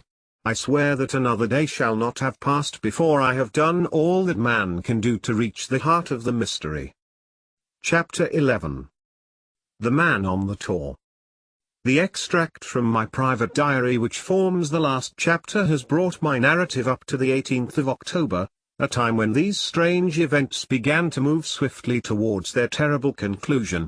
The incidents of the next few days are indelibly graven upon my recollection, and I can tell them without reference to the notes made at the time. I start them from the day which succeeded that upon which I had established two facts of great importance, the one that Mrs. Laura Lyon of Coombe Tracey had written to Sir Charles Baskerville and made an appointment with him at the very place and hour that he met his death, the other that the lurking man upon the moor was to be found among the stone huts upon the hillside. With these two facts in my possession, I felt that either my intelligence or my courage must be deficient if I could not throw some further light upon these dark places. I had no opportunity to tell the baronet what I had learned about Mrs. Lyon upon the evening before, for Dr. Mortimer remained with him at cards until it was very late. At breakfast, however, I informed him about my discovery and asked him whether he would care to accompany me to Coombe Tracey. At first he was very eager to come, but on second thoughts it seemed to both of us that if I went alone the results might be better. The more formal we made the visit, the less information we might obtain. I left Sir Henry behind, therefore, not without some prickings of conscience, and drove off upon my new quest. When I reached Coombe Tracey I told Perkins to put up the horses, and I made inquiries for the lady whom I had come to interrogate. I had no difficulty in finding her rooms, which were central and well appointed. A maid showed me in without ceremony, and as I entered the sitting-room a lady, who was sitting before a Remington typewriter, sprang up with a pleasant smile of welcome. Her face fell, however, when she saw that I was a stranger, and she sat down again and asked me the object of my visit. The first impression left by Mrs. Lyon was one of extreme beauty. Her eyes and hair were of the same rich hazel color, and her cheeks, though considerably freckled, were flushed with the exquisite bloom of the brunette, the dainty pink which lurks at the heart of the sulphur rose. Admiration was, I repeat, the first impression. But the second was criticism. There was something subtly wrong with the face, some coarseness of expression, some hardness, perhaps, of eye, some looseness of lip which marred its perfect beauty. But these, of course, are afterthoughts. At the moment I was simply conscious that I was in the presence of a very handsome woman, and that she was asking me the reasons for my visit. I had not quite understood until that instant how delicate my mission was. "I have the pleasure," said I, "of knowing your father." It was a clumsy introduction, and the lady made me feel it. "There is nothing in common between my father and me," she said. "I owe him nothing, and his friends are not mine. If it were not for the late Sir Charles Baskerville and some other kind hearts I might have starved for all that my father cared. It was about the late Sir Charles Baskerville that I have come here to see you." The freckles started out on the lady's face. "What can I tell you about him?" she asked, and her fingers played nervously over the stops of her typewriter. "You knew him, did you not?" I have already said that I owe a great deal to his kindness. If I am able to support myself, it is largely due to the interest which he took in my unhappy situation. Did you correspond with him? The lady looked quickly up with an angry gleam in her hazel eyes. What is the object of these questions? She asked sharply. The object is to avoid a public scandal. It is better that I should ask them here than that the matter should pass outside our control. She was silent and her face was still very pale. At last she looked up with something reckless and defiant in her manner. Well, I'll answer, she said. What are your questions? Did you correspond with Sir Charles? I certainly wrote to him once or twice to acknowledge his delicacy and his generosity. Have you the dates of those letters? No. Have you ever met him? Yes, once or twice, when he came into Coombe Tracey. He was a very retiring man, and he preferred to do good by stealth. But if you saw him so seldom and wrote so seldom, how did he know enough about your affairs to be able to help you, as you say that he has done? She met my difficulty with the utmost readiness. There were several gentlemen who knew my sad history and united to help me. One was Mr. Stapleton, a neighbour and intimate friend of Sir Charles's. He was exceedingly kind, and it was through him that Sir Charles learned about my affairs. I knew already that Sir Charles Baskerville had made Stapleton his almoner upon several occasions, so the lady's statement bore the impress of truth upon it. Did you ever write to Sir Charles asking him to meet you? I continued. Mrs. Leon flushed with anger again. Really, sir, this is a very extraordinary question. I am sorry, madam, but I must repeat it. Then I answer, certainly not. Not on the very day of Sir Charles's death. The flush had faded in an instant, and a deathly face was before me. Her dry lips could not speak the no which I saw rather than heard. Surely your memory deceives you, said I. I could even quote a passage of your letter. It ran, please, as you are a gentleman, burn this letter, and be at the gate by 10 o'clock. I thought that she had fainted, but she recovered herself by a supreme effort. Is there no such thing as a gentleman? She gasped. You do Sir Charles an injustice. He did burn the letter. But sometimes a letter may be legible even when burned. You acknowledge now that you wrote it? Yes, I did write it, she cried, pouring out her soul in a torrent of words. I did write it. Why should I deny it? I have no reason to be ashamed of it. I wished him to help me. I believed that if I had an interview I could gain his help, so I asked him to meet me. But why at such an hour? Because I had only just learned that he was going to London next day and might be away for months. There were reasons why I could not get there earlier. But why rendezvous in the garden instead of a visit to the house? Do you think a woman could go alone at that hour to a bachelor's house? Well, what happened when you did get there? I never went. Mrs. Leon. No, I swear it to you on all I hold sacred. I never went. Something intervened to prevent my going. What was that? That is a private matter. I cannot tell it. You acknowledge then that you made an appointment with Sir Charles at the very hour and place at which he met his death, but you deny that you kept the appointment. That is the truth. Again and again I cross-questioned her, but I could never get past that point. Mrs. Leon, said I as I rose from this long and inconclusive interview, you are taking a very great responsibility and putting yourself in a very false position by not making an absolutely clean breast of all that you know. If I have to call in the aid of the police you will find how seriously you are compromised. If your position is innocent, why did you in the first instance deny having written to Sir Charles upon that date? Because I feared that some false conclusion might be drawn from it and that I might find myself involved in a scandal. And why were you so pressing that Sir Charles should destroy your letter? If you have read the letter you will know. I did not say that I had read all the letter. You quoted some of it. I quoted the postscript. The letter had, as I said, been burned and it was not all legible. I ask you once again why it was that you were so pressing that Sir Charles should destroy this letter which he received on the day of his death. The matter is a very private one. The more reason why you should avoid a public investigation. I will tell you, then. If you have heard anything of my unhappy history, you will know that I made a rash marriage and had reason to regret it. I have heard so much. My life has been one incessant persecution from my husband whom I abhor. The law is upon his side, and every day I am faced by the possibility that he may force me to live with him. At the time that I wrote this letter to Sir Charles I had learned that there was a prospect of my regaining my freedom if certain expenses could be met. It meant everything to me, peace of mind, happiness, self-respect, everything. I knew Sir Charles's generosity, and I thought that if he heard the story from my own lips he would help me.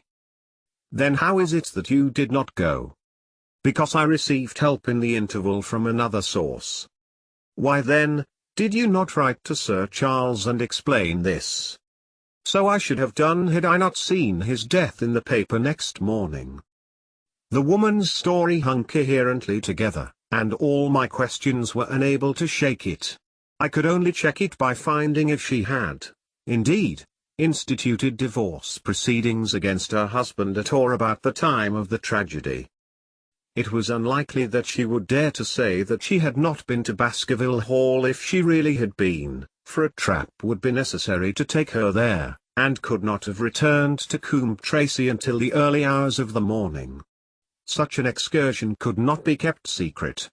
The probability was, therefore, that she was telling the truth, or, at least, a part of the truth.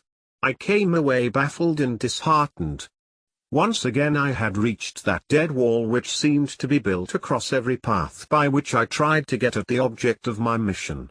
And yet the more I thought of the lady's face and of her manner, the more I felt that something was being held back from me. Why should she turn so pale?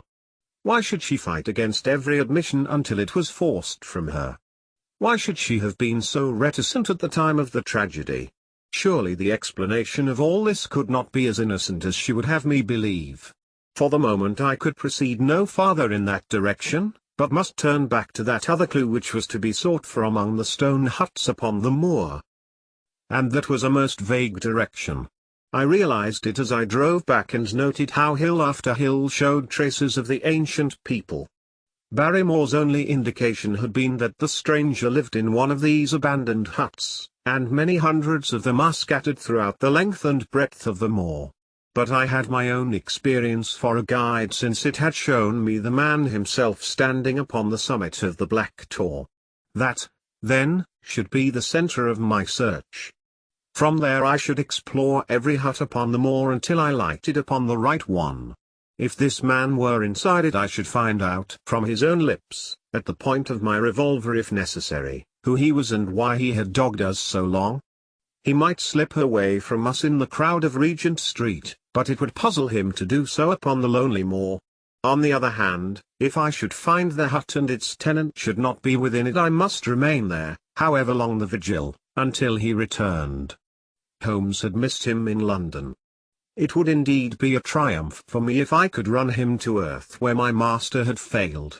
Luck had been against us again and again in this inquiry, but now at last it came to my aid.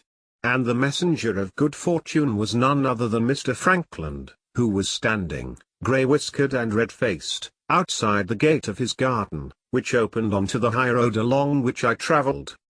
"Good day, Dr. Watson," cried he with unwonted good humour. "You must really give your horses a rest and come in to have a glass of wine and to congratulate me." My feelings towards him were very far from being friendly after what I had heard of his treatment of his daughter, but I was anxious to send Perkins and the wagonette home, and the opportunity was a good one. I alighted and sent a message to Sir Henry that I should walk over in time for dinner. Then I followed Frankland into his dining room. "It is a great day for me, sir. One of the red-letter days of my life. he cried with many chuckles. "I have brought off a double event. I mean to teach them in these parts that law is law, and that there is a man here who does not fear to invoke it. I have established right of way through the centre of Old Middleton's Park, slap across it, sir, within 100 yards of his own front door. What do you think of that? We'll teach these magnates that they cannot ride roughshod over the rights of the commoners, confound them. And I've closed the wood where the Fernworthy folk used to picnic. These infernal people seem to think that there are no rights of property, and that they can swarm where they like with their papers and their bottles. Both cases decided, Dr. Watson, and both in my favour. I haven't had such a day since I had Sir John Morland for trespass because he shot in his own warren." "How on earth did you do that?" "Look it up in the books, sir. It will repay reading. Frankland v. Morland, Court of Queen's Bench. It cost me £200, but I got my verdict." "Did it do you any good?"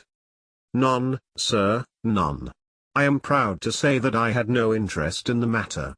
I act entirely from a sense of public duty. I have no doubt, for example, that the Fernworthy people will burn me in effigy tonight. I told the police last time they did it that they should stop these disgraceful exhibitions. The county constabulary is in a scandalous state, sir, and it has not afforded me the protection to which I am entitled. The case of Frankland v. Regina will bring the matter before the attention of the public. I told them that they would have occasion to regret their treatment of me, and already my words have come true." "How so?" I asked. The old man put on a very knowing expression. "Because I could tell them what they are dying to know, but nothing would induce me to help the rascals in any way." I had been casting round for some excuse by which I could get away from his gossip, but now I began to wish to hear more of it. I had seen enough of the contrary nature of the old sinner to understand that any strong sign of interest would be the surest way to stop his confidences. "Some poaching case, no doubt," said I with an indifferent manner. "Ha, ha, my boy, a very much more important matter than that. What about the convict on the moor?" I stared. "You don't mean that you know where he is?" said I. "I may not know exactly where he is, but I am quite sure that I could help the police to lay their hands on him. Has it never struck you that the way to catch that man was to find out where he got his food and so trace it to him?" He certainly seemed to be getting uncomfortably near the truth. "No doubt," said I, "but how do you know that he is anywhere upon the moor?" "I know it because I have seen with my own eyes the messenger who takes him his food." My heart sank for Barrymore. It was a serious thing to be in the power of this spiteful old busybody. But his next remark took a weight from my mind. "You'll be surprised to hear that his food is taken to him by a child. I see him every day through my telescope upon the roof. He passes along the same path at the same hour, and to whom should he be going except to the convict?" Here was luck indeed. And yet I suppressed all appearance of interest. A child. Barrymore had said that our unknown was supplied by a boy. It was on his track, and not upon the convicts, that Frankland had stumbled. If I could get his knowledge it might save me a long and weary hunt. But incredulity and indifference were evidently my strongest cards. I should say that it was much more likely that it was the son of one of the moorland shepherds taking out his father's dinner. The least appearance of opposition struck fire out of the old autocrat. His eyes looked malignantly at me, and his grey whiskers bristled like those of an angry cat. "Indeed, sir," said he, pointing out over the wide-stretching moor. "Do you see that black tor over yonder? Well, do you see the low hill beyond with the thorn bush upon it? It is the stoniest part of the whole moor. Is that a place where a shepherd would be likely to take his station? Your suggestion, sir, is a most absurd one." I meekly answered that I had spoken without knowing all the facts. My submission pleased him and led him to further confidences. "You may be sure, sir, that I have very good grounds before I come to an opinion. I have seen the boy again and again with his bundle. Every day, and sometimes twice a day, I have been able. But wait a moment, Dr. Watson. Do my eyes deceive me, or is there at the present moment something moving upon that hillside? It was several miles off, but I could distinctly see a small dark dot against the dull green and grey. "Come, sir, come!" cried Frankland, rushing upstairs. "You will see with your own eyes and judge for yourself." The telescope, a formidable instrument mounted upon a tripod, stood upon the flat leads of the house. Frankland clapped his eye to it and gave a cry of satisfaction. "Quick, Dr. Watson, quick, before he passes over the hill." There he was, sure enough, a small urchin with a little bundle upon his shoulder, toiling slowly up the hill. When he reached the crest I saw the ragged uncouth figure outlined for an instant against the cold blue sky. He looked round him with a furtive and stealthy air, as one who dreads pursuit. Then he vanished over the hill. Well, am I right? Certainly, there is a boy who seems to have some secret errand. And what the errand is even a county constable could guess. But not one word shall they have from me, and I bind you to secrecy also, Dr. Watson. Not a word. You understand. Just as you wish. They have treated me shamefully, shamefully. When the facts come out in Frankland v. Regina, I venture to think that a thrill of indignation will run through the country. Nothing would induce me to help the police in any way. For all they cared, it might have been me, instead of my effigy, which these rascals burned at the stake. Surely you are not going. You will help me to empty the decanter in honor of this great occasion. But I resisted all his solicitations and succeeded in dissuading him from his announced intention of walking home with me. I kept the road as long as his eye was on me, and then I struck off across the moor and made for the stony hill over which the boy had disappeared. Everything was working in my favor, and I swore that it should not be through lack of energy or perseverance that I should miss the chance which fortune had thrown in my way. The sun was already sinking when I reached the summit of the hill, and the long slopes beneath me were all golden green on one side and grey shadow on the other. A haze lay low upon the farthest skyline, out of which jutted the fantastic shapes of Believer and Vixentor. Over the wide expanse there was no sound and no movement. One great grey bird, a gull or curlew, soared aloft in the blue heaven. He and I seemed to be the only living things between the huge arch of the sky and the desert beneath it. The barren scene, the sense of loneliness, and the mystery and urgency of my task all struck a chill into my heart. The boy was nowhere to be seen. But down beneath me in a cleft of the hills there was a circle of the old stone huts, and in the middle of them there was one which retained sufficient roof to act as a screen against the weather. My heart leapt within me as I saw it. This must be the burrow where the stranger lurked. At last my foot was on the threshold of his hiding place. His secret was within my grasp. As I approached the hut, walking as warily as Stapleton would do when with poised net he drew near the settled butterfly, I satisfied myself that the place had indeed been used as a habitation. A vague pathway among the boulders led to the dilapidated opening which served as a door. All was silent within. The unknown might be lurking there, or he might be prowling on the moor. My nerves tingled with the sense of adventure. Throwing aside my cigarette, I closed my hand upon the butt of my revolver and, walking swiftly up to the door, I looked in. The place was empty. But there were ample signs that I had not come upon a false scent. This was certainly where the man lived. Some blankets rolled in a waterproof lay upon that very stone slab upon which Neolithic man had once slumbered. The ashes of a fire were heaped in a rude grate. Beside it lay some cooking utensils and a bucket half full of water.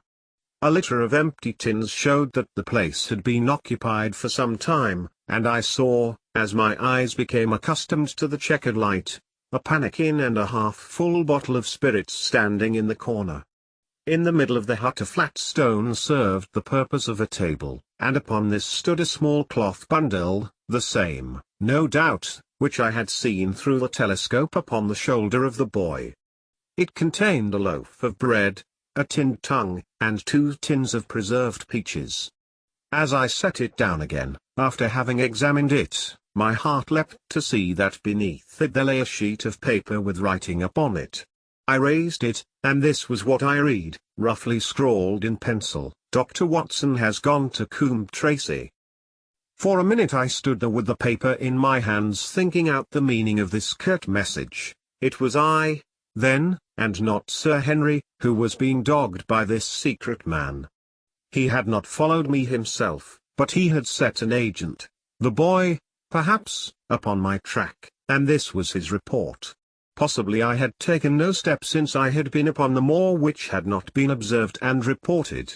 Always there was this feeling of an unseen force, a fine net drawn round us with infinite skill and delicacy, holding us so lightly that it was only at some supreme moment that one realized that one was indeed entangled in its meshes. If there was one report there might be others, so I looked round the hut in search of them.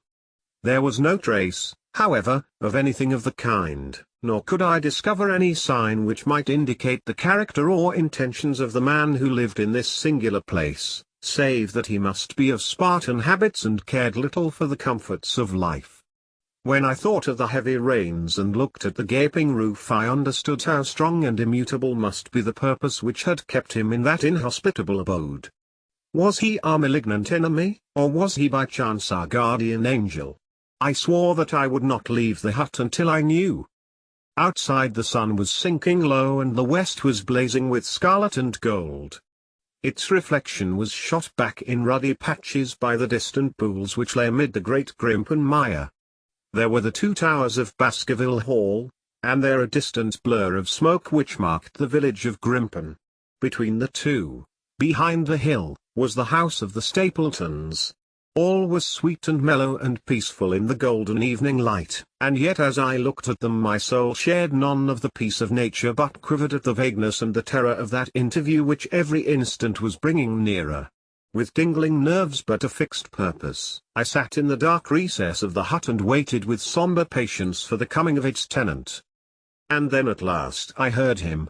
Far away came the sharp clink of a boot striking upon a stone. Then another and yet another, coming nearer and nearer.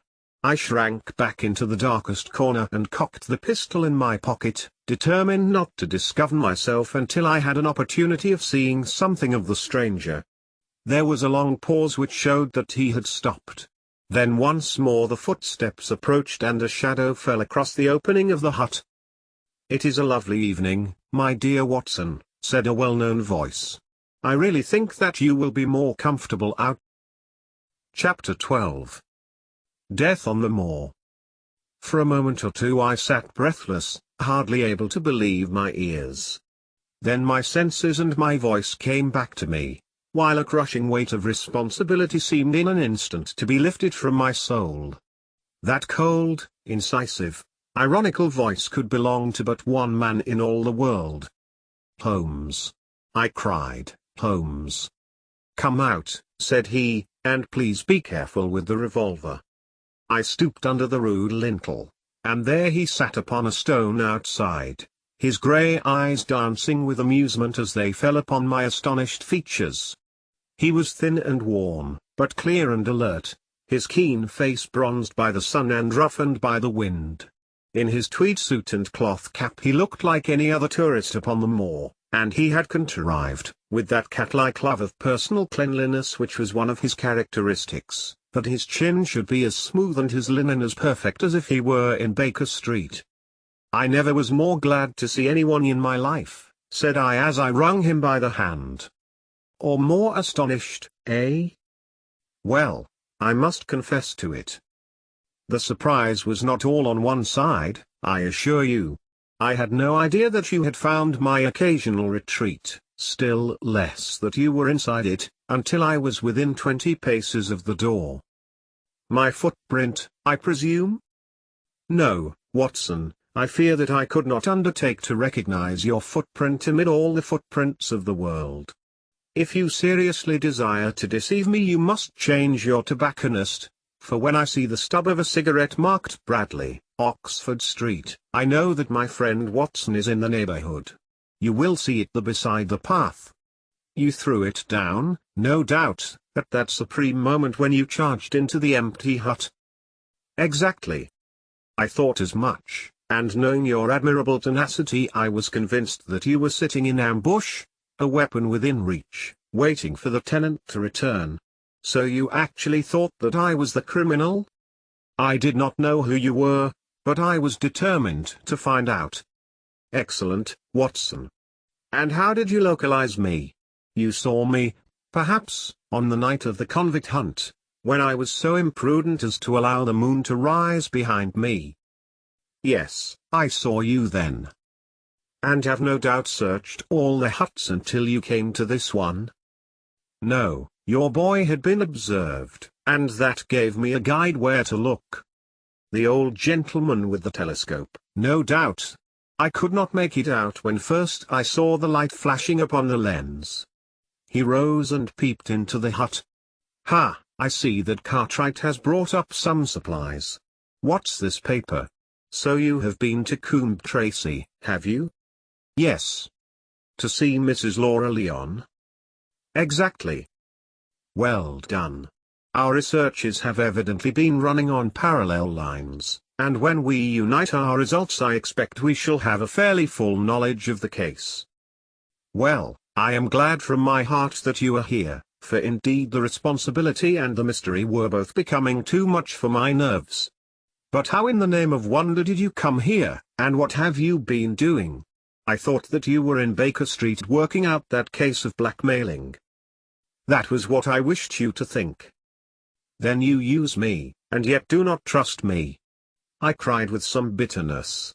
I think that I have deserved better at your hands, Holmes. My dear fellow, you have been invaluable to me in this as in many other cases, and I beg that you will forgive me if I have seemed to play a trick upon you. In truth, it was partly for your own sake that I did it, and it was my appreciation of the danger which you ran which led me to come down and examine the matter for myself. Had I been with Sir Henry and you, it is confident that my point of view would have been the same as yours, and my presence would have warned our very formidable opponents to be on their guard. As it is, I have been able to get about as I could not possibly have done had I been living in the hall, and I remain an unknown factor in the business, ready to throw in all my weight at a critical moment. But why keep me in the dark? For you to know could not have helped us and might possibly have led to my discovery. You would have wished to tell me something, or in your kindness you would have brought me out some comfort or other, and so an unnecessary risk would be run. I brought Cartwright down with me, you remember the little chap at the express office, and he has seen after my simple wants, a loaf of bread and a clean collar. What does man want more? He has given me an extra pair of eyes upon a very active pair of feet, and both have been invaluable. Then my reports have all been wasted. My voice trembled as I recalled the pains and the pride with which I had composed them. Holmes took a bundle of papers from his pocket. Here are your reports, my dear fellow, and very well thumbed, I assure you. I made excellent arrangements, and they are only delayed one day upon their way. I must compliment you exceedingly upon their zeal and the intelligence which you have shown over an extraordinarily difficult case. I was still rather awed over the deception which had been practiced upon me, but the warmth of Holmes's praise drove my anger from my mind. I felt also in my heart that he was right in what he said, and that it was really best for our purpose that I should not have known that he was upon the moor. "That's better," said he, seeing the shadow rise from my face. "And now tell me the result of your visit to Mrs. Laura Leon. It was not difficult for me to guess that it was to see her that you had gone, for I am already aware that she is the one person in Coombe Tracey who might be of service to us in the matter.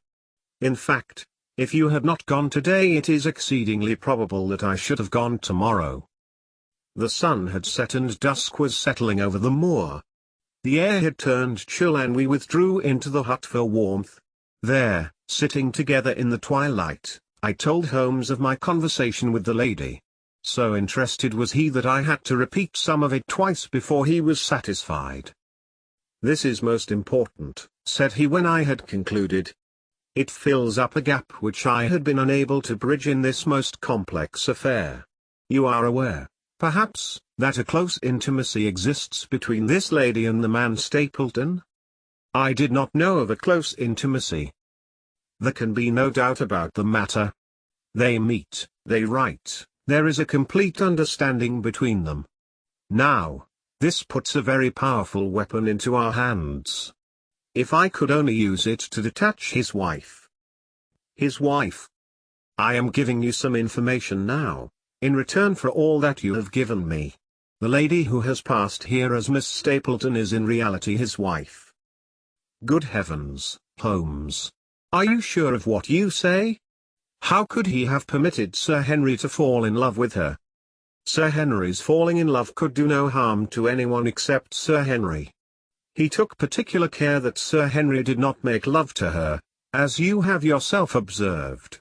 I repeat that the lady is his wife and not his sister." "But why this elaborate deception?" "Because he foresaw that she would be very much more useful to him in the character of a free woman." All my unspoken instincts, my vague suspicions, suddenly took shape and centered upon the naturalist. In that impassive colorless man, with his straw hat and his butterfly net, I seemed to see something terrible, a creature of infinite patience and craft, with a smiling face and a murderous heart. It is he, then, who is our enemy. It is he who dogged us in London. So I read the riddle. And the warning, it must have come from her. Exactly. The shape of some monstrous villainy, half seen, half guessed, loomed through the darkness which had girt me so long. But are you sure of this, Holmes? How do you know that the woman is his wife?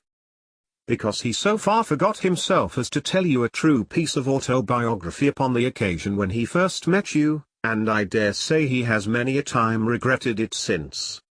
He was once a schoolmaster in the north of England. Now, there is no one more easy to trace than a schoolmaster. There are scholastic agencies by which one may identify any man who has been in the profession. A little investigation showed me that a school had come to grief under atrocious circumstances, and that the man who had owned it, the name was different, had disappeared with his wife. The descriptions agreed. When I learned that the missing man was devoted to entomology, the identification was complete. The darkness was rising, but much was still hidden by the shadows. If this woman is in truth his wife, where does Mrs. Laura Leon come in? I asked. That is one of the points upon which your own researches have shed a light. Your interview with the lady has cleared the situation very much. I did not know about a projected divorce between herself and her husband. In that case, regarding Stapleton as an unmarried man, she counted no doubt upon becoming his wife. And when she is undeceived, why, then we may find the lady of service.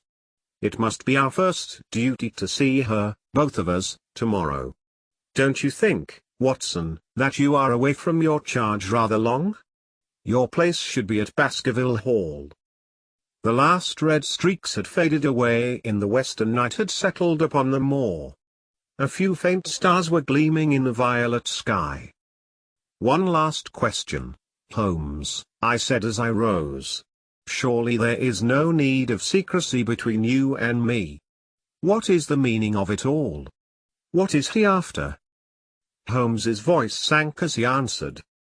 It is murder, Watson, refined, cold-blooded, deliberate murder. Do not ask me for particulars. My nets are closing upon him, even as his are upon Sir Henry, and with your help he is already almost at my mercy. There is but one danger which can threaten us. It is that he should strike before we are ready to do so. Another day, 2 at the most, and I have my case complete, but until then guard your charge as closely as ever a fond mother watched her ailing child. Your mission today has justified itself, and yet I could almost wish that you had not left his side. Hark! A terrible scream, A prolonged yell of horror and anguish burst out of the silence of the moor. That frightful cry turned the blood to ice in my veins. "Oh, my God!" I gasped. "What is it? What does it mean?" Holmes had sprung to his feet, and I saw his dark, athletic outline at the door of the hut, his shoulders stooping, his head thrust forward, his face peering into the darkness. "Hush!" he whispered. "Hush!" The cry had been loud on account of its vehemence, but it had pealed out from somewhere far off on the shadowy plain. Now it burst upon our ears, nearer, louder, more urgent than before. "Where is it?" Holmes whispered, and I knew from the thrill of his voice that he, the man of iron, was shaken to the soul. "Where is it, Watson?" "There, I think." I pointed into the darkness. "No, there." Again the agonized cry swept through the silent night, louder and much nearer than ever. And a new sound mingled with it, a deep, muttered rumble, musical and yet menacing, rising and falling like the low, constant murmur of the sea. "The hound!" cried Holmes. "Come, Watson, come! Great heavens, if we are too late!" He had started running swiftly over the moor, and I had followed at his heels. But now from somewhere among the broken ground immediately in front of us there came one last despairing yell, and then a dull, heavy thud. We halted and listened. Not another sound broke the heavy silence of the windless night. I saw Holmes put his hand to his forehead like a man distracted. He stamped his feet upon the ground. "He has beaten us, Watson. We are too late." "No, no, surely not." Fool that I was to hold my hand. "And you, Watson, see what comes of abandoning your charge. But, by heaven, if the worst has happened we'll avenge him." Blindly we ran through the gloom, blundering against boulders, forcing our way through gorse bushes, panting up hills and rushing down slopes, heading always in the direction whence those dreadful sounds had come. At every rise Holmes looked eagerly round him, but the shadows were thick upon the moor, and nothing moved upon its dreary face. "Can you see anything?" "Nothing." "But, hark, what is that?" A low moan had fallen upon our ears. Then it was again upon our left. On that side a ridge of rocks ended in a sheer cliff which overlooked a stone-strewn slope. On its jagged face was spread-eagled some dark, irregular object. As we ran towards it the vague outline hardened into a definite shape.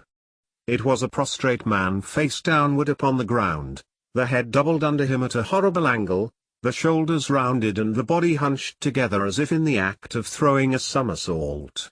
So grotesque was the attitude that I could not for the instant realize that that moan had been the passing of his soul. Not a whisper, not a rustle, rose now from the dark figure over which we stooped. Holmes laid his hand upon him and held it up again with an exclamation of horror.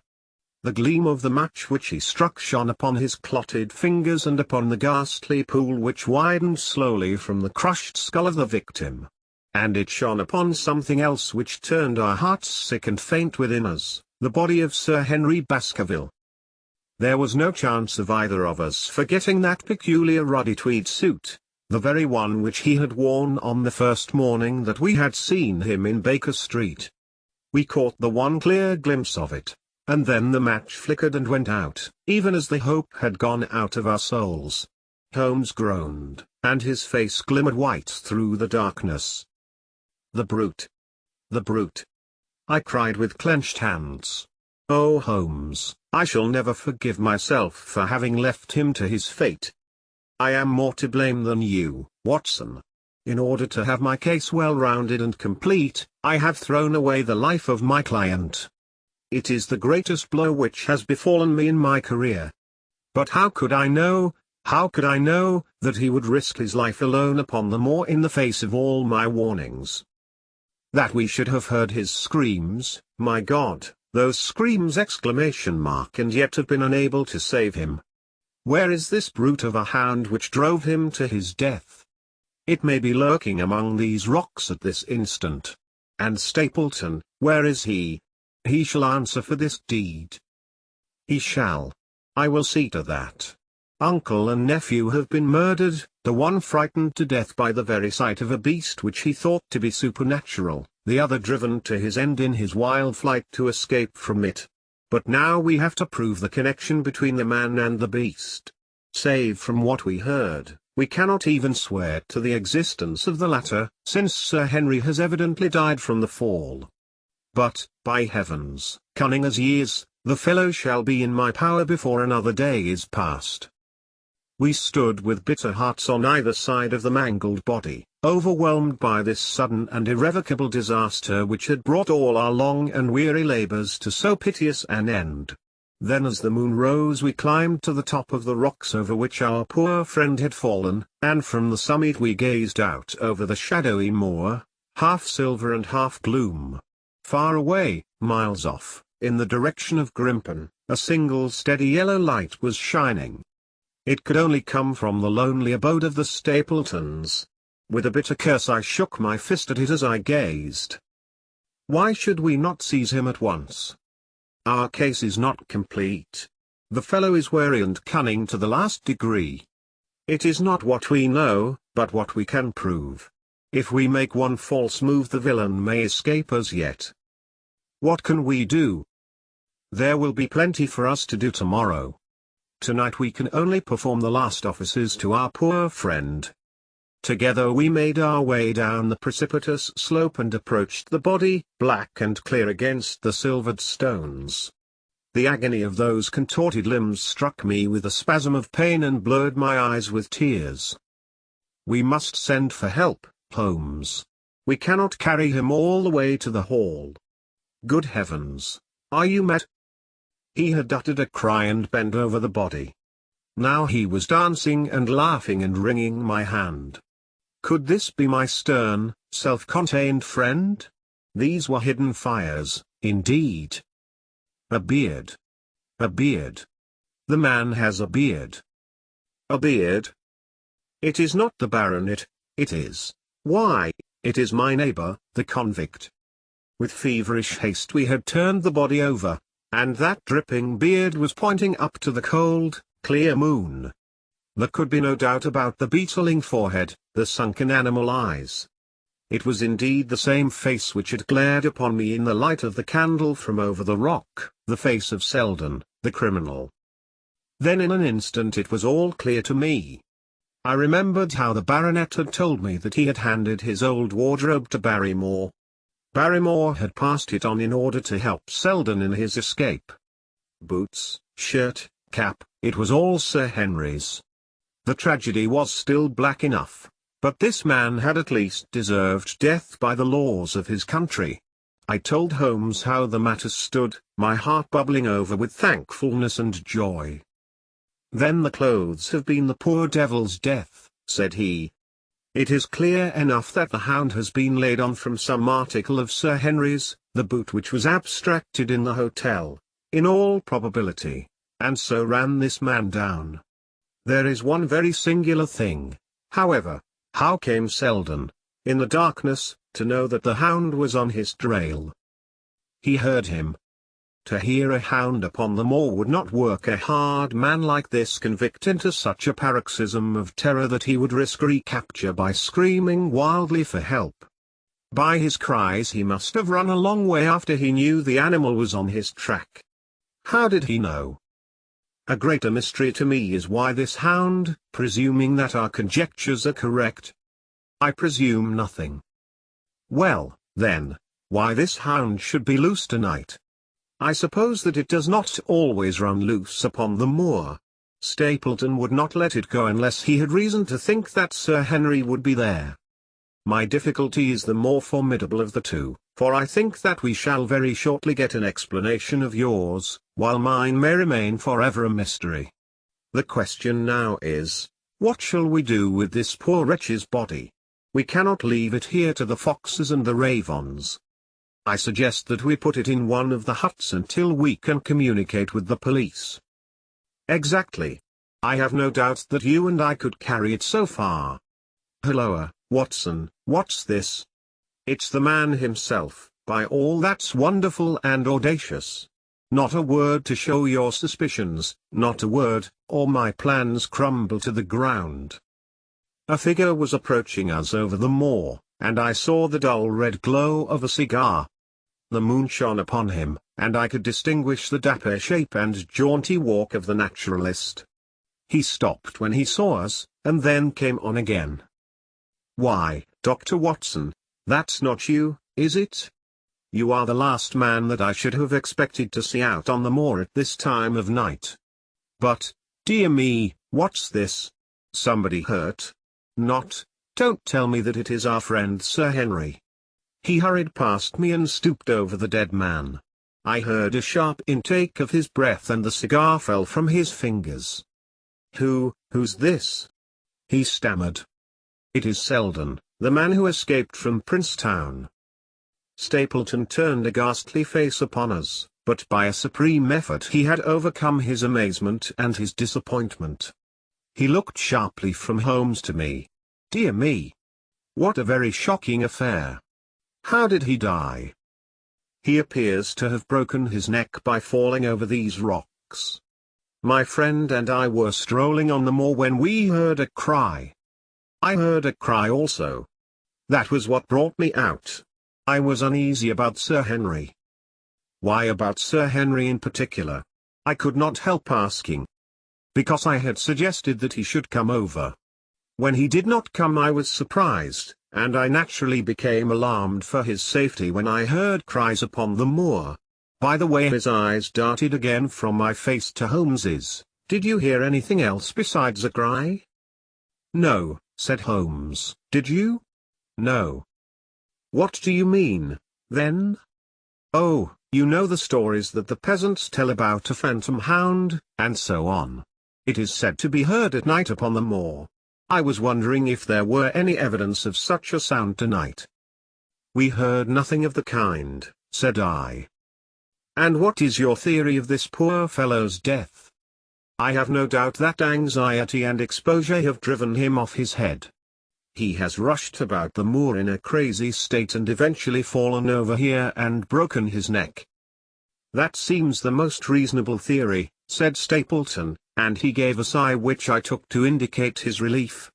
"What do you think about it, Mr. Sherlock Holmes?" My friend bowed his compliments. "You are quick at identification," said he. "We have been expecting you in these parts since Dr. Watson came down. You are in time to see a tragedy." "Yes, indeed. I have no doubt that my friend's explanation will cover the facts. I will take an unpleasant remembrance back to London with me tomorrow." "Oh, you return tomorrow?" "That is my intention."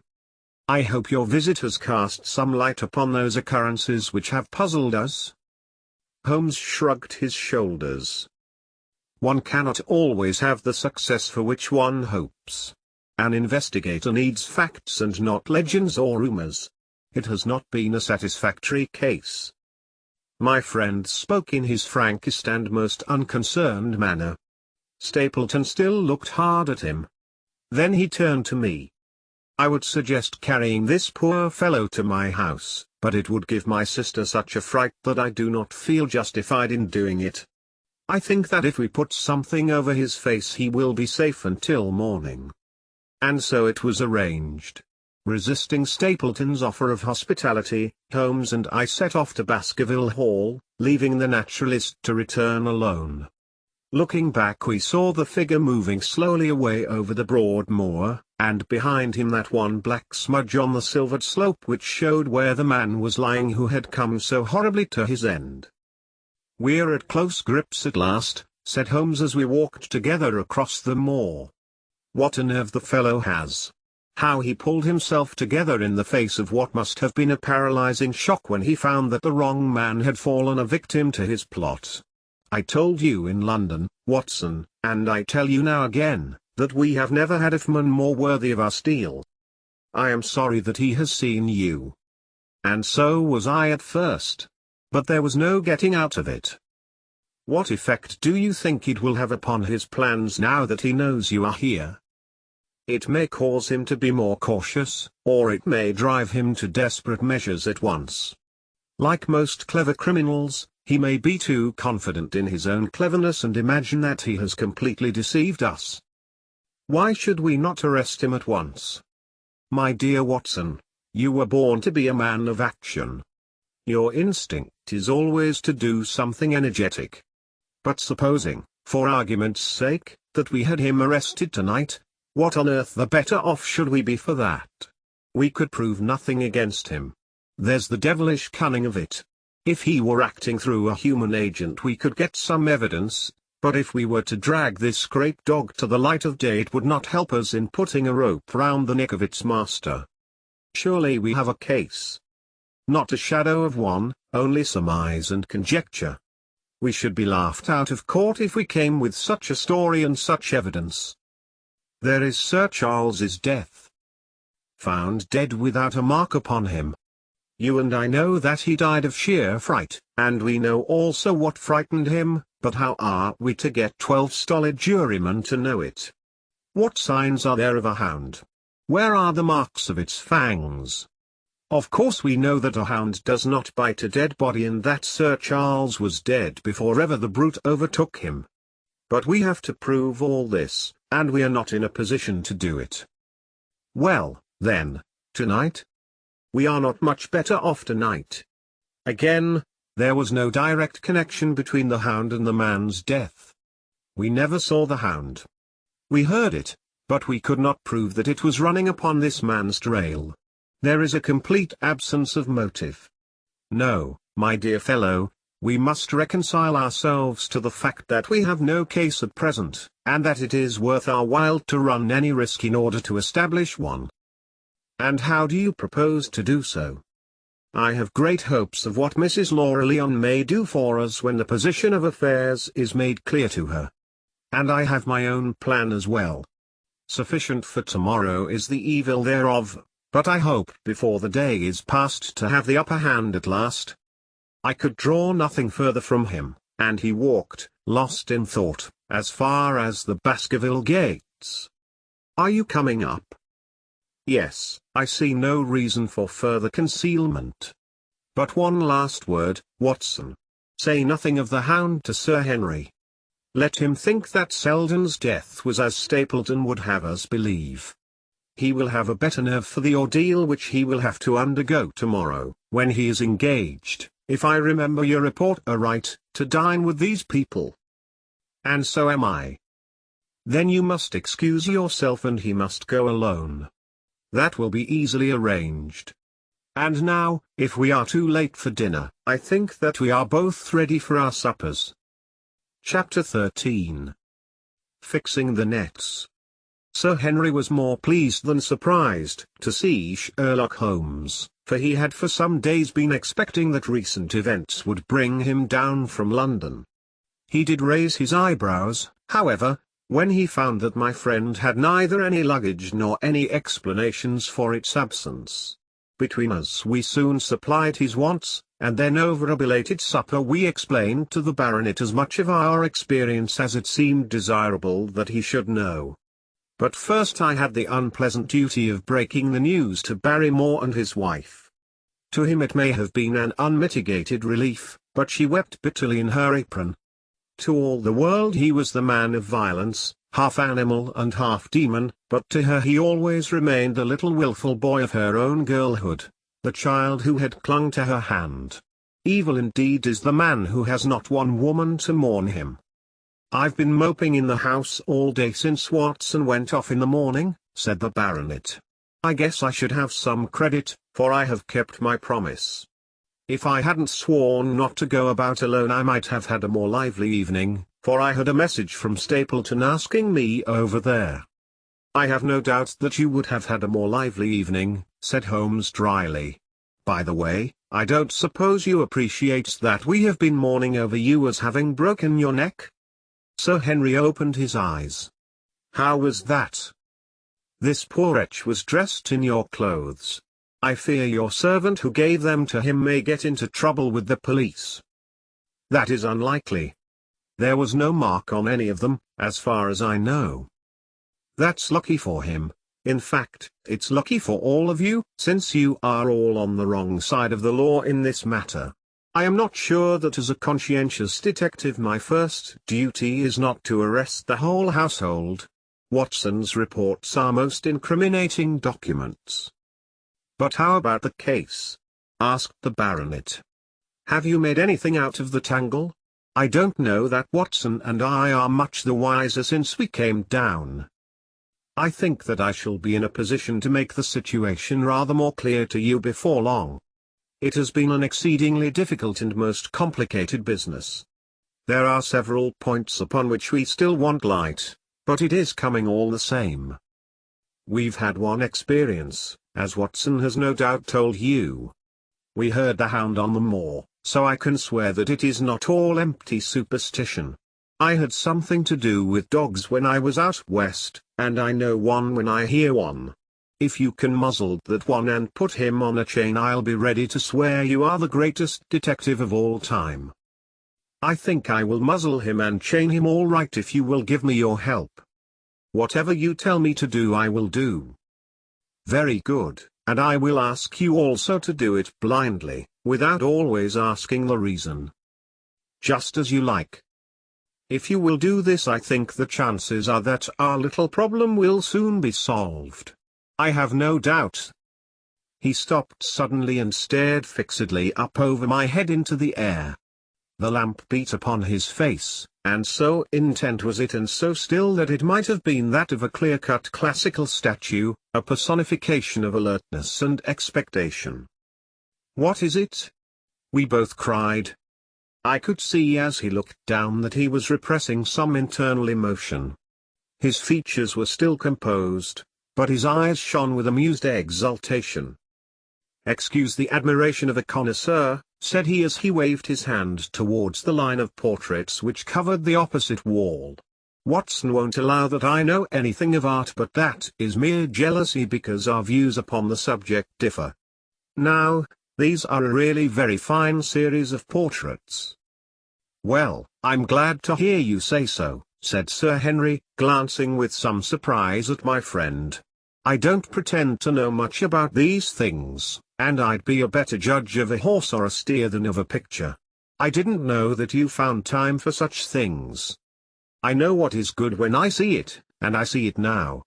That's an Ella, I'll swear. That lady in the blue silk over yonder, and the stout gentleman with the wig ought to be a Reynolds. They are all family portraits, I presume? Every one. Do you know the names? Barrymore has been coaching me in them, and I think I can say my lessons fairly well. Who is the gentleman with the telescope? That is Rear Admiral Baskerville, who served under Rodney in the West Indies. The man with the blue coat and the roll of paper is Sir William Baskerville, who was chairman of committees of the House of Commons under Pitt. And this cavalier opposite to me, the one with the black velvet and the lace? Ah, you have a right to know about him. That is the cause of all the mischief, the wicked Hugo, who started the Hound of the Baskervilles. We're not likely to forget him. I gazed with interest and some surprise upon the portrait. Dear me, said Holmes, he seems a quiet, meek-mannered man enough, but I dare say that there was a lurking devil in his eyes. I had pictured him as a more robust and ruffianly person. There's no doubt about the authenticity, for the name and the date, 1647, are on the back of the canvas. Holmes said little more, but the picture of the old roisterer seemed to have a fascination for him, and his eyes were continually fixed upon it during supper. It was not until later, when Sir Henry had gone to his room, that I was able to follow the trend of his thoughts. He led me back into the banqueting hall, his bedroom candle in his hand, and he held it up against the time-stained portrait on the wall. Do you see anything there? I looked at the broad-plumed hat, the curling love locks, the white lace collar, and the straight, severe face which was framed between them. It was not a brutal countenance, but it was prim, hard, and stern, with a firm-set, thin-lipped mouth, and a coldly intolerant eye. Is it like anyone you know? There is something of Sir Henry about the jaw. Just a suggestion, perhaps. But wait an instant. He stood upon a chair, and, holding up the light in his left hand, he curved his right arm over the broad hat and round the long ringlets. Good heavens! I cried in amazement.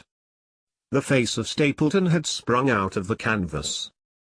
Ha, you see it now. My eyes have been trained to examine faces and not their trimmings. It is the first quality of a criminal investigator that he should see through a disguise. But this is marvelous. It might be his portrait. Yes, it is an interesting instance of a throwback, which appears to be both physical and spiritual. A study of family portraits is enough to convert a man to the doctrine of reincarnation. The fellow is a Baskerville, that is evident. With designs upon the succession. Exactly. This chance of the picture has supplied us with one of our most obvious missing links. We have him, Watson, we have him, and I dare swear that before tomorrow night he will be fluttering in our net as helpless as one of his own butterflies. A pin, a cork, and a card, and we add him to the Baker Street collection. He burst into one of his rare fits of laughter as he turned away from the picture. I have not heard him laugh often, and it has always boded ill to somebody. I was up betimes in the morning, but Holmes was afoot earlier still, for I saw him as I dressed, coming up the drive. Yes, we should have a full day today, he remarked, and he rubbed his hands with the joy of action. The nets are all in place, and the drag is about to begin. We'll know before the day is out whether we have caught our big, lean-jawed pike, or whether he has got through the meshes. Have you been on the moor already? I have sent a report from Grimpen to Princetown as to the death of Selden. I think I can promise that none of you will be troubled in the matter. And I have also communicated with my faithful Cartwright, who would certainly have pined away at the door of my hut, as a dog does at his master's grave, if I had not set his mind at rest about my safety. What is the next move? To see Sir Henry. Ah, here he is. Good morning, Holmes, said the baronet. You look like a general who is planning a battle with his chief of the staff. That is the exact situation. Watson was asking for orders. And so do I. Very good. You are engaged, as I understand, to dine with our friends the Stapletons tonight. I hope that you will come also. They are very hospitable people, and I am sure that they would be very glad to see you. I fear that Watson and I must go to London. To London? Yes, I think that we should be more useful there at the present juncture. The baronet's face perceptibly lengthened. I hoped that you were going to see me through this business. The hall and the moor are not very pleasant places when one is alone. My dear fellow, you must trust me implicitly and do exactly what I tell you. You can tell your friends that we should have been happy to have come with you, but that urgent business required us to be in town. We hope very soon to return to Devonshire. Will you remember to give them that message? If you insist upon it. There is no alternative, I assure you. I saw by the baronet's clouded brow that he was deeply hurt by what he regarded as our desertion. When do you desire to go? He asked coldly. Immediately after breakfast. We will drive into Coombe Tracey, but Watson will leave his things as a pledge that he will come back to you. Watson, you will send a note to Stapleton to tell him that you regret that you cannot come. I have a good mind to go to London with you, said the baronet. Why should I stay here alone? Because it is your post of duty. Because you gave me your word that you would do as you were told, and I tell you to stay. All right, then, I'll stay. One more direction. I wish you to drive to Merripit House. Send back your trap, however, and let them know that you intend to walk home. To walk across the moor? Yes. But that is the very thing which you have so often cautioned me not to do. This time you may do it with safety. If I had not every confidence in your nerve and courage I would not suggest it. But it is essential that you should do it. Then I will do it. And as you value your life, do not go across the moor in any direction save along the straight path which leads from Merripit House to the Grimpen Road, and is your natural way home. I will do just what you say. Very good. I should be glad to get away as soon after breakfast as possible, so as to reach London in the afternoon. I was much astounded by this programme, though I remembered that Holmes had said to Stapleton on the night before that his visit would terminate next day. It had not crossed my mind, however, that he would wish me to go with him, nor could I understand how we could both be absent at a moment which he himself declared to be critical. There was nothing for it, however, but implicit obedience, so we bade goodbye to our rueful friend, and a couple of hours afterwards we were at the station of Coombe Tracey and had dispatched the trap upon its return journey.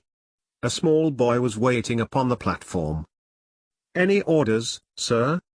"You will take this train to town, Cartwright. The moment you arrive you will send a wire to Sir Henry Baskerville, in my name, to say that if he finds the pocket-book which I have dropped he is to send it by registered post to Baker Street." "Yes, sir." "And ask at the station office if there is a message for me." The boy returned with a telegram, which Holmes handed to me. It ran: "Wire received. Coming down with unsigned warrant. Arrive 5:40. Lestrade." That is in answer to mine of this morning. He is the best of the professionals, I think, and we may need his assistance. Now, Watson, I think that we cannot employ our time better than by calling upon your acquaintance, Mrs. Laura Leon. His plan of campaign was beginning to be evident.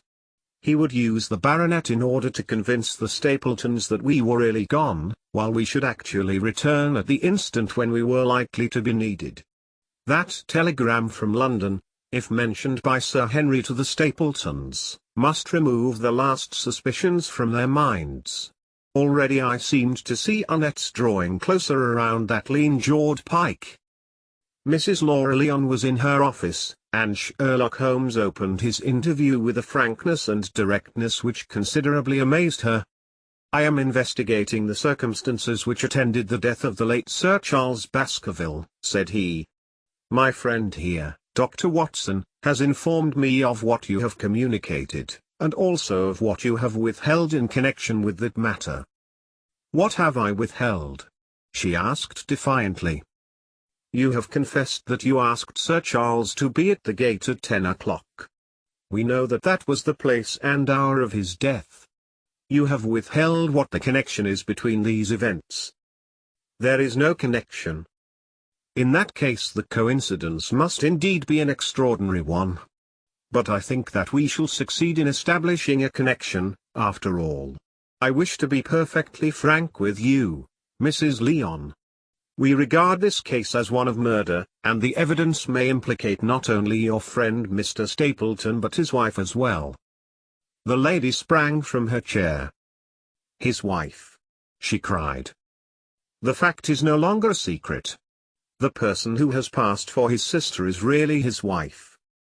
Mrs. Leon had resumed her seat. Her hands were grasping the arms of her chair, and I saw that the pink nails had turned white with the pressure of her grip. "His wife," she said again. "His wife. He is not a married man." Sherlock Holmes shrugged his shoulders. "Prove it to me. Prove it to me. And if you can do so." The fierce flash of her eyes said more than any words. "I have come prepared to do so," said Holmes, drawing several papers from his pocket. "Here is a photograph of the couple taken in York 4 years ago. It is endorsed Mr. and Mrs. Vandeleur, but you will have no difficulty in recognizing him, and her also, if you know her by sight. Here are 3 written descriptions by trustworthy witnesses of Mr. and Mrs. Vandeleur, who at the time kept St. Oliver's private school. Read them and see if you can doubt the identity of these people." She glanced at them, and then looked up at us with the set, rigid face of a desperate woman. "Mr. Holmes," she said, This man had offered me marriage on condition that I could get a divorce from my husband. He has lied to me, the villain, in every conceivable way. Not one word of truth has he ever told me.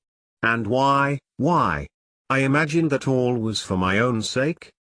But now I see that I was never anything but a tool in his hands. Why should I preserve faith with him who never kept any with me?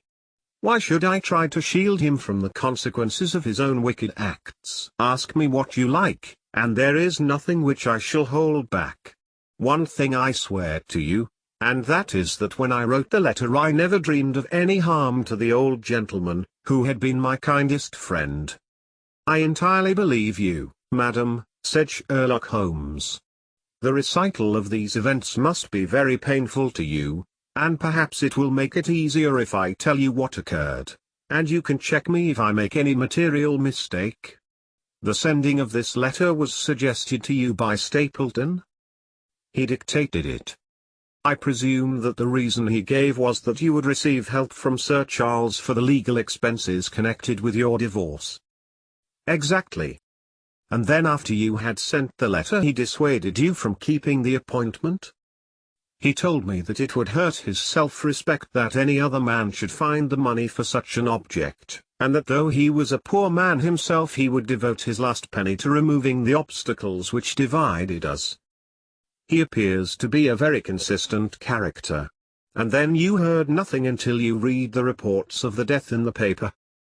No. And he made you swear to say nothing about your appointment with Sir Charles? He did. He said that the death was a very mysterious one, and that I should certainly be suspected if the facts came out. He frightened me into remaining silent. Quite so. But you had your suspicions? She hesitated and looked down. I knew him, she said. But if he had kept faith with me I should always have done so with him. I think that on the whole you have had a fortunate escape, said Sherlock Holmes. You have had him in your power and he knew it, and yet you are alive. You have been walking for some months very near to the edge of a precipice. We must wish you good morning now, Mrs. Leon, and it is probable that you will very shortly hear from us again. Our case becomes rounded off, and difficulty after difficulty thins away in front of us, said Holmes as we stood waiting for the arrival of the express from town. I shall soon be in the position of being able to put into a single connected narrative one of the most singular and sensational crimes of modern times. Students of criminology will remember the analogous incidents in Godno, in Little Russia, in the year 66, and of course there are the Anderson murders in North Carolina, but this case possesses some features which are entirely its own. Even now we have no clear case against this very wily man. But I shall be very much surprised if it is not clear enough before we go to bed this night. The London express came roaring into the station, and a small, wiry bulldog of a man had sprung from a first-class carriage. We all three shook hands, and I saw at once from the reverential way in which Lestrade gazed at my companion that he had learned a good deal since the days when they had first worked together. I could well remember the scorn which the theories of the reasoner used then to excite in the practical man. Anything good? He asked. The biggest thing for years, said Holmes. We have 2 hours before we need think of starting. I think we might employ it in getting some dinner and then, Lestrade, we will take the London fog out of your throat by giving you a breath of the pure night air of Dartmoor. Never been there? Ah, well, I don't suppose you will forget. Chapter 14. The Hound of the Baskervilles.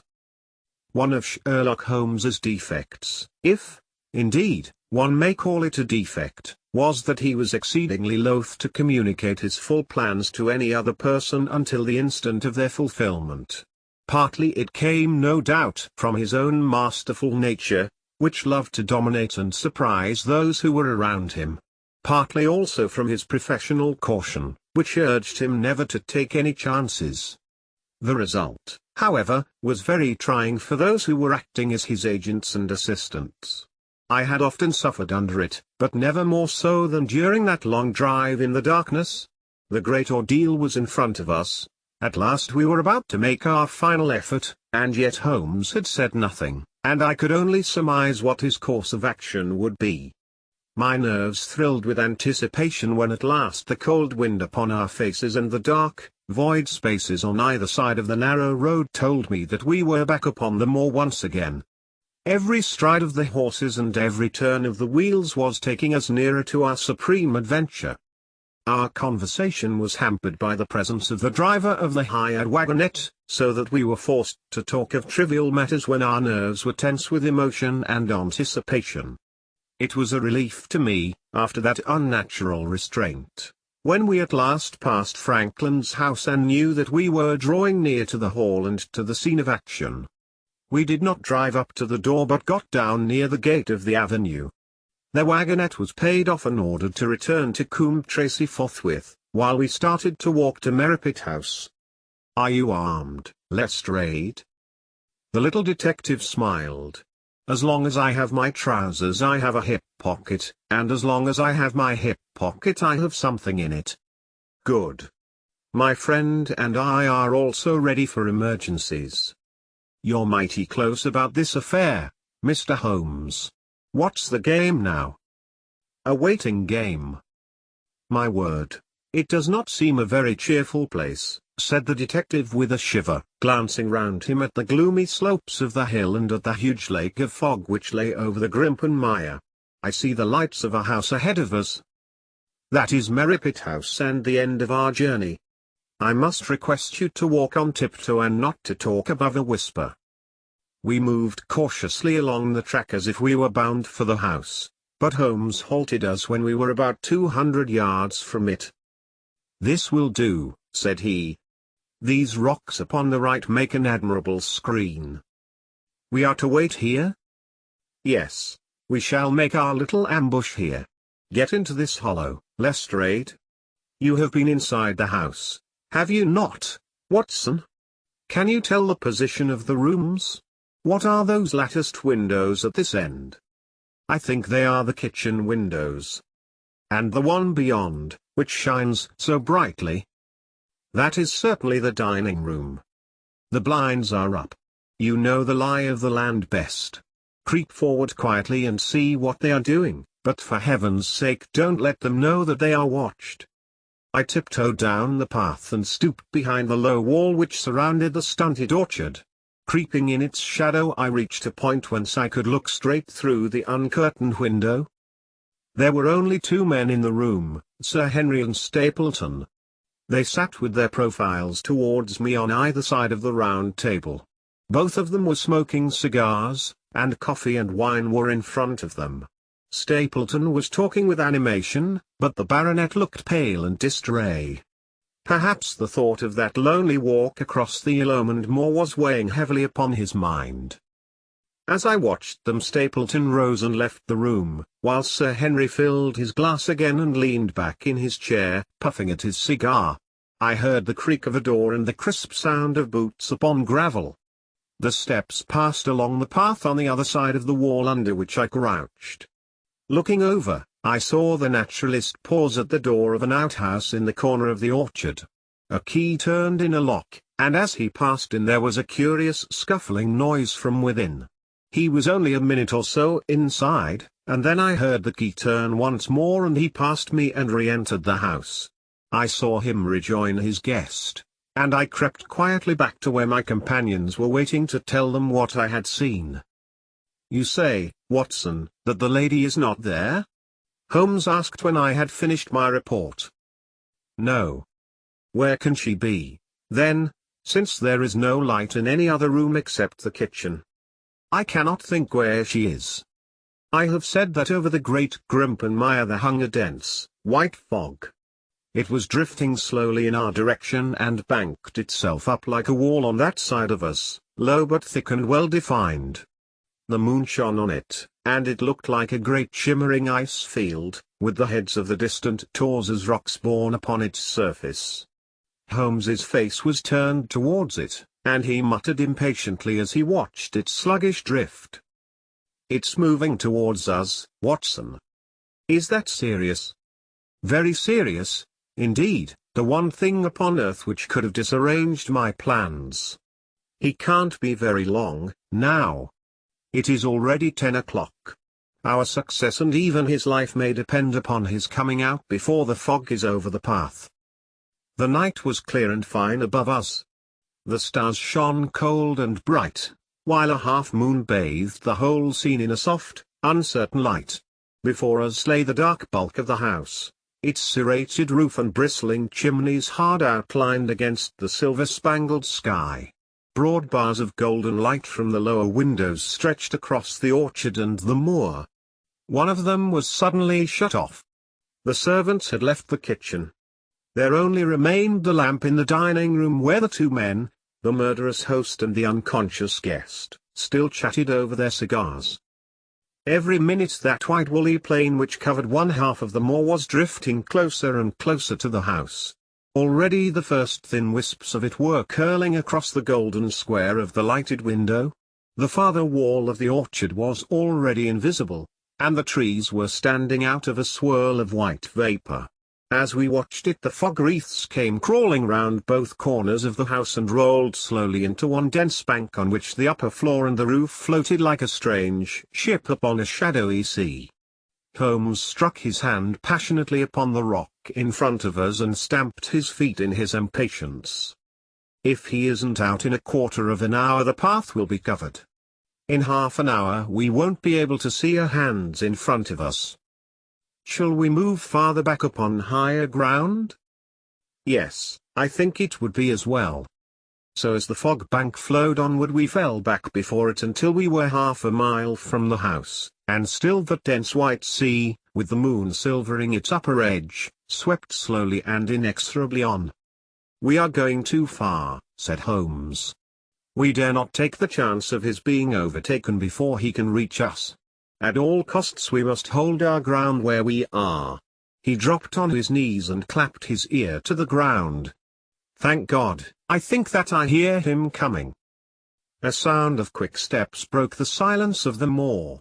Crouching among the stones, we stared intently at the silver-tipped bank in front of us. The steps grew louder, and through the fog, as through a curtain, stepped the man whom we were awaiting. He looked round him in surprise as he emerged into the clear, starlit night. Then he came swiftly along the path, passed close to where we lay, and went on up the long slope behind us. As he walked he glanced continually over either shoulder, like a man who is ill at ease. "Hist!" cried Holmes, and I heard the sharp click of a cocking pistol. "Look out! It's coming!" There was a thin, crisp, continuous patter from somewhere in the heart of the crawling bank. The cloud was within 50 yards of where we lay, and we glared at it, all three, uncertain what horror was about to break from the heart of it. I was at Holmes's elbow, and I glanced for an instant at his face. It was pale and exultant, his eyes shining brightly in the moonlight. But suddenly they started forward in a rigid, fixed stare, and his lips parted in amazement.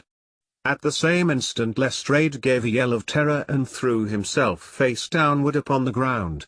I sprang to my feet, my inert hand grasping my pistol, my mind paralyzed by the dreadful shape which had sprung out upon us from the shadows of the fog. A hound it was, an enormous coal-black hound, but not such a hound as mortal eyes have ever seen. Fire burst from its open mouth, its eyes glowed with a smouldering glare, its muzzle and hackles and dewlap were outlined in flickering flame. Never in the delirious dream of a disordered brain could anything more savage, more appalling, more hellish be conceived than that dark form and savage face which broke upon us out of the wall of fog. With long bounds the huge black creature was leaping down the track, following hard upon the footsteps of our friend. So paralyzed were we by the apparition that we allowed him to pass before we had recovered our nerve. Then Holmes and I both fired together, and the creature gave a hideous howl, which showed that one at least had hit him. He did not pause, however, but bounded onward. Far away on the path we saw Sir Henry looking back, his face white in the moonlight, his hands raised in horror, glaring helplessly at the frightful thing which was hunting him down. But that cry of pain from the hound had blown all our fears to the winds. If he was vulnerable he was mortal, and if we could wound him we could kill him. Never have I seen a man run as Holmes ran that night. I am reckoned fleet of foot, but he outpaced me as much as I outpaced the little professional. In front of us as we flew up the track we heard scream after scream from Sir Henry in the deep roar of the hound. I was in time to see the beast spring upon its victim, hurl him to the ground, and worry at his throat. But the next instant Holmes had emptied 5 barrels of his revolver into the creature's flank. With a last howl of agony and a vicious snap in the air, it rolled upon its back, 4 feet pawing furiously, and then fell limp upon its side. I stooped, panting, and pressed my pistol to the dreadful, shimmering head, but it was useless to press the trigger. The giant hound was dead. Sir Henry lay insensible where he had fallen. We tore away his collar, and Holmes breathed a prayer of gratitude when we saw that there was no sign of a wound and that the rescue had been in time. Already our friend's eyelids shivered and he made a feeble effort to move. Lestrade thrust his brandy flask between the baronet's teeth, and 2 frightened eyes were looking up at us. "My God!" he whispered. "What was it? What, in heaven's name, was it?" "It's dead, whatever it is," said Holmes. "We've laid the family ghost once and forever." In mere size and strength it was a terrible creature which was lying stretched before us. It was not a pure bloodhound and it was not a pure mastiff, but it appeared to be a combination of the two, gaunt, savage, and as large as a small lioness. Even now in the stillness of death, the huge jaws seemed to be dripping with a bluish flame and the small, deep-set, cruel eyes were ringed with fire. I placed my hand upon the glowing muzzle, and as I held them up my own fingers smouldered and gleamed in the darkness. "Phosphorus," I said. "A cunning preparation of it," said Holmes, sniffing at the dead animal. "There is no smell which might have interfered with his power of scent. We owe you a deep apology, Sir Henry, for having exposed you to this fright. I was prepared for a hound, but not for such a creature as this. And the fog gave us little time to receive him. You have saved my life, having first endangered it. Are you strong enough to stand? Give me another mouthful of that brandy and I shall be ready for anything. So, now, if you will help me up, what do you propose to do?" "To leave you here. You are not fit for further adventures tonight. If you will wait, one or other of us will go back with you to the hall." He tried to stagger to his feet, but he was still ghastly pale and trembling in every limb.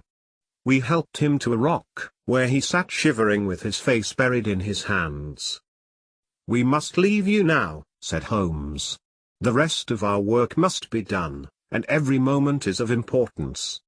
We have our case, and now we only want our man. It's 1,000 to 1 against our finding him at the house," he continued as we retraced our steps swiftly down the path. "Those shots must have told him that the game was up. We were some distance off, and this fog may have deadened them. He followed the hound to call him off, of that you may be certain. No, he's gone by this time. But we'll search the house and make sure." The front door was open, so we rushed in and hurried from room to the amazement of a doddering old manservant, who met us in the passage. There was no light save in the dining room, but Holmes caught up the lamp and left no corner of the house unexplored. No sign could we see of the man whom we were chasing. On the upper floor, however, one of the bedroom doors was locked. "There's someone in here," cried Lestrade. "I can hear a movement. Open this door." A faint moaning and rustling came from within. Holmes struck the door just over the lock with the flat of his foot and it flew open. Pistol in hand, we all 3 rushed into the room. But there was no sign within it of the desperate and defiant villain whom we expected to see. Instead we were faced by an object so strange and so unexpected that we stood for a moment staring at it in amazement. The room had been fashioned into a small museum, and the walls were lined by a number of glass-topped cases full of that collection of butterflies and moths the formation of which had been the relaxation of this complex and dangerous man. In the center of this room there was an upright beam, which had been placed at some period as a support for the old worm-eaten balk of timber which spanned the roof. To this post a figure was tied, so swathed and muffled in the sheets which had been used to secure it that one could not for the moment tell whether it was that of a man or a woman. One towel passed round the throat and was secured at the back of the pillar.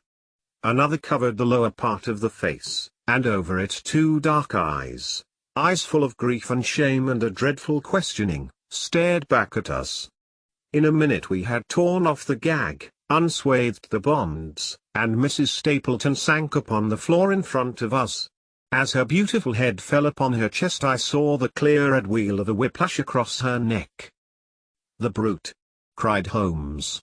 "Here, Lestrade, your brandy bottle. Put her in the chair. She has fainted from ill usage and exhaustion." She opened her eyes again. "Is he safe?" she asked. "Has he escaped?" "He cannot escape us, madam." "No, no, I did not mean my husband. Sir Henry? Is he safe?" "Yes." "And the hound?" "It is dead." She gave a long sigh of satisfaction. "Thank God. Thank God. Oh, this villain! See how he has treated me." She shot her arms out from her sleeves, and we saw with horror that they were all mottled with bruises. "But this is nothing, nothing. It is my mind and soul that he has tortured and defiled. I could endure it all, ill usage, solitude, a life of deception, everything, as long as I could still cling to the hope that I had his love, but now I know that in this also I have been his dupe and his tool." She broke into passionate sobbing as she spoke. "You bear him no good will, madam," said Holmes. "Tell us then where we shall find him. If you have ever aided him in evil, help us now and so atone." "There is but one place where he can have fled," she answered. "There is an old tin mine on an island in the heart of the mire. It was there that he kept his hound, and there also he had made preparations so that he might have a refuge. That is where he would fly." The fog bank lay like white wool against the window.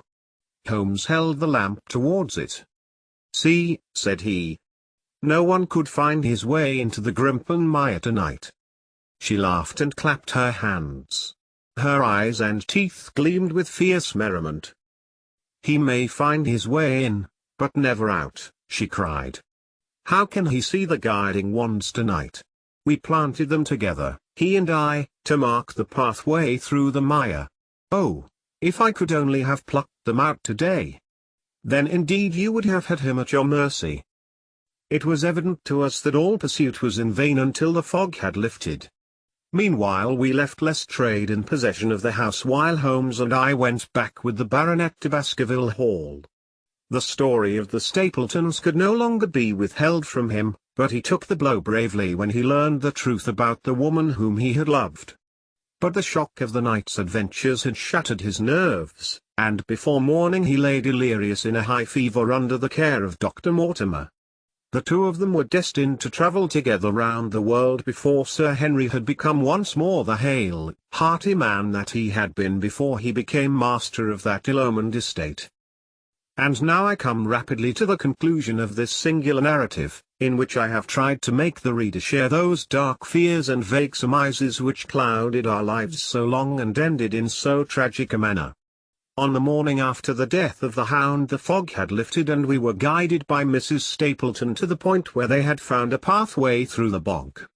It helped us to realize the horror of this woman's life when we saw the eagerness and joy with which she laid us on her husband's track. We left her standing upon the thin peninsula of firm, peaty soil which tapered out into the widespread bog. From the end of it a small wand planted here and there showed where the path zigzagged from tuft to tuft of rushes among those green-scummed pits and foul quagmires which barred the way to the stranger. Rank reeds and lush, slimy water plants sent an odor of decay and a heavy miasmatic vapor onto our faces, while a false step plunged us more than once thigh-deep into the dark, quivering mire, which shook for yards in soft undulations around our feet. Its tenacious grip plucked at our heels as we walked, and when we sank into it, it was as if some malignant hand was tugging us down into those obscene depths, so grim and purposeful was the clutch in which it held us. Once only we saw a trace that someone had passed that perilous way before us. From amid a tuft of cotton grass which bore it up out of the slime, some dark thing was projecting. Holmes sank to his waist as he stepped from the path to seize it, and had we not been there to drag him out, he could never have set his foot upon firm land again. He held an old black boot in the air.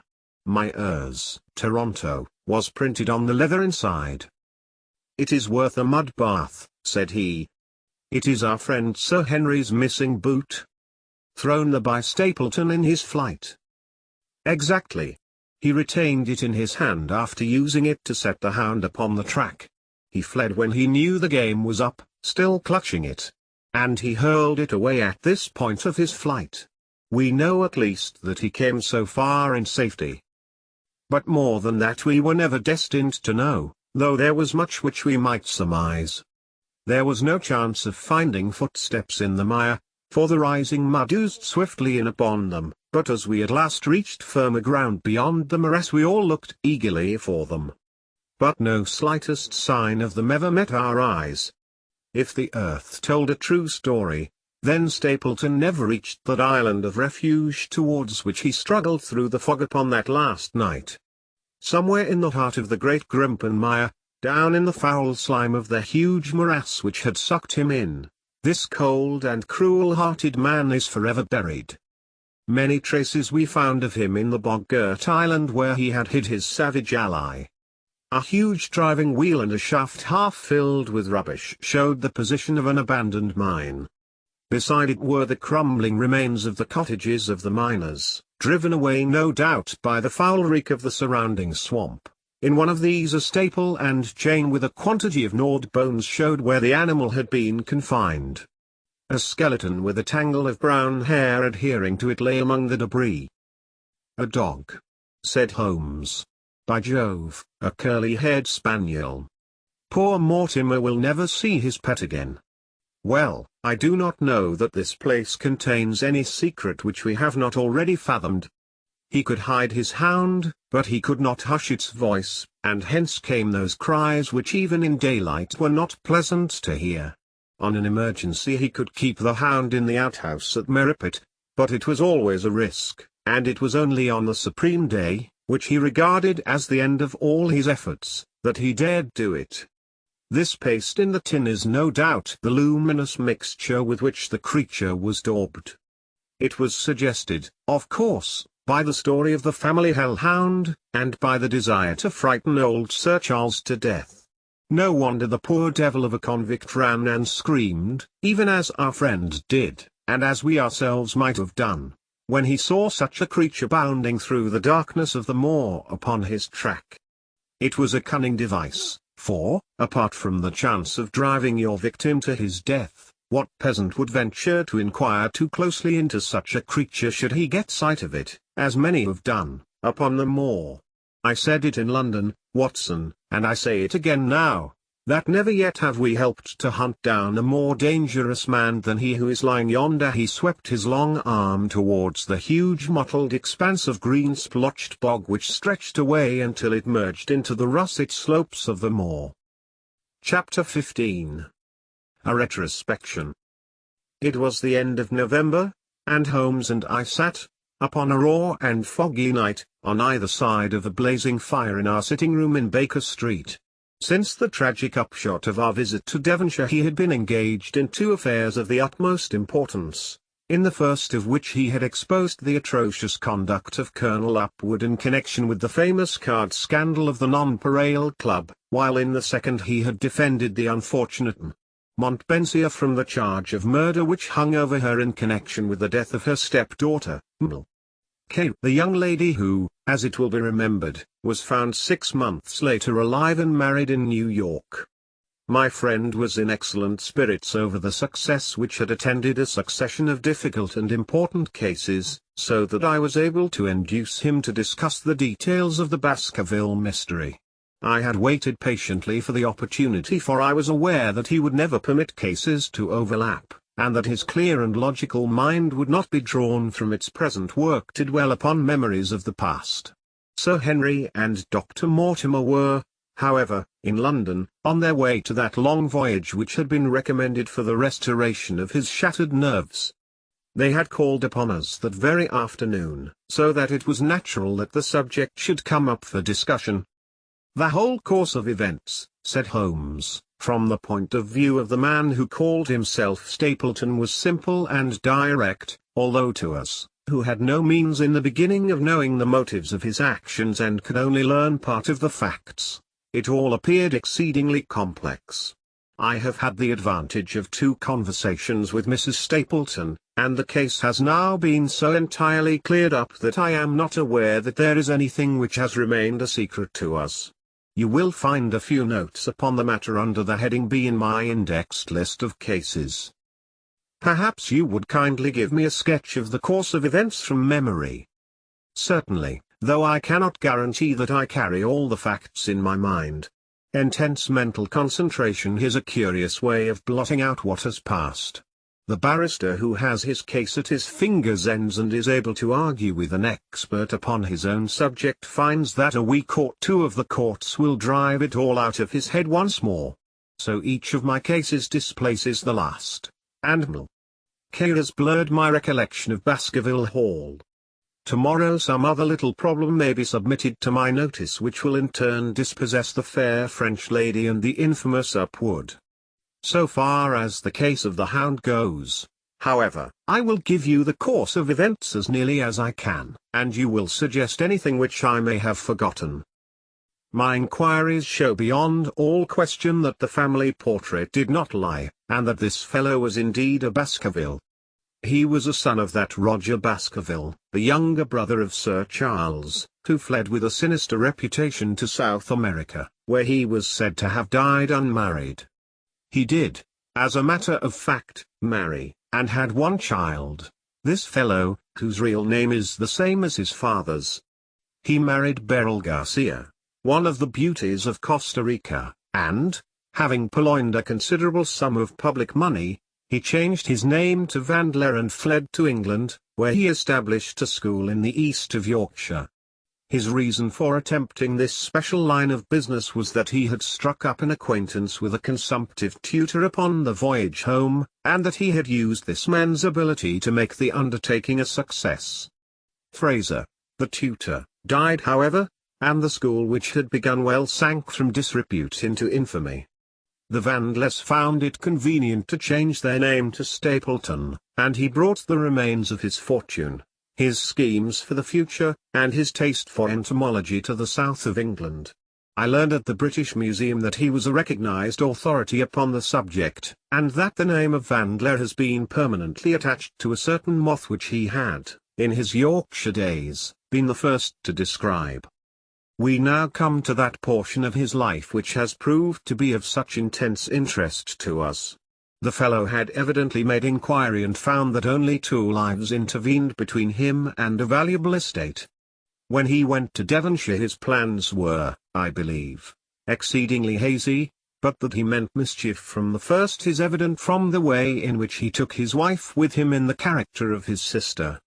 The idea of using her as a decoy was clearly already in his mind, though he may not have been certain how the details of his plot were to be arranged. He meant in the end to have the estate, and he was ready to use any tool or run any risk for that end. His first act was to establish himself as near to his ancestral home as he could, and his second was to cultivate a friendship with Sir Charles Baskerville and with the neighbours. The baronet himself told him about the family hound, and so prepared the way for his own death. Stapleton, as I will continue to call him, knew that the old man's heart was weak and that a shock would kill him. So much he had learned from Dr. Mortimer. He had heard also that Sir Charles was superstitious and had taken this grim legend very seriously. His ingenious mind instantly suggested a way by which the baronet could be done to death, and yet it would be hardly possible to bring home the guilt to the real murderer. Having conceived the idea, he proceeded to carry it out with considerable finesse. An ordinary schemer would have been content to work with a savage hound. The use of artificial means to make the creature diabolical was a flash of genius upon his part. The dog he bought in London from Ross and Mangles, the dealers in Fulham Road.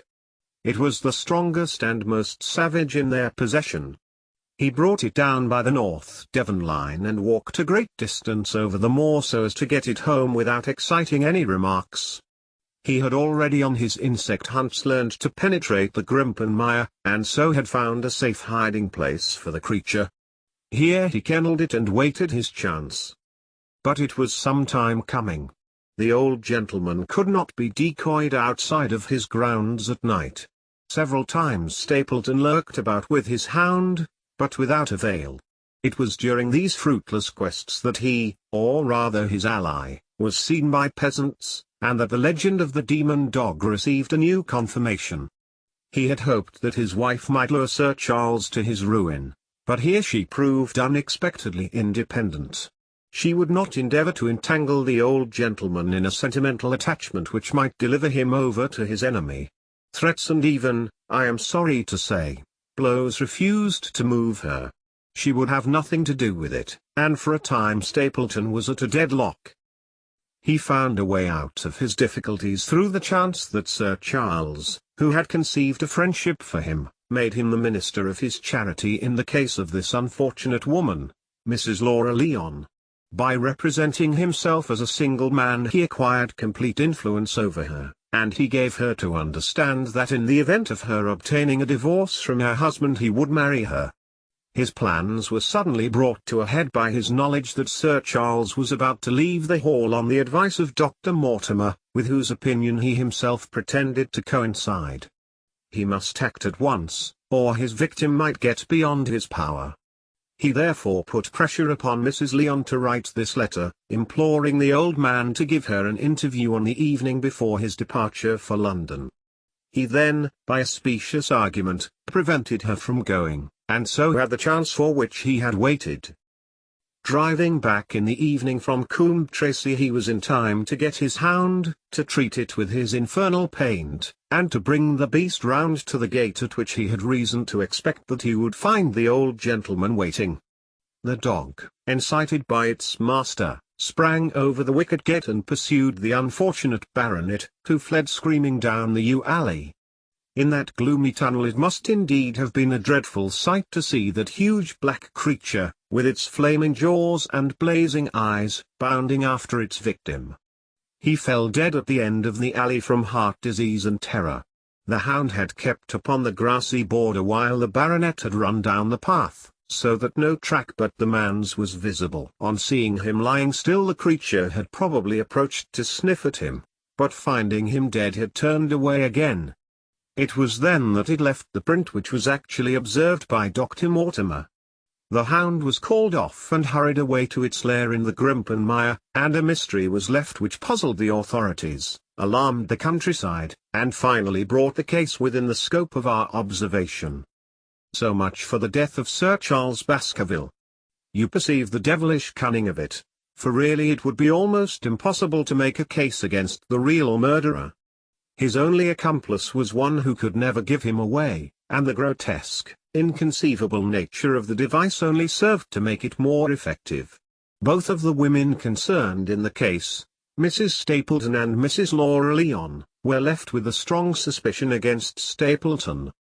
Mrs. Stapleton knew that he had designs upon the old man, and also of the existence of the hound. Mrs. Lyon knew neither of these things, but had been impressed by the death occurring at the time of an uncancelled appointment which was only known to him. However, both of them were under his influence, and he had nothing to fear from them. The first half of his task was successfully accomplished, but the more difficult still remained. It is possible that Stapleton did not know of the existence of an heir in Canada. In any case he would very soon learn it from his friend Dr. Mortimer, and he was told by the latter all details about the arrival of Henry Baskerville, Stapleton's first idea was that this young stranger from Canada might possibly be done to death in London without coming down to Devonshire at all. He distrusted his wife ever since she had refused to help him in laying a trap for the old man, and he dared not leave her long out of his sight for fear he should lose his influence over her. It was for this reason that he took her to London with him. They lodged, I find, at the Mexborough Private Hotel, in Craven Street, which was actually one of those called upon by my agent in search of evidence. Here he kept his wife imprisoned in her room while he, disguised in a beard, followed Dr. Mortimer to Baker Street and afterwards to the station and to the Northumberland Hotel. His wife had some inkling of his plans, but she had such a fear of her husband, a fear founded upon brutal ill-treatment, that she dare not write to warn the man whom she knew to be in danger. If the letter should fall into Stapleton's hands, her own life would not be safe. Eventually, as we know, she adopted the expedient of cutting out the words which would form the message, and addressing the letter in a disguised hand. It reached the baronet, and gave him the first warning of his danger. It was very essential for Stapleton to get some article of Sir Henry's attire so that, in case he was driven to use the dog, he might always have the means of setting him upon his track. With characteristic promptness and audacity he set about this at once, and we cannot doubt that the boots or chambermaid of the hotel was well bribed to help him in his design. By chance, however, the first boot which was procured for him was a new one and, therefore, useless for his purpose. He then had it returned and obtained another, a most instructive incident, since it proved conclusively to my mind that we were dealing with a real hound, as no other supposition could explain this anxiety to obtain an old boot and this indifference to a new one. The more outre and grotesque an incident is, the more carefully it deserves to be examined, and the very point which appears to complicate a case is, when duly considered and scientifically handled, the one which is most likely to elucidate it. Then we had the visit from our friends next morning, shadowed always by Stapleton in the cab. From his knowledge of our rooms and of my appearance, as well as from his general conduct, I am inclined to think that Stapleton's career of crime has been by no means limited to this single Baskerville affair. It is suggestive that during the last 3 years there have been 4 considerable burglaries in the West Country, for none of which was any criminal ever arrested. The last of these, at Folkestone Court, in May, was remarkable for the cold-blooded pistoling of the page, who surprised the masked and solitary burglar. I cannot doubt that Stapleton recruited his waning resources in this fashion, and that for years he has been a desperate and dangerous man. We had an example of his readiness of resource that morning when he got away from us so successfully, and also of his audacity in sending back my own name to me through the cabman. From that moment he understood that I had taken over the case in London, and that therefore there was no chance for him there. He returned to Dartmoor and awaited the arrival of the baronet. "One moment," said I. "You have, no doubt, described the sequence of events correctly, but there is one point which you have left unexplained. What became of the Hound when its master was in London?" I had given some attention to this matter, and it is undoubtedly of importance. There can be no question that Stapleton had a confidant, though it is unlikely that he ever placed himself in his power by sharing all his plans with him. There was an old man-servant at Merripit House, whose name was Anthony. His connection with the Stapletons can be traced for several years, as far back as the schoolmastering days, so that he must have been aware that his master and mistress were really husband and wife. This man has disappeared and has escaped from the country. It is suggestive that Anthony is not a common name in England, while Antonio is so in all Spanish or Spanish-American countries. The man, like Mrs. Stapleton herself, spoke good English, but with a curious lisping accent. I have myself seen this old man cross the Grimpen Mire by the path which Stapleton had marked out. It is very probable, therefore, that in the absence of his master it was he who cared for the hound, though he may never have known the purpose for which the beast was used. The Stapletons then went down to Devonshire, whither they were soon followed by Sir Henry and you. One word now as to how I stood myself at that time. It may possibly recur to your memory that when I examined the paper upon which the printed words were fastened I made a close inspection for the watermark. In doing so I held it within a few inches of my eyes, and was conscious of a faint smell of the scent known as white jessamine. There are 75 perfumes, which it is very necessary that a criminal expert should be able to distinguish from each other, and cases have more than once within my own experience depended upon their prompt recognition. The scent suggested the presence of a lady, and already my thoughts began to turn towards the Stapletons. Thus I had made certain of the Hound, and had guessed at the criminal before ever we went to the West Country. It was my game to watch Stapleton. It was evident, however, that I could not do this if I were with you, since he would be keenly on his guard. I deceived everybody, therefore, yourself included, and I came down secretly when I was supposed to be in London. My hardships were not so great as you imagined, though such trifling details must never interfere with the investigation of a case. I stayed for the most part at Coombe Tracey, and only used the hut upon the moor when it was necessary to be near the scene of action. Cartwright had come down with me, and in his disguise as a country boy he was of great assistance to me. I was dependent upon him for food and clean linen. When I was watching Stapleton, Cartwright was frequently watching you, so that I was able to keep my hand upon all the strings. I have already told you that your reports reached me rapidly, being forwarded instantly from Baker Street to Coombe Tracey. They were of great service to me, and especially that one incidentally truthful piece of biography of Stapleton's. I was able to establish the identity of the man and the woman and knew at last exactly how I stood.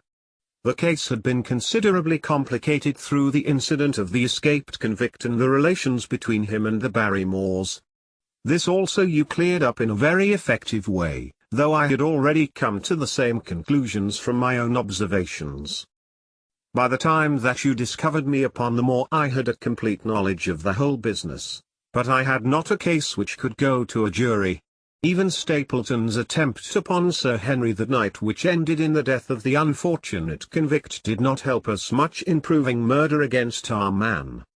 There seemed to be no alternative but to catch him red-handed, and to do so we had to use Sir Henry, alone and apparently unprotected, as a bait. We did so, and at the cost of a severe shock to our client we succeeded in completing our case and driving Stapleton to his destruction.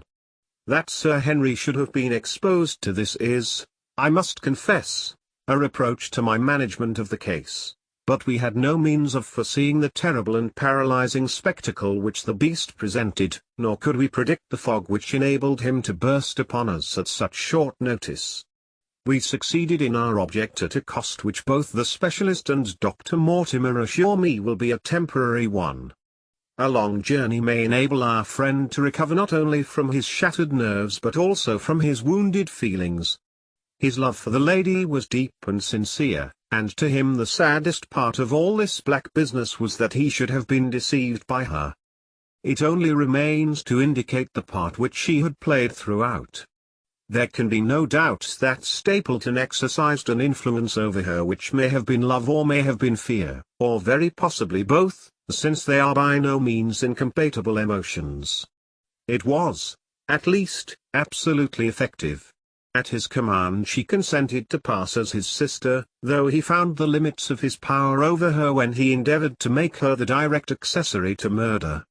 She was ready to warn Sir Henry so far as she could without implicating her husband, and again she tried to do so. Stapleton himself seems to have been capable of jealousy, and when he saw the baronet paying court to the lady, even though it was part of his own plan, still he could not help interrupting with a passionate outburst which revealed the fiery soul which his self-contained manner so cleverly concealed.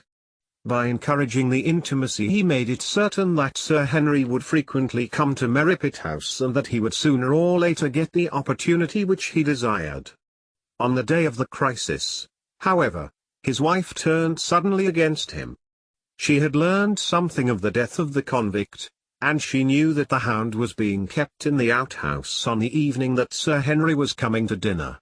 She taxed her husband with his intended crime, and a furious scene followed in which he showed her for the first time that she had a rival in his love.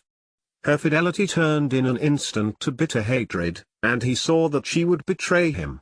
He tied her up, therefore, that she might have no chance of warning Sir Henry, and he hoped, no doubt, that when the whole countryside put down the baronet's death to the curse of his family, as they certainly would do, he could win his wife back to accept an accomplished fact and to keep silent upon what she knew. In this I fancy that in any case he made a miscalculation, and that, if we had not been there, his doom would none the less have been sealed. A woman of Spanish blood does not condone such an injury so lightly. And now, my dear Watson, without referring to my notes, I cannot give you a more detailed account of this curious case. I do not know that anything essential has been left unexplained. He could not hope to frighten Sir Henry to death as he had done the old uncle with his bogey hound. The beast was savage and half-starved. If its appearance did not frighten its victim to death, at least it would paralyze the resistance which might be offered. No doubt. There only remains one difficulty. If Stapleton came into the succession, how could he explain the fact that he, the heir, had been living unannounced under another name so close to the property? How could he claim it without causing suspicion and inquiry?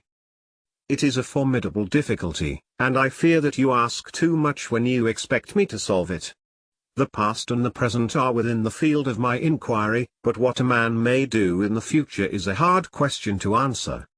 Mrs. Stapleton has heard her husband discuss the problem on several occasions. There were three possible courses. He might claim the property from South America, establish his identity before the British authorities there and so obtain the fortune without ever coming to England at all, or he might adopt an elaborate disguise during the short time that he need be in London, or, again, he might furnish an accomplice with the proofs and papers, putting him in as heir, and retaining a claim upon some proportion of his income. We cannot doubt from what we know of him that he would have found some way out of the difficulty. And now, my dear Watson, we have had some weeks of severe work, and for one evening, I think, we may turn our thoughts into more pleasant channels. I have a box for les Huguenots. Have you heard the risks? Might I trouble you then to be ready in half an hour, and we can stop at Marsigny?